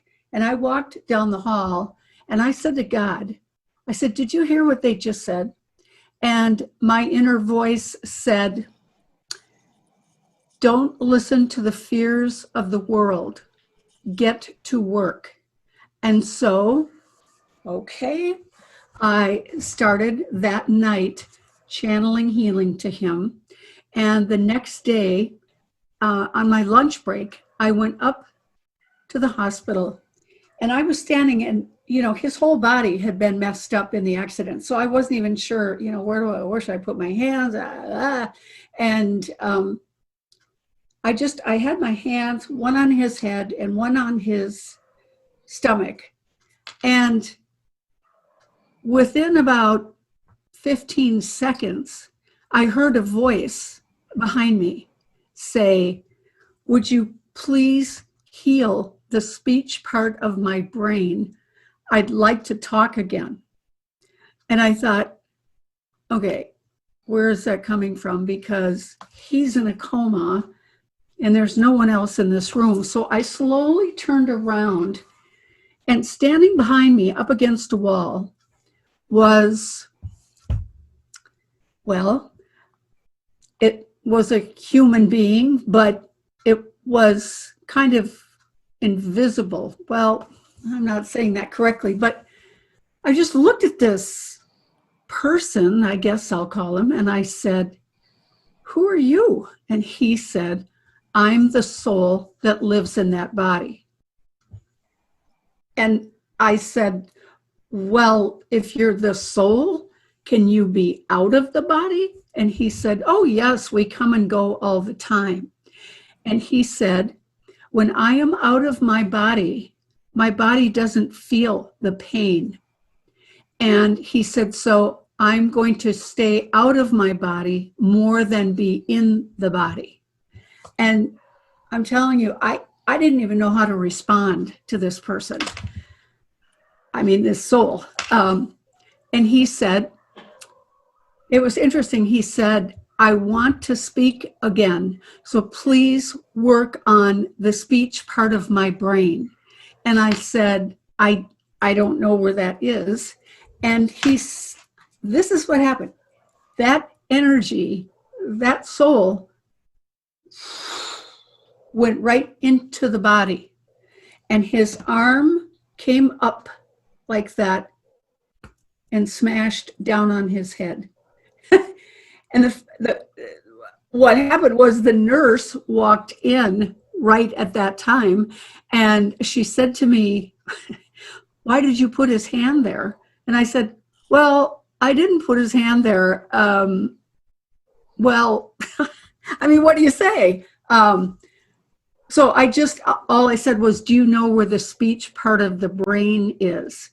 And the nurse said, well, yeah, it's right where his hand is. It's like, okay. So I went up there every day, and I would go into the room. I would go over to his body. Now, remember, His head is bandaged. I had no idea what this boy looked like. And every day when I would come in, the soul would come out of the body and stand right next to me and talk to me. And he would tell me things like, would you please do healing on my knees? They really hurt today.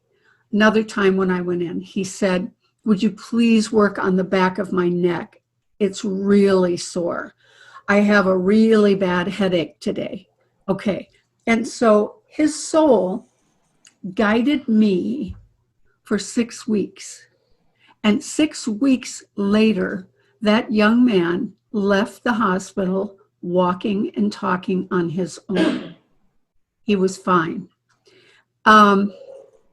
That changed everything for me, how I looked at things.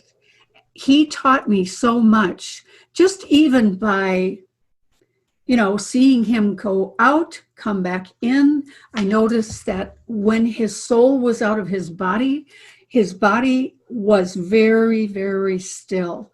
It hardly moved at all. And when the soul came back into the body, he would moan. He would move his body slowly. And here's something else that was fascinating. He was scheduled to have surgery. There was a bleeding going on, and they needed to put a stent in his brain. And his body was very weak. And so the family, everybody was really nervous about this, but they said that the surgery had to take place. So I was at my job at that time. I was a barber for a few years. So I was at my job cutting hair. His soul came into the barber shop, and I could see him. Nobody else could see him. But I just looked at him like, what? And he sent his thought to me. He said, everybody's worried about the surgery. My body is not strong enough, but don't worry, I've taken care of it. And I said, I sent a thought, because I'm cutting hair, I've got somebody in my chair. So mental telepathy back and forth. And I said, what did you do? And he said, oh, you'll see. And he was gone. So about half an hour later, I got a call at the barber shop. His mom said they've postponed the surgery because they found a mysterious substance in his blood, and they couldn't identify what it was. And so they had to postpone the surgery. And I thought, that was fascinating to me, that the soul could do something to the body so that the body wasn't able to have surgery. And it was what called all the family members to the hospital. Everybody had to do blood tests because they were trying to figure out, what is this? They never did figure it out. But 2 days later, when his body was stronger, that substance was no longer in his blood, and they were able to go ahead with the surgery. Even when he was out of the coma, but not completely, I would communicate with his soul, because his soul, the soul knew everything about its body, which I found so fascinating. I also found that his soul appeared in blue jeans and a t-shirt, and his soul looked very healthy, very happy. He was concerned about his body, but he would leave a lot so that his body didn't feel pain. And after that experience, it was like I couldn't go back to the way I had done readings before or done healings. I wanted to communicate with the soul every time. And that is how I started to learn about the soul. I also learned, you know, it's interesting about the soul. It has a different opinion than our 3D dimensional brain. Okay. It looks at the bigger picture of everything. It doesn't just, it doesn't see life the way we do, the way our conscious mind does. The soul looks at experiences as growing experiences. Okay. All right. After that, every time I did a reading or a healing for someone, I always asked if I could speak to the soul. And the soul would just come out of my body and it would stand next to my massage table. I'm channeling healing to the physical body, and the soul is talking to me about what it needs and why it has this particular illness or disease or harm to the body. The soul would give me the reason why. Here's an example. A man came to me, he was elderly. He was maybe in his later 80s, and he had had a heart attack. And while he was on the operating table, he had a stroke. And so when he came to me, he was dragging his left leg. And it was interesting. He laid down on my healing table. And the first thing he said to me was, I just want you to know I'm a Christian and I always take care of my neighbors. Okay. All right. I said, well, that's nice. And I said, okay, now get comfortable. And he laid down and I was channeling healing to him. His soul came out of the body and his soul said, yeah, he takes care of everybody but my body. And he said, I am trying to get his attention. I need him to focus on me, on my body. I want him to give to me, my body, what he gives to everybody else.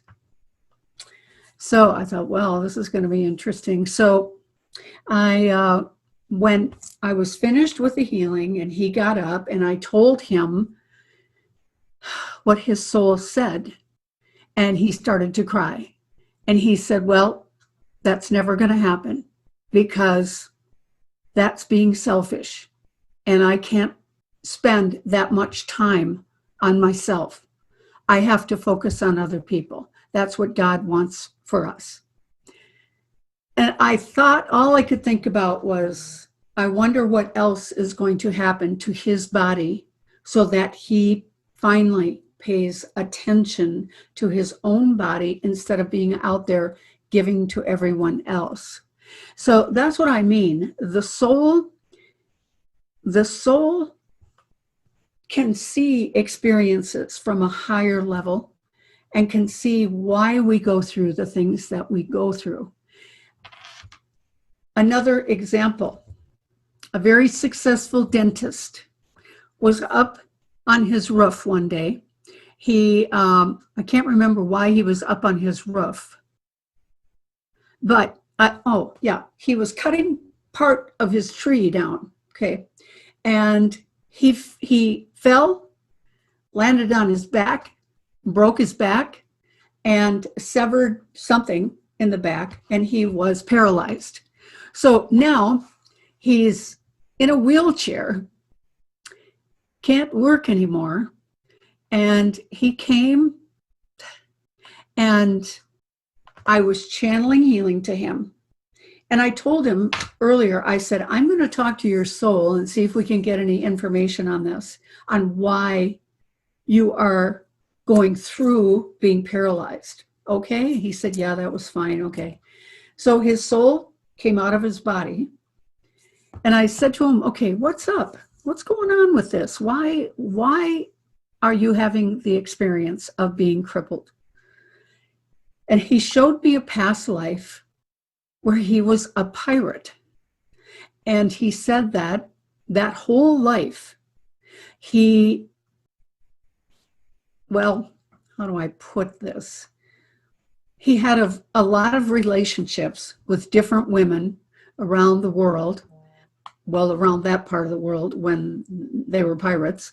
And, but he never stayed true to anyone. He never stayed home long enough to get to know neighbors or his family or have a pet. He was always going, and never committing to anything. And I thought, oh my gosh, so this is why your body is paralyzed, so that you can get to know your family, your friends, have friends. And his soul said, yes, this is why. Wow. Okay. When I told him that experience, he started to cry, and he said, Echo, I have the worst time committing to anyone. I work 7 days a week, or I used to. He said, I don't like being home. He said, I do have a wife, but I spend very little time with any of my family. He said, I just don't want to commit to anything this life. And he said, my wife has actually made the comment that it was nice to have him around all the time. And she said, I feel like I'm getting to know you for the first time. So, other situations, so many situations where you just wonder, wow, why does that person have to go through that experience? And yet the soul welcomes it. The soul welcomes what's going on. Now, there is a situation where a lot of souls also choose not to pay attention. They don't want to pay attention. And life can throw them a lot of curveballs, ways to wake up, but they're not waking up. They're not changing their ways. And so their soul, you know that feeling when you're doing something and you know you shouldn't be doing it, you know you should be on a different path, but you're not? That feeling, it's a restlessness on the inside when we are not doing what we came here to do.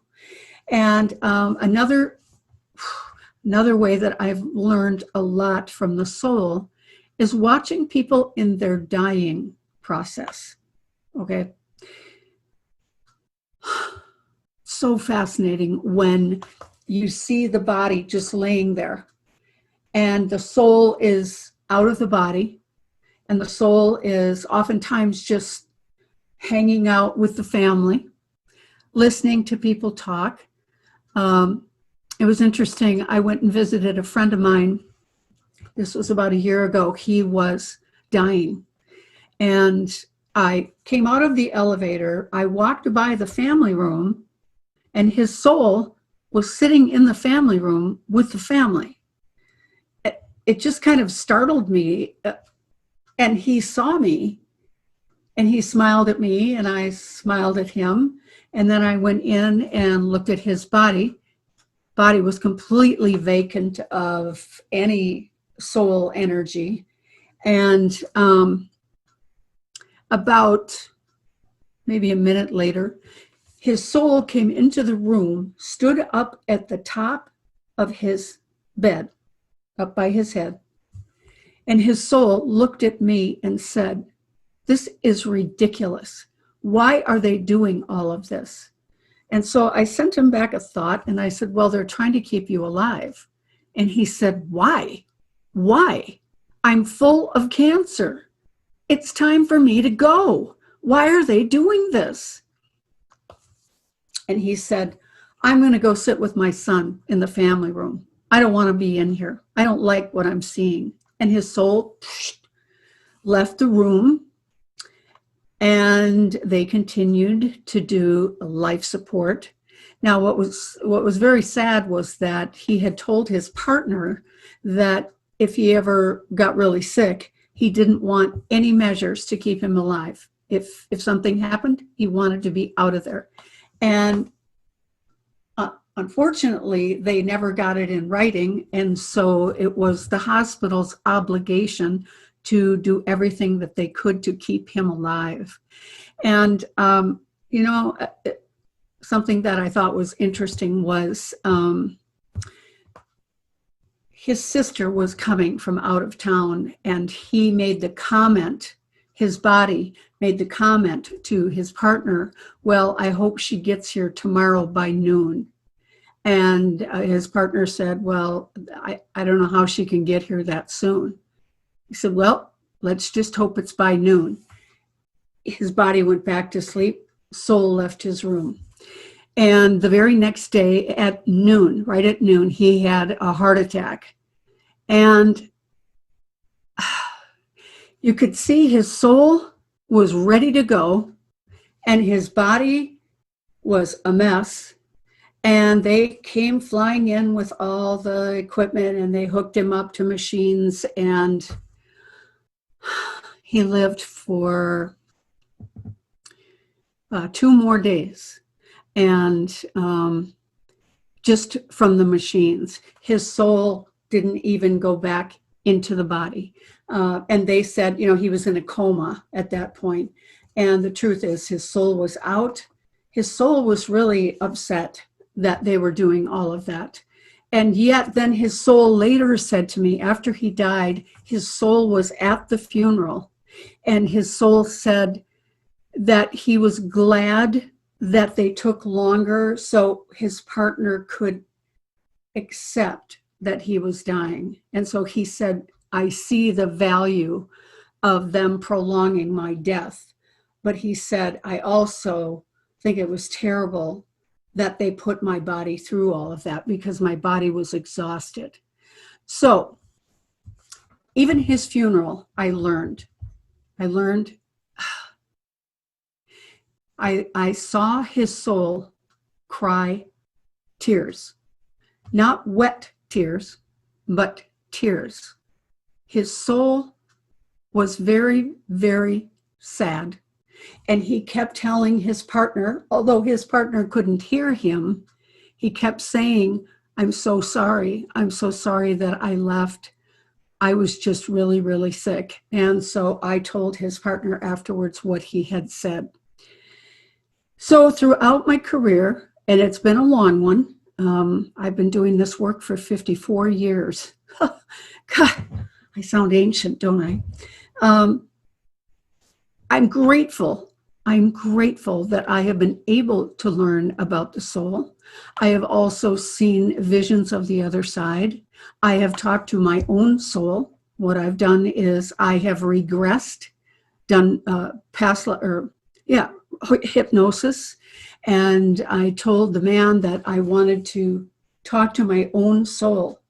It was a time in my life where I had a lot of physical problems, and I was in and out of the hospital a lot, and I wanted somebody to explain to me what the heck was going on. And so I did communicate to my soul.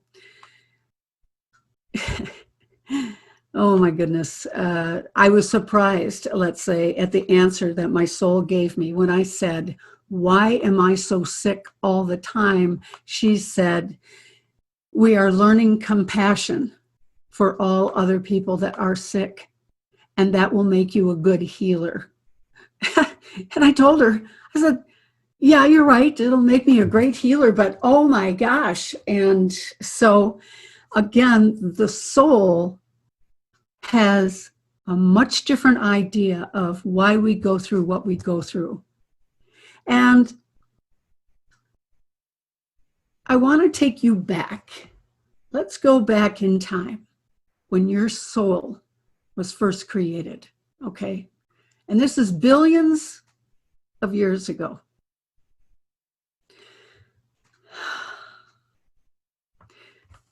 This is the vision that's been shown to me, is I've seen this amazing, amazing white light.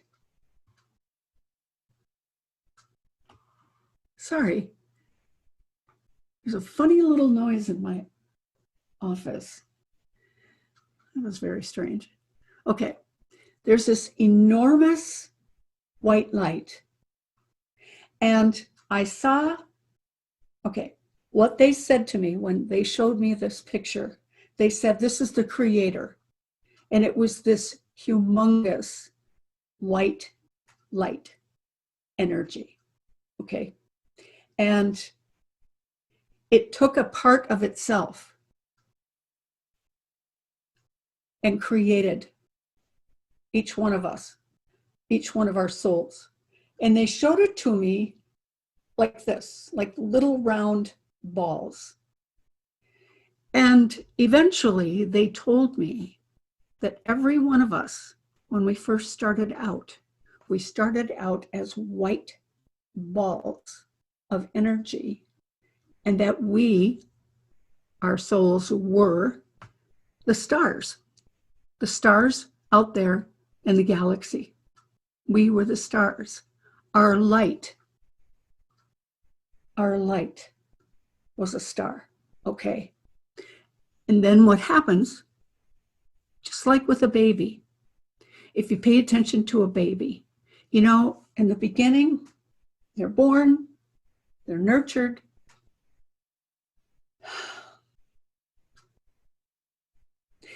They begin to grow. And what happens is they get curious. They want to touch everything. They want to taste everything. They're always going like this. They're always putting it in their mouth. And then as they continue to grow, well, now they want to walk. Well, they don't know about walking yet. First it's crawling and then it's walking, okay? That's how our souls were, is we get to a certain point in our development. And remember, we are pure white light, all right? We get to a certain point in our development and we want more. We want more. We want to understand. We want to understand everything. And what they have told me, the guides that work with me, what they've told me is that God, the creator, created several planets, all different planets in different solar systems, and they each teach us different things. And they call Earth the emotional planet. This is where we come to have emotional experiences. A lot of people are afraid of their emotions. They're terrified of their emotions. And so they just, you know, they cut themselves off from here down. They don't even feel anything. They just go through life from their brain, and they never really engage in any kind of emotional experience. And so those folks, they come here, hopefully, to learn about emotion, to feel emotion, and also to get to the place where they're no longer afraid of their emotions, where they express their emotions. We express crying, grief, anger, laughter, happiness, joy, shame, guilt. There's so many emotions here on Earth that we can experience. The problem for those of us who, or for all of us is, well, I shouldn't say the problem, because we live, we have a living experience, and then we pass away. And short amount of time, I've heard that the elders on the other side recommend at least 60 years in between lives. But I have recently met a lot of souls who have come back maybe within 5 years of their last life. I met one gentleman, well, that was a fun story, well, interesting story. But he came back 9 months later after his death. So not everybody, not all souls take their time or take it time to relax. Some of us are anxious to get back. And so when we choose to come to Earth, we're choosing to have all kinds of experiences. There's the strangest noises going on in here. All kinds of experiences that will help us to grow emotionally. And there are other planets. I can't really tell you about the other planets. I met a family from a planet called Ura, U-R-A. And, you know, it was interesting. When his father, I was doing a reading for a young man, and his father, when his father came and he tried communicating with me, he said to me, you know, me trying to communicate to you is like you communicating to an ant. He said, it's very difficult for me to find words to explain to you what's going on with our soul, our son, with our son and his soul. His father channeled a message through me for over an hour. And when I came out of it, when I kind of came to, I knew something very intense had happened, but I could not remember any of it. Other than him saying it was very difficult for him to communicate to me. Oh my God. But the young man that I was giving a reading to, he was crying and he said, okay, I finally understand why I'm here. And he said that he told me that his father said, you wanted to go to Earth so bad, so please just be in Earth and have all the experiences that you have. And so this young man, he said, okay, I'm going to learn how to do that. I'm going to learn how to be an Earth person and have the experiences here. So we come life after lifetime, life after lifetime. It's the same soul, but each lifetime that we come back, we are stronger and wiser, more compassionate. There's a lot of old souls coming in right now, a lot of old souls, because they want to be here at this time in our history. As we all know right now with the COVID-19, this planet is changing big time, big time. There's a huge shift going on. And, you know, I watch the people that say, no, I'm not going to change. No, I'm not going to change. No, I'm not going to change my ways. No, I'm not going to do anything. And I worry about them. But I mean, that's their choice. We all have that choice to come here and not live the plan that we came up with the help of the elders. There are 4 different levels of souls. And if you've read my book, Echoes of the Soul, I talk about the levels in there. The level 1 souls are young souls. They don't have much life experience here on Earth. They may have lived in other planets, but their life here is a first in their, how do I want to say it? In their growth. I'll just say that. So the level 1 souls really don't have much of a consciousness. They're not aware of other people.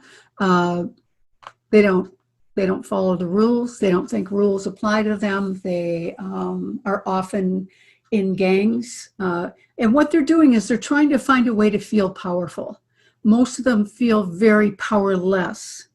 And I mean, they hurt animals. They don't think about the earth at all. The nature, what's that? They don't take that seriously at all. Level 2 souls are they're a step up from level 1. Okay, they're maybe considering, I don't know, maybe considering their connection to others, but really, not really.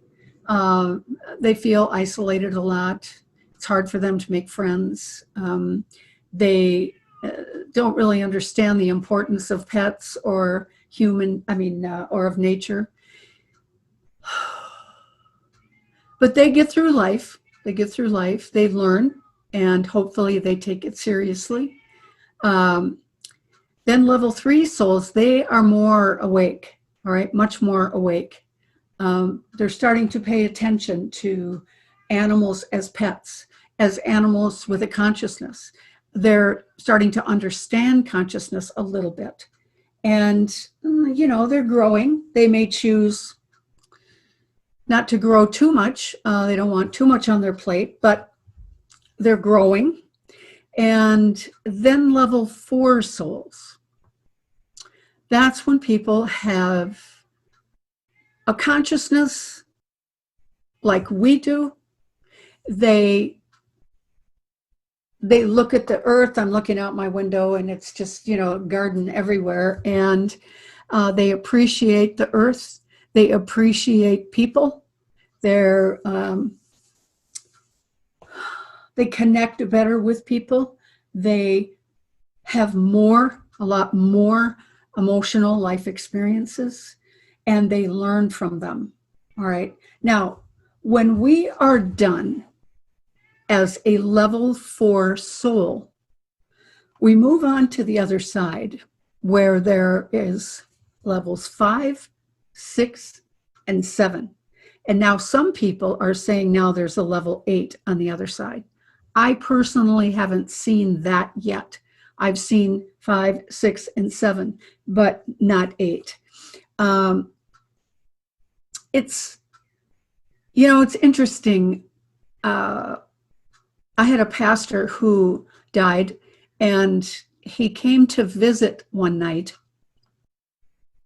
And he came in my office, and he was always really bouncy and happy. And he said, hi, and I recognized his voice right away. And I said, Phil, is that you? And he said, yes. And he was so bouncy and happy, but I didn't see him. I mean, he was just like the invisible man. I couldn't even see his soul. I just felt his soul. And I said, Phil, is that really you? I can't see you. And he said, oh, do you want me to take form? I can take form if you'd like.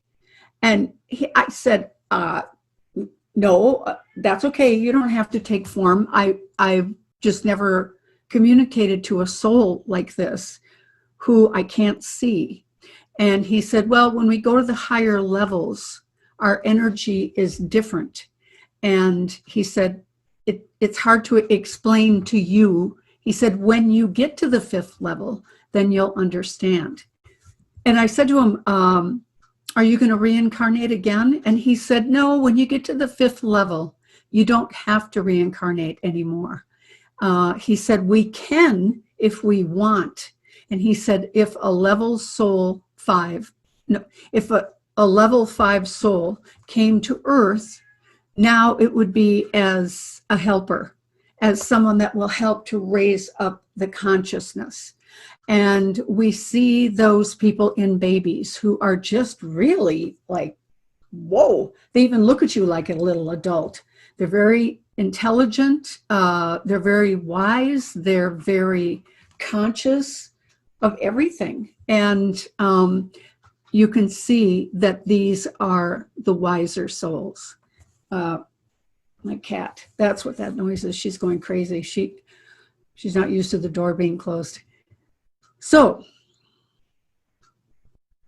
what else can I tell you about the soul? If you are curious about you and your soul and where you're at in your growth, with the kind of meditation that you all do, I would highly, say that you are all level 4 souls. That is what meditation is doing for you. It is raising you up constantly. Okay. And just a second. Come on. Come on. Oh, sorry. I locked her in the closet. Okay. Come on. Come on. Oh, that's what that was. All right. I'm sorry, everybody. She was going a little crazy there. Okay, your level of meditation is raising you up all the time. And it's excellent what you're doing. Excellent. But if you are curious about your soul and your development, you can always get regressed. I would guess, though, that in your level of meditation, I would guess that you can communicate with your soul now and find out what is it that your soul came for this lifetime. Are you on the right track? What does your soul need? Oh my goodness. What does your soul need in order to accomplish everything that it came here to accomplish? Oh, well, she's going to join us whether we want it or not. Okay. Shh. Okay. Just trying to think.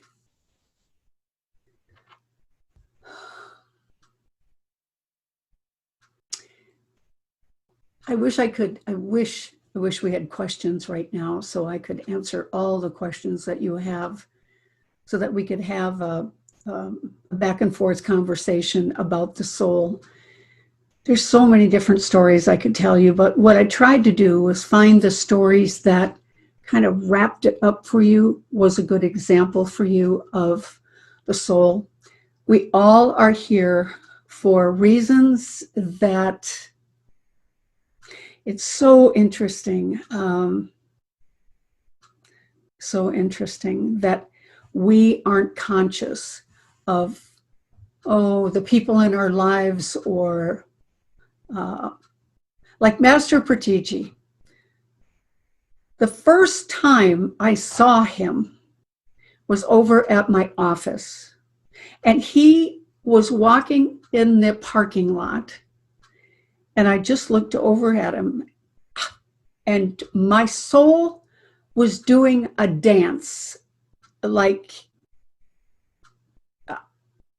it was like my physical body, all I could do was smile at him, because my soul was like, oh my God, there he is, there he is, there he is. And I thought, oh my gosh, I know this man. And it was like my soul was doing some kind of a happy dance. And it was interesting when I knew that he was leaving town. Like, I felt very content knowing he was here in town. And then when I knew that he had left town, my soul went into this very sad, like, oh no, is it going to be another lifetime? But I've never gotten clear, because I've asked my soul, okay, what is it with him? What is it with Master Pratiji? Is it just he is who he is? But it's like, no, there's a soul connection. And today, when I saw him on the screen, my soul did it again. Like, there he is. Okay, it's like that. So we have people in our lives that we have been with before that meant a lot to us, that we have loved, people that we haven't loved so much, people that we're afraid of. Our soul is very, very old, very wise. When we can tap into it we can tap into the God within us. And that's the other part of my journey this lifetime, is to learn to communicate to the voice within, which I call God, my intuition. For the longest time, I thought that what I had was women's intuition. It was just this thing that women had, and I didn't know that it was the divine part of myself until, I read books, but I took classes trying to understand intuition. Why is it so accurate? Why is it always there? Why does it know me so well? Why does it always protect me? What is that silent voice within me? And I just kept studying and growing and getting more and more intuitive. And okay, hold on. There we go. Okay, now she's going to want to go out. Sorry, folks, it happens every time I do a Zoom. I swear she wants to be here. Okay, but then she doesn't. All right, where was I? Intuition. And finally, I was taking some classes at Unity Church, and there was a chapter on the voice within, the silent voice within. And I remember looking at my minister and saying, wait a minute. Intuition, this voice inside that guides me through everything, is the voice of God? And he said, yes. And I said, well, does the whole world know that but me? And he said, I don't know. But he said, that is the part of you that is God. And I do want to share with you a really cool experience I had. This was back in the 80s, and everybody was talking about their higher self, that their higher self was within. And I didn't have a clue. What does that mean? I don't get it. And I talked to a friend of mine who meditated daily, and he said, I said, do you know about the higher self? And he said, yes. I said, it's really inside? And he said, yes. And all I could think, my intellectual Virgo brain said, well, it must be between my heart and my gallbladder. I was trying to intellectualize where it was located. And so the next day, and I had tried meditating before, but I wasn't good at it.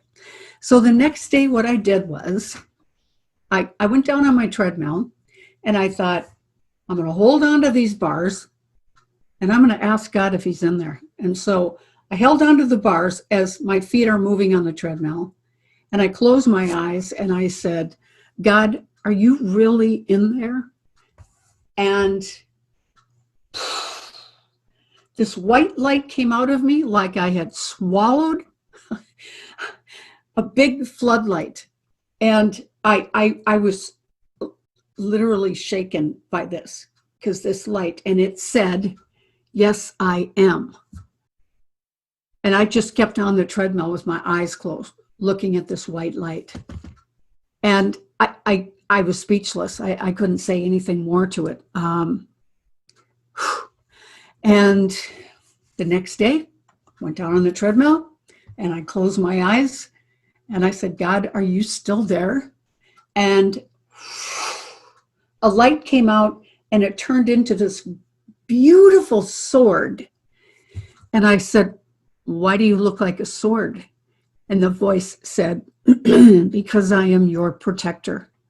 And I thought, oh my goodness. And so ever since then, I learned to meditate.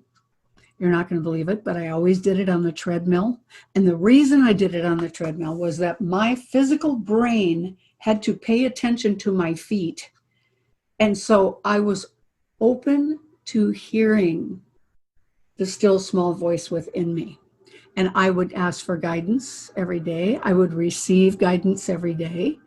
And now, treadmill is broken, but I continue to go into that place, that quiet, secret, spectacular place within me. And I talk to God each day. And I ask throughout the day, what do you need me to do today? Am I on the right track? It's been, I would say, probably the most important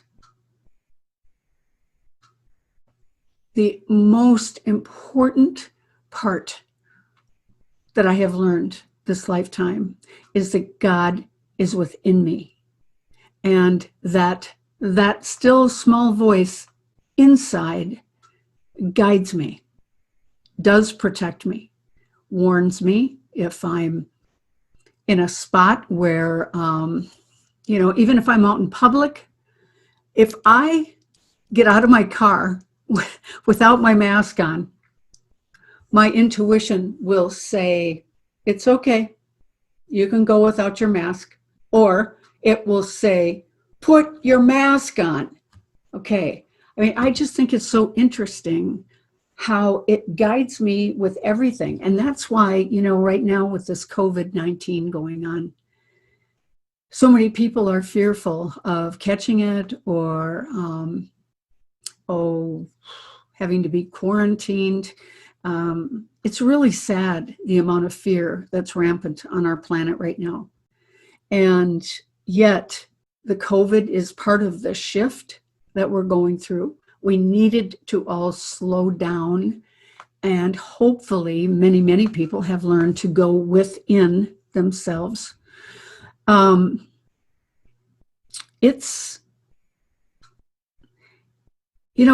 I don't know how people would go through something like this if they didn't have their intuition, if they didn't understand that voice inside and learn how, first of all, to hear it and to trust it and act on it. It's like there's 3 steps to living intuitively. And for a lot of people, it's a matter of getting out of our head and focusing down here. Women use the term knowing. Women will say, I just know this is what we should do. And when you ask them, well, how do you know that? Usually they don't have an answer. They don't know what to say. Or a man will say, I got a hunch. Or my gut says, this is what we should do. And if you ask that person, well, what do you base that on? I don't know. It's just a hunch. It's just my gut. It's just what we have to do. Okay.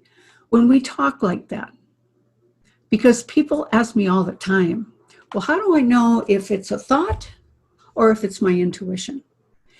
Pay attention to how you're talking. Do you say, well, I think this is what we should do? Okay, that's your intuition. No, that's your that's your thoughts. That's your brain. When you say, I think this is what we should do. When you say, I know this is what we should do, that's intuition. That is the voice of God within your soul. Okay, remember way back when I talked about that you used to be a round ball of energy. Well, inside that was that beautiful light of divinity within your soul. It has always been there, and it will always guide you through your life. Always. We don't have to live with fear. We have the greatest wisdom within ourselves, within our souls. So, it's getting time to wrap it up. I'm just trying to think what else is important for you to know about your soul. I didn't cover death much, but I do want to say about death that the soul knows when the day is coming. The soul, I've seen some souls that are kind of surprised if it's a quick death. They're kind of taken back a little bit until they remember that it was part of their life path to die at that age. And then others, they die instantly. Their soul comes out of their body and they just move on into the light. It really has to do with the level of soul that we're at, our understanding of death. And, again, the most important thing to know about death is that it is not a vengeful or jealous God up in heaven who's taking your loved one away from you. It doesn't work like that. The energy that we call God is by far the most loving energy ever. And it would never just rip your loved one out of your life. It's your soul's plan. It was planned a long time ago, before you were even born. The death comes at the time that the soul needs it to end. Okay? So just remember that. It's up to the soul. There's been many people that I've worked on in healing that are in their dying process. And people have asked me, would you please talk to my soul and find out if I'm going to live or die? And in every case, I've always asked the soul, and the soul has always said to me, I'm going to die. But you know what? They don't call it dying. They call it graduating. So the soul will say, I'm going to graduate in 2 weeks, or I'm going to graduate in April, or whatever. They'll give me a time period. They always say, don't tell my conscious mind, because I need my body to get some things done before I leave. So please don't tell my body. And in every case, when I have told the person, your soul wouldn't give me any information, they always say, oh, I'm so glad. I don't think I really wanted to know. Okay. So even when we think we want to know, we find out, oh, we really don't want to know. And your soul is very, very wise. And you are so, so, so much more than you think you are. Okay. And I would guess through your meditating, that is what you are going to discover. It's just how amazing your soul really is. So that's it, folks. It's time to end. Thanks for joining me today. Where do I go next? We are so very happy to hear you. Thank and you. It is, we stayed this long, early in the morning, waiting for you to drink every word of yours. Thank you. Thank you. Thank you, Pratiji. Thank you. Thank you, my friend. You are a great star for the whole of a PSSM. And I was so very happy when I was in Minneapolis to meet you. Yeah. Yeah. I was really glad you came. Yes. Yes. My soul is very happy to see you. So thank you. Thank you. Absolutely wonderful. You have spared so much time for all of us. Thank you. Swati, we cannot thank this great master. We have to bow to her lotus feet. That's all. Thank you so much, ma'am, for your wisdom. Really You're welcome, honey. Thank you. You're welcome. You're welcome. Thank you. Okay, so let's see. Bye-bye. Bye-bye. Yes. Hello, friends. So now it is time for... Wait. I have a question for her. Yes. Please. Is there? I think so. Must be there. Okay. Okay then. Okay. So So we had a wonderful session with Eko Godin ma'am, and we learned a lot. Now it is time for to deep dive within and have a wonderful meditation ahead. So I don't want to waste time and introduce our wonderful musicians. They are Anjali Srinivasan and Ashwini Srinivasan. Both are siblings, and they are young and dynamic and upcoming musicians. They have been performing concerts from the age of 6 and 8, and both of them have performed more than 1,500 concerts extensively in India and abroad, and they have received a lot of awards for their musical performance nationally. So we are so grateful to have both of them with us.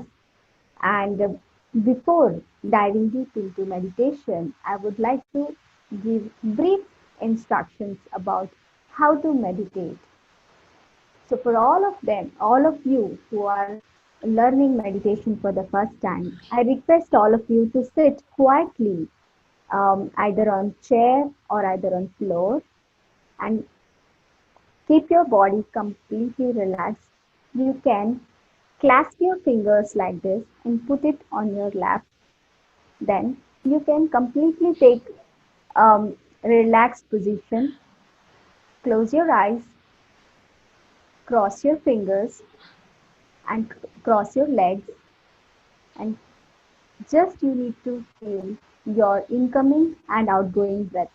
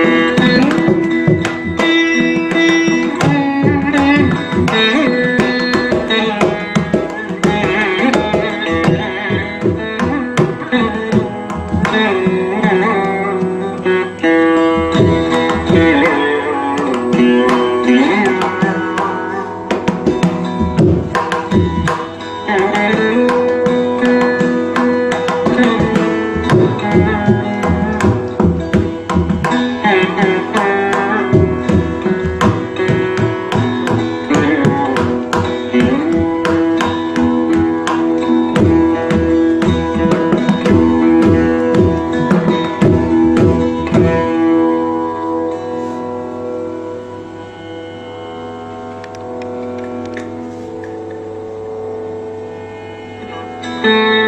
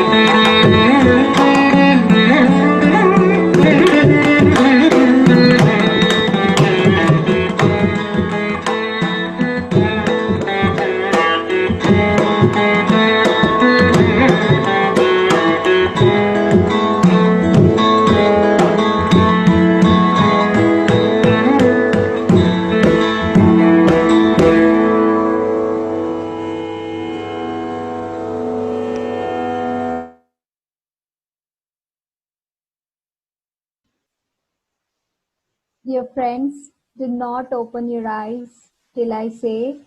I request all of you to put both your hands on your eyes for 5 seconds. 5, 4, 3, 2, 1, 0. Slowly, slowly you can open your eyes now.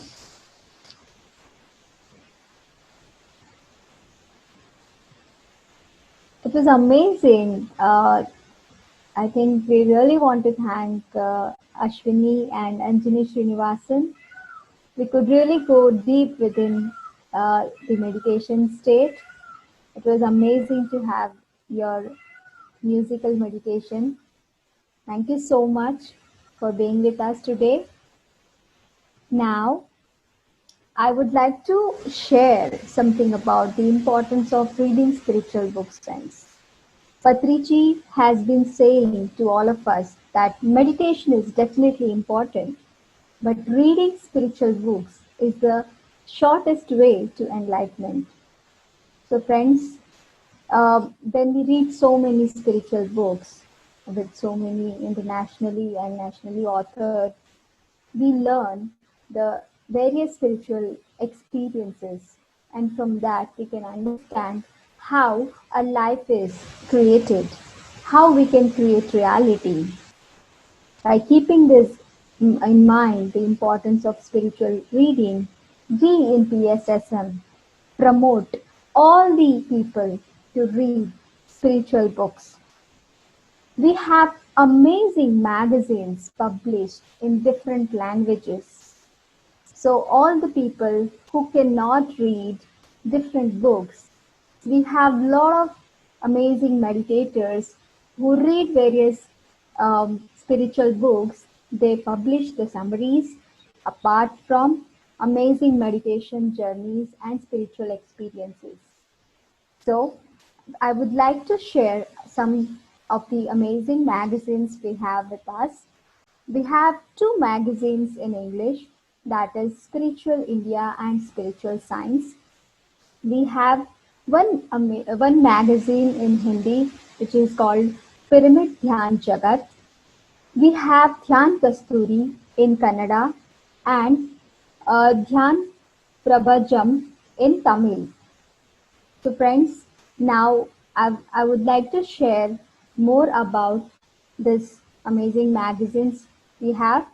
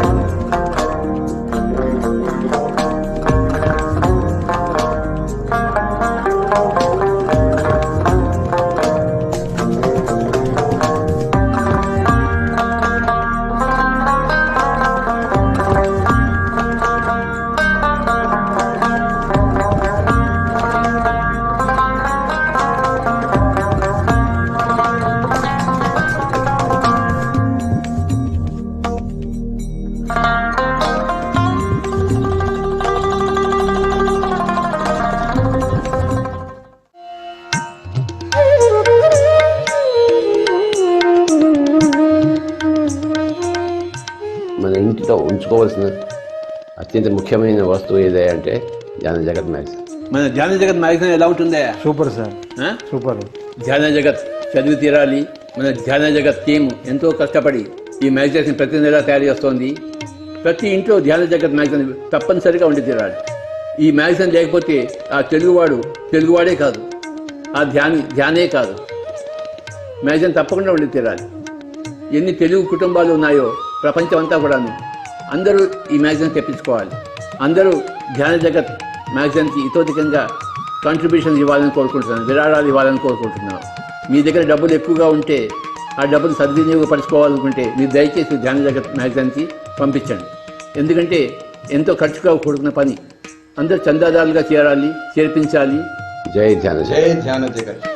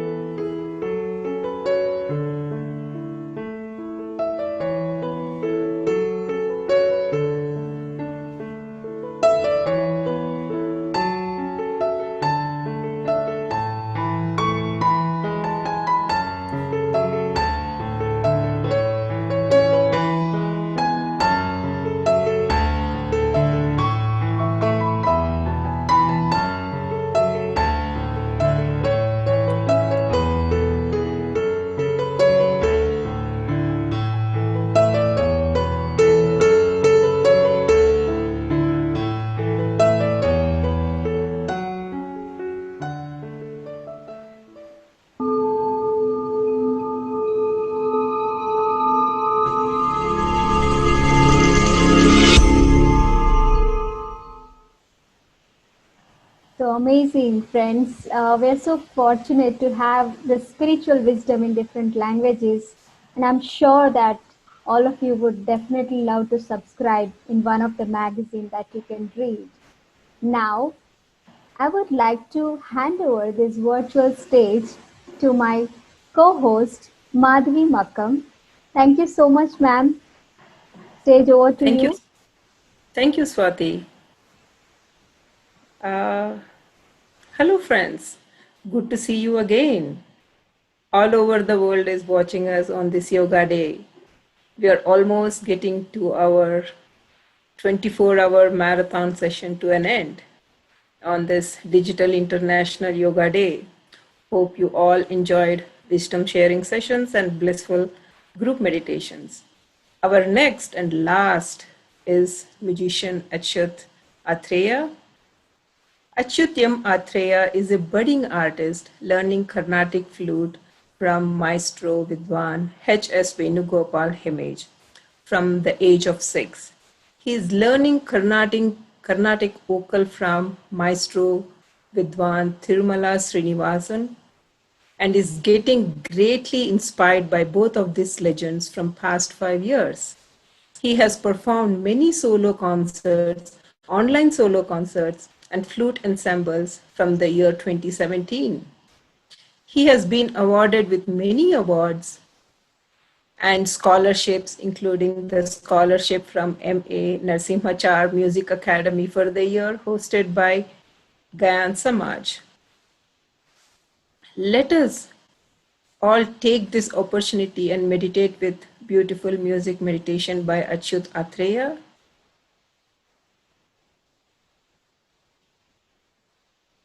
Achyut, it's over to you.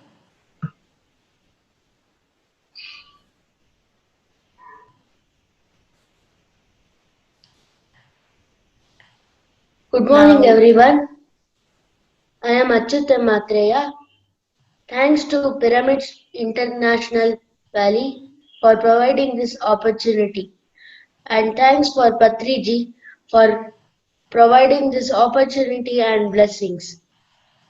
Now I will start the concert with the blessings of my Guruji, Vidwan Karnataka Kalashri Vidwan H.S. Venugopal sir. Thank you. I will give you simple instructions how to meditate. We will be doing Anapanasati meditation. Ana means in breath, Apana means out breath. Sati is be one with. Sit in a comfortable position. Make your body as comfortable as possible. Completely relax yourself. Meditation is all about calming your mind. Sit in comfortable position. Cross your legs. Clasp your fingers. Close your eyes and observe your normal and natural breath. Silence your mind and be with your breath. It's all to you, Achyut.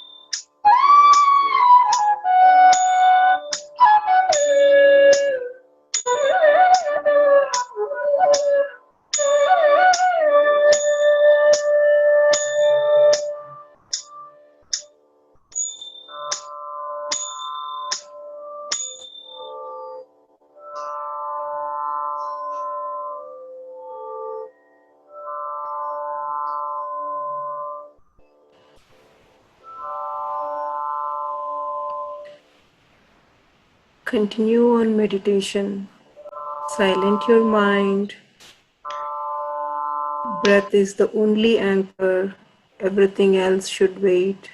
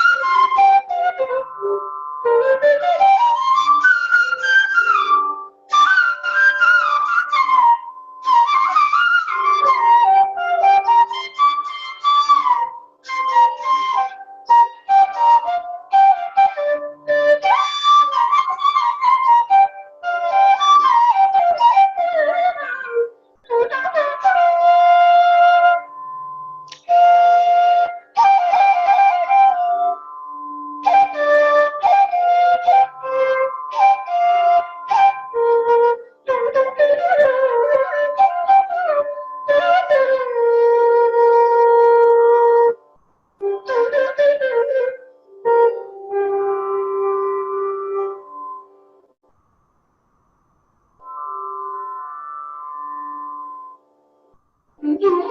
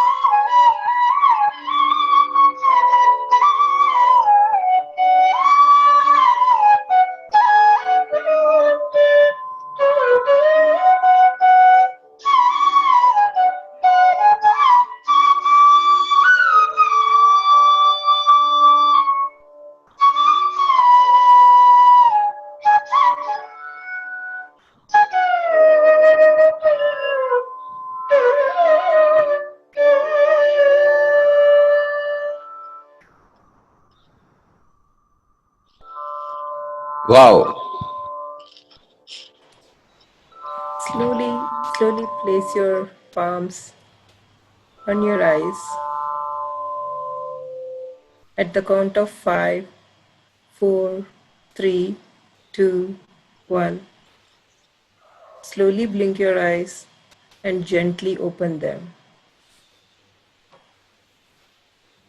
This is such an amazing meditation session. Thank you, Achyut, for your melodious flute music. You are so young and talented. My best wishes to your bright future. You are a gifted kid. Thank you. Very impressive about your music skills. Hope Thank you you all for enjoy. Patriji. Thank Wow. you for Patriji and Pyramid Valley International for providing this opportunity. Why above? Why above?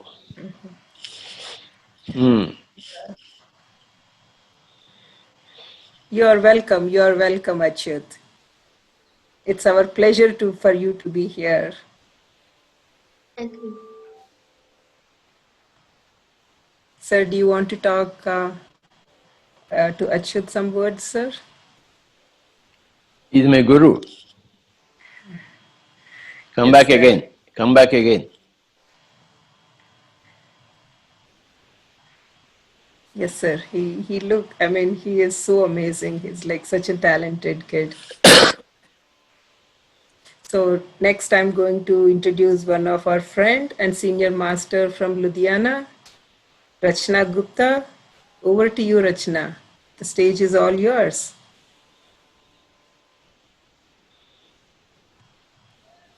Anta ela జరిగింది madam Madhava madam Chala baga జరిగింది, sir. Amazing team, sir. I mean, the back end and then all the moderators have done such an amazing job, sir.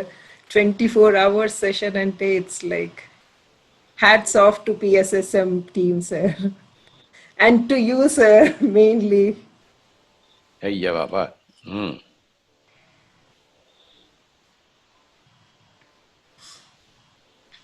Namaskar. Thank you, Madhvi. Thank you, Rachna. Namaskar, sir. Namaskar to all the pyramid master. मैं जाके सो गया आप क्यों नहीं सो गए आप नहीं sir मैंने पूरी रात प्रोग्राम देखा सर ये तो हद हो गई आपका सर बहुत अच्छा programme I would like to congratulate every pyramid master and all that our master, guide, friend, mentor, Pitami Patri sir has been facilitated by Star 2020 Award for spreading a spirit of positivity and hope during these testing times. I am wholeheartedly grateful to all the pyramid masters and Patri sir for being a silent warrior in this COVID-19.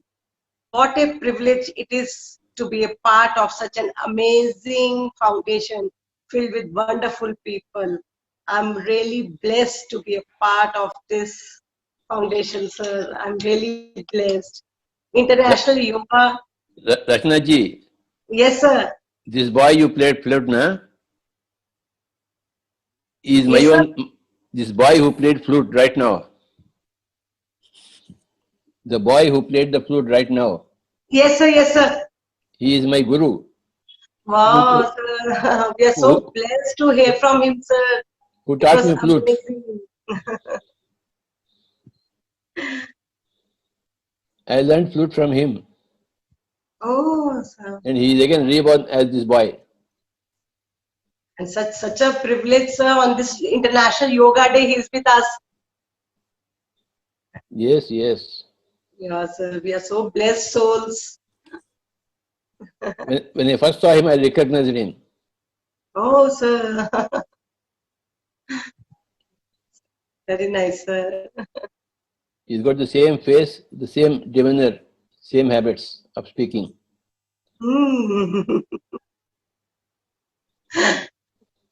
Sir, we are so lucky, sir. हम सब कितने भाग्यशाली हैं, sir, कि हम सब आपके साथ हैं और हमें जो अवार्ड मिला कल, सर, वो जब अवार्ड की डिक्लेरेशन भी ब्रह्म कुमारीज के मुखारबिंद से हुई sir, I was really in tears.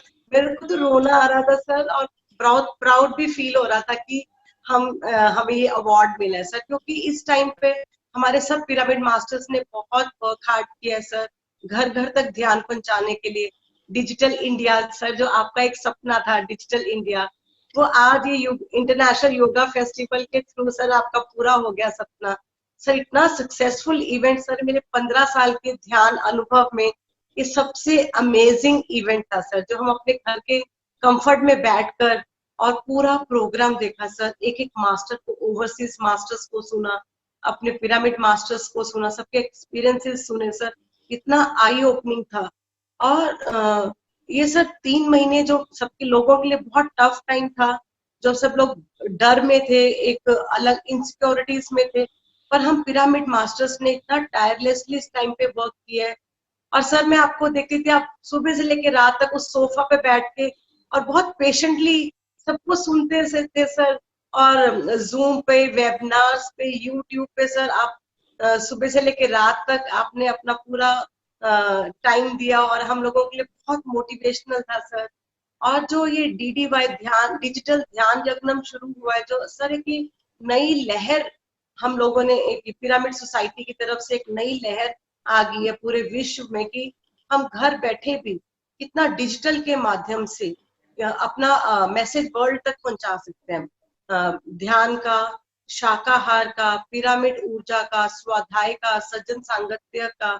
और इसके लिए मैं सर यूथ, जो हमारा PSSM का यूथ है, उन्होंने इतना मीडिया और चैनल्स पे इतना काम किया, टायरलेसली काम किया. Amazing sir. आपके वर्ड्स में ब्लेसिंग वर्ड कुछ नहीं होता सर, पर पता नहीं क्यों ये इंटरनेशनल योगा फेस्टिवल देखकर मेरे अंदर से दिल कर रहा है कि मैं सब हर एक यूथ को, हर एक पिरामिड मास्टर को ब्लेसिंग्स दूं, थैंक यू करूं कि इस टाइम में भी हमने इतना इकट्ठे बैठकर एक फैमिली की तरह इतना क्लोज नेटली, तो हम इतना एक दूसरे से मिल नहीं पाते थे, पर ये डिजिटल इंडिया ने हमें कितना एक दूसरे के पास कर दिया, करीब कर दिया. एक जॉइंट फैमिली की तरह हम सब ने काम किया है sir.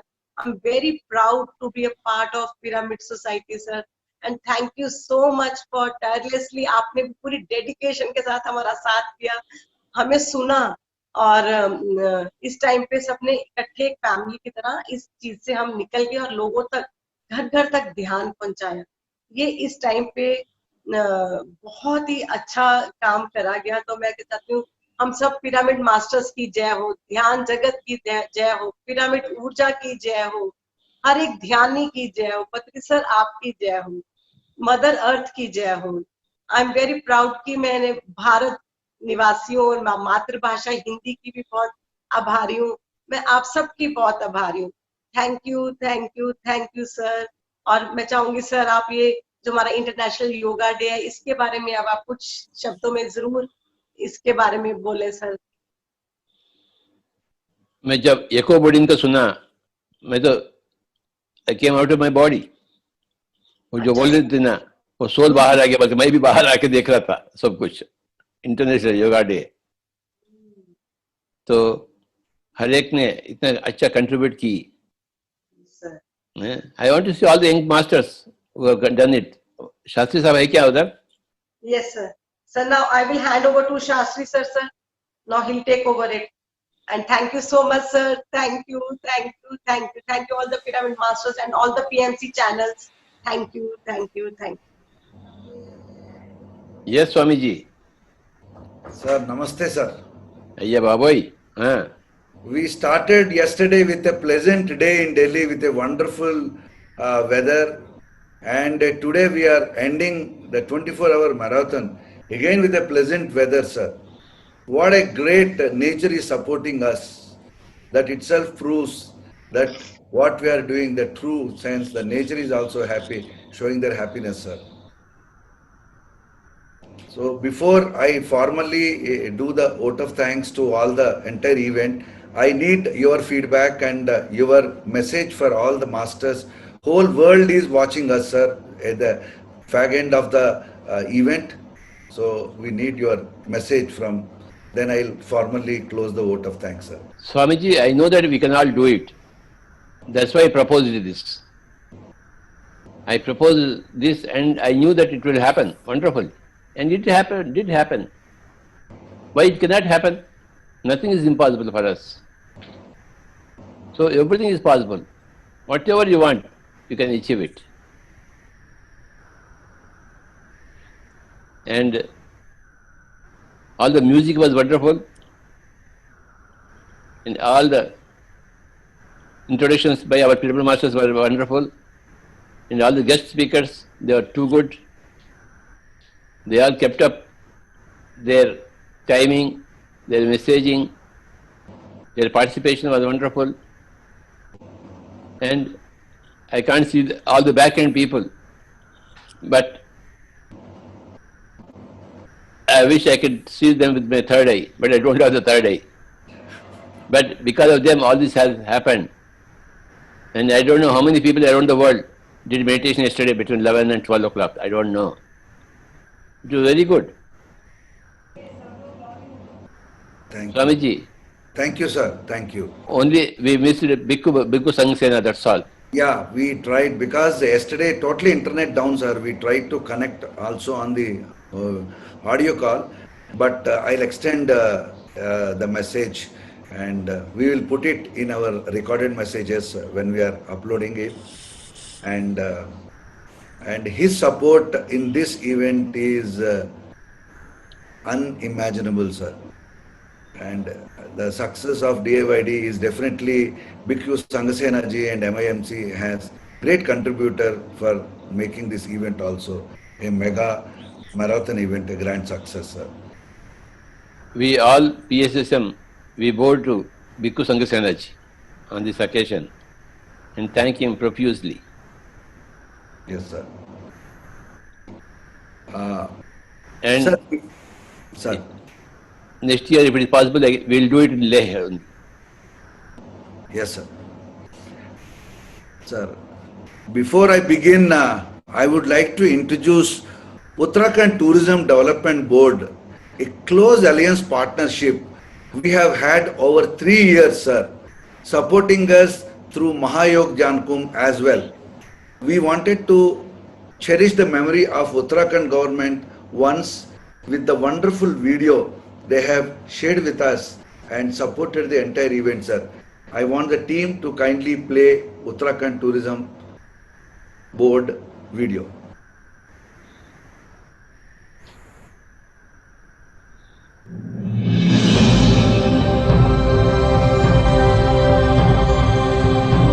It is not without reason that this land is called Devabhumi, the land of gods.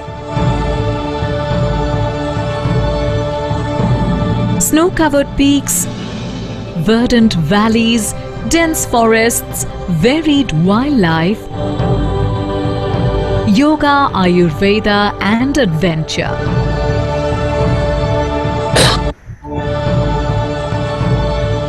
Uttarakhand has something for everyone. Let's savor a taste of what Uttarakhand has to offer.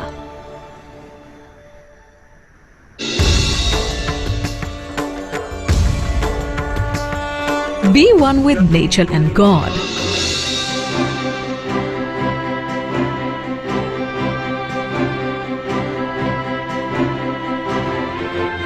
As you embark upon a journey to the holiest of holy shrines, from the rush of the Ganges to the calm of the Himalayas, feel divinity fill your senses and cleanse your soul.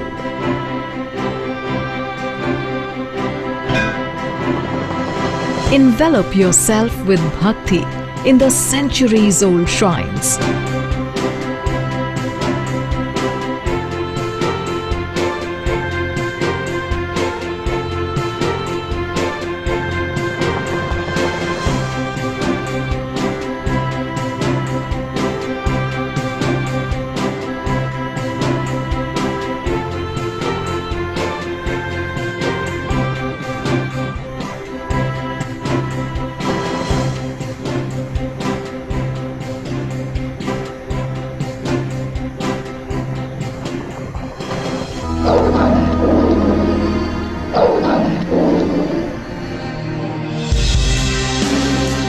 Lose your way in the dense forests and discover yourself.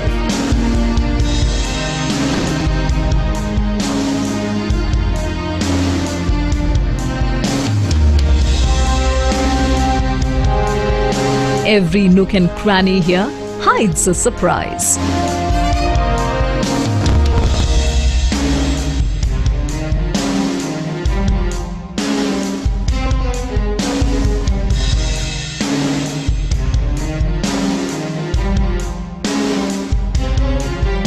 As you go deep in the jungle, you never know what the next turn will bring you face to face with.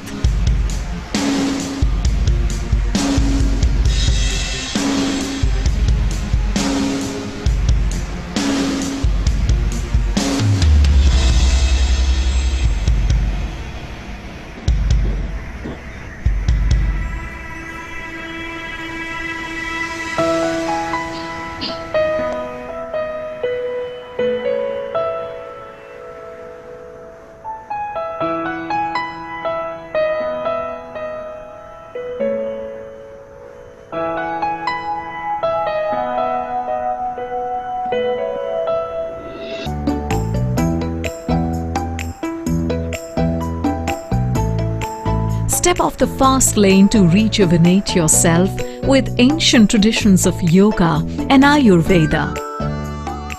Let Uttarakhand help you reconnect with your inner self and heal your mind and body.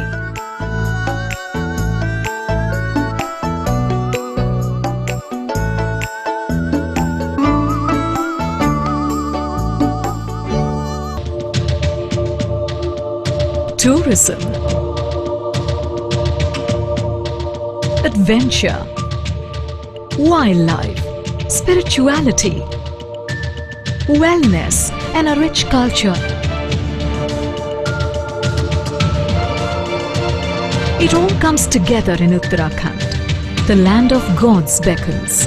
Come, explore the unexplored.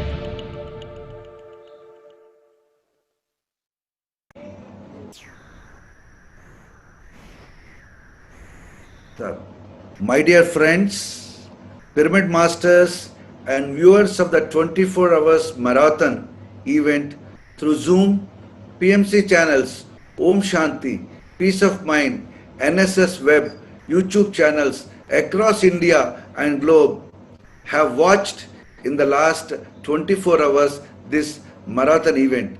It's truly a great wave of change that we are witnessing on earth right now, and this digital International Yoga Day is proof of that. On behalf of PMC Delhi, a unit of PSSM, we express our sincere gratitude to Mahabodhi International Meditation Center's entire team at Leh Ladakh, Union Territory and New Delhi, especially to Venerable Bhikkhu Sanghasena ji and Anil Jain ji for their stupendous support for liaising with the Ministry of Ayush and PMO's office for getting necessary permissions, and Veta University, New Jersey for their timely support in getting sponsorship. Ministry of Tourism, Government of India, Incredible India, Atulya Bharat, Ministry of Ayush, Government of India, Ministry of Tourism, Uttarakhand Government, Uttarakhand Tourism Development Board, Dehradun, and staff of Prime Minister's Office, Government of India. Especially, I would like to mention Chandra sir, Sai Krupa sir, Paripatri, Madhu Gajala, A.V. Sai Kumar Reddy for introducing Anudia Judith, Lama Suryadas, and speakers like Victoria Webby and Christiana Eltrion. Thank you, Shreyans, for your constant support in making this DIYD a grand success. To all the musicians, Ajay Prasanna ji, Arvind Bhargav ji, UV Nagalakshmi ji, Anushka Mazumdar, Siddharth Banerjee, Roshan Prasanna, Ali Akde, Peter Popsil, Ashwin and Anjani, and Achyut Atreya ji. To our esteemed panelists covering all ranges of spiritual science, my humble greetings. To our enthusiastic, motivated and cooperative moderators, pyramid masters from across the world who joined to contribute this event in their own unique way. Media and IT team of Brahmakumaris Mount Abu for quickly converting the promotion material, for spreading it and ensuring the outreach of Peace of Mind, Om Shanti channel and YouTube channels. Our special thanks to them. Narayan Seva Samsthan, Udaipur for their relay on the Facebook and YouTube channels. Thrive Art and Soul, Mumbai for their support in the PSSM Global, Breath Meditation Foundation, PMC UK, USA, Pyramid Valley International, Bengaluru, and Quantum Life University, Hyderabad. All the team of PMC Hindi, PMC Valley, PMC Tamil, PMC Kannada, PMC English, PMC Global, PMC Bengal, PMC Marathi, PMC Telugu, PMC Odia, PMC UK. We have a total of 35,000 families watched the DIYD event through our various PMC channels from across the world, in addition to the satellite channels which in some of the countries and in the states of Andhra Pradesh and Telangana has also shown. For the first time, PSSM has used social media for the purpose of broadcasting the message of one truth, we are gods, through Twitter. Our engagement since the past 24 hours has been a spike with 12,431 organic engagements. The grand celebrations has been ushering a new era of Earth. The process has begun, and in coming days, Pyramid Masters will continue on with our work to ensure that the new wave of energies continue to spread with our efforts. Lastly, and most importantly, thank you, Patri sir, for your infinite dedication, guidance, motivation, dynamism, spontaneity, inspiration, and wisdom. That with all the unseen forces that have been at work, I can say that this event has been a great and grand success. And I especially thank the back-end team. Very shortly we would like to present you to you, sir. And big thank you, sir. Thank you, Baba. Thank you.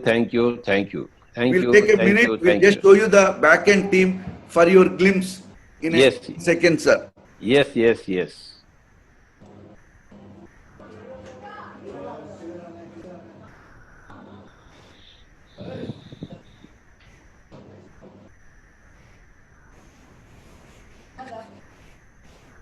Come. Baite, sir. Wow, Namanji. Yeah. I please come. कोई भी सोए नहीं? There are bits and pieces. Sir आप ही के साथ है. अरे वाह उस्ताद, मैं तो बीच में सो गया बाबा. हम लोग भी ऐसी. या नहीं नु आखिर नु आ? Yes sir. वाह बो. This is the small team which we have managed 24 hours marathon, sir. Yeah. And back end, starting from your conceptualizing the idea, now the execution, the entire team is sitting here, sir. सास को अपनाए ज्ञानी बन जाए.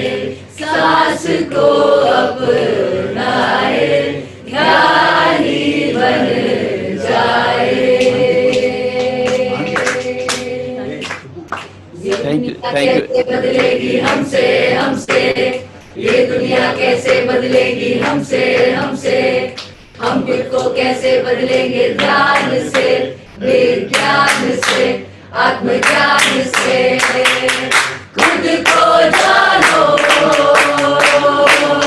तुम क्या हो पहचानो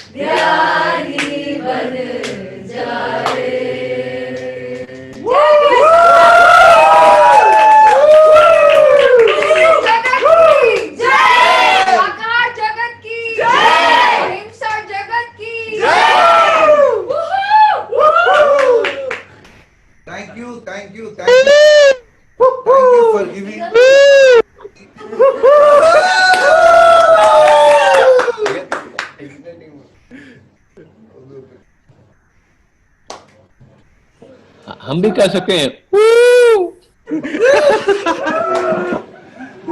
Wonderful, sir. What an event! What an event!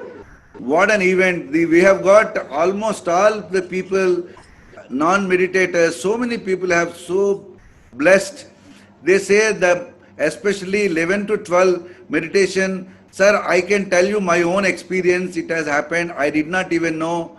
My astral body has come out. My soul has come out, and I have seen the earth ascension happening, and I was one of the instrument in witnessing the entire thing is happening. The new energy flow I could able to feel.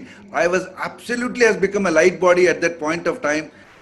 Humongous amount of ascended masters were there, entire building, entire pyramid. So it was so light, it was just floating. That's the kind of feeling, and we have really entered into the new era and new earth, and we will do so many wonders from now on. We have come 24 hours afterwards. Now we have a new earth, new ideas, new thoughts, new plans, and new implementations.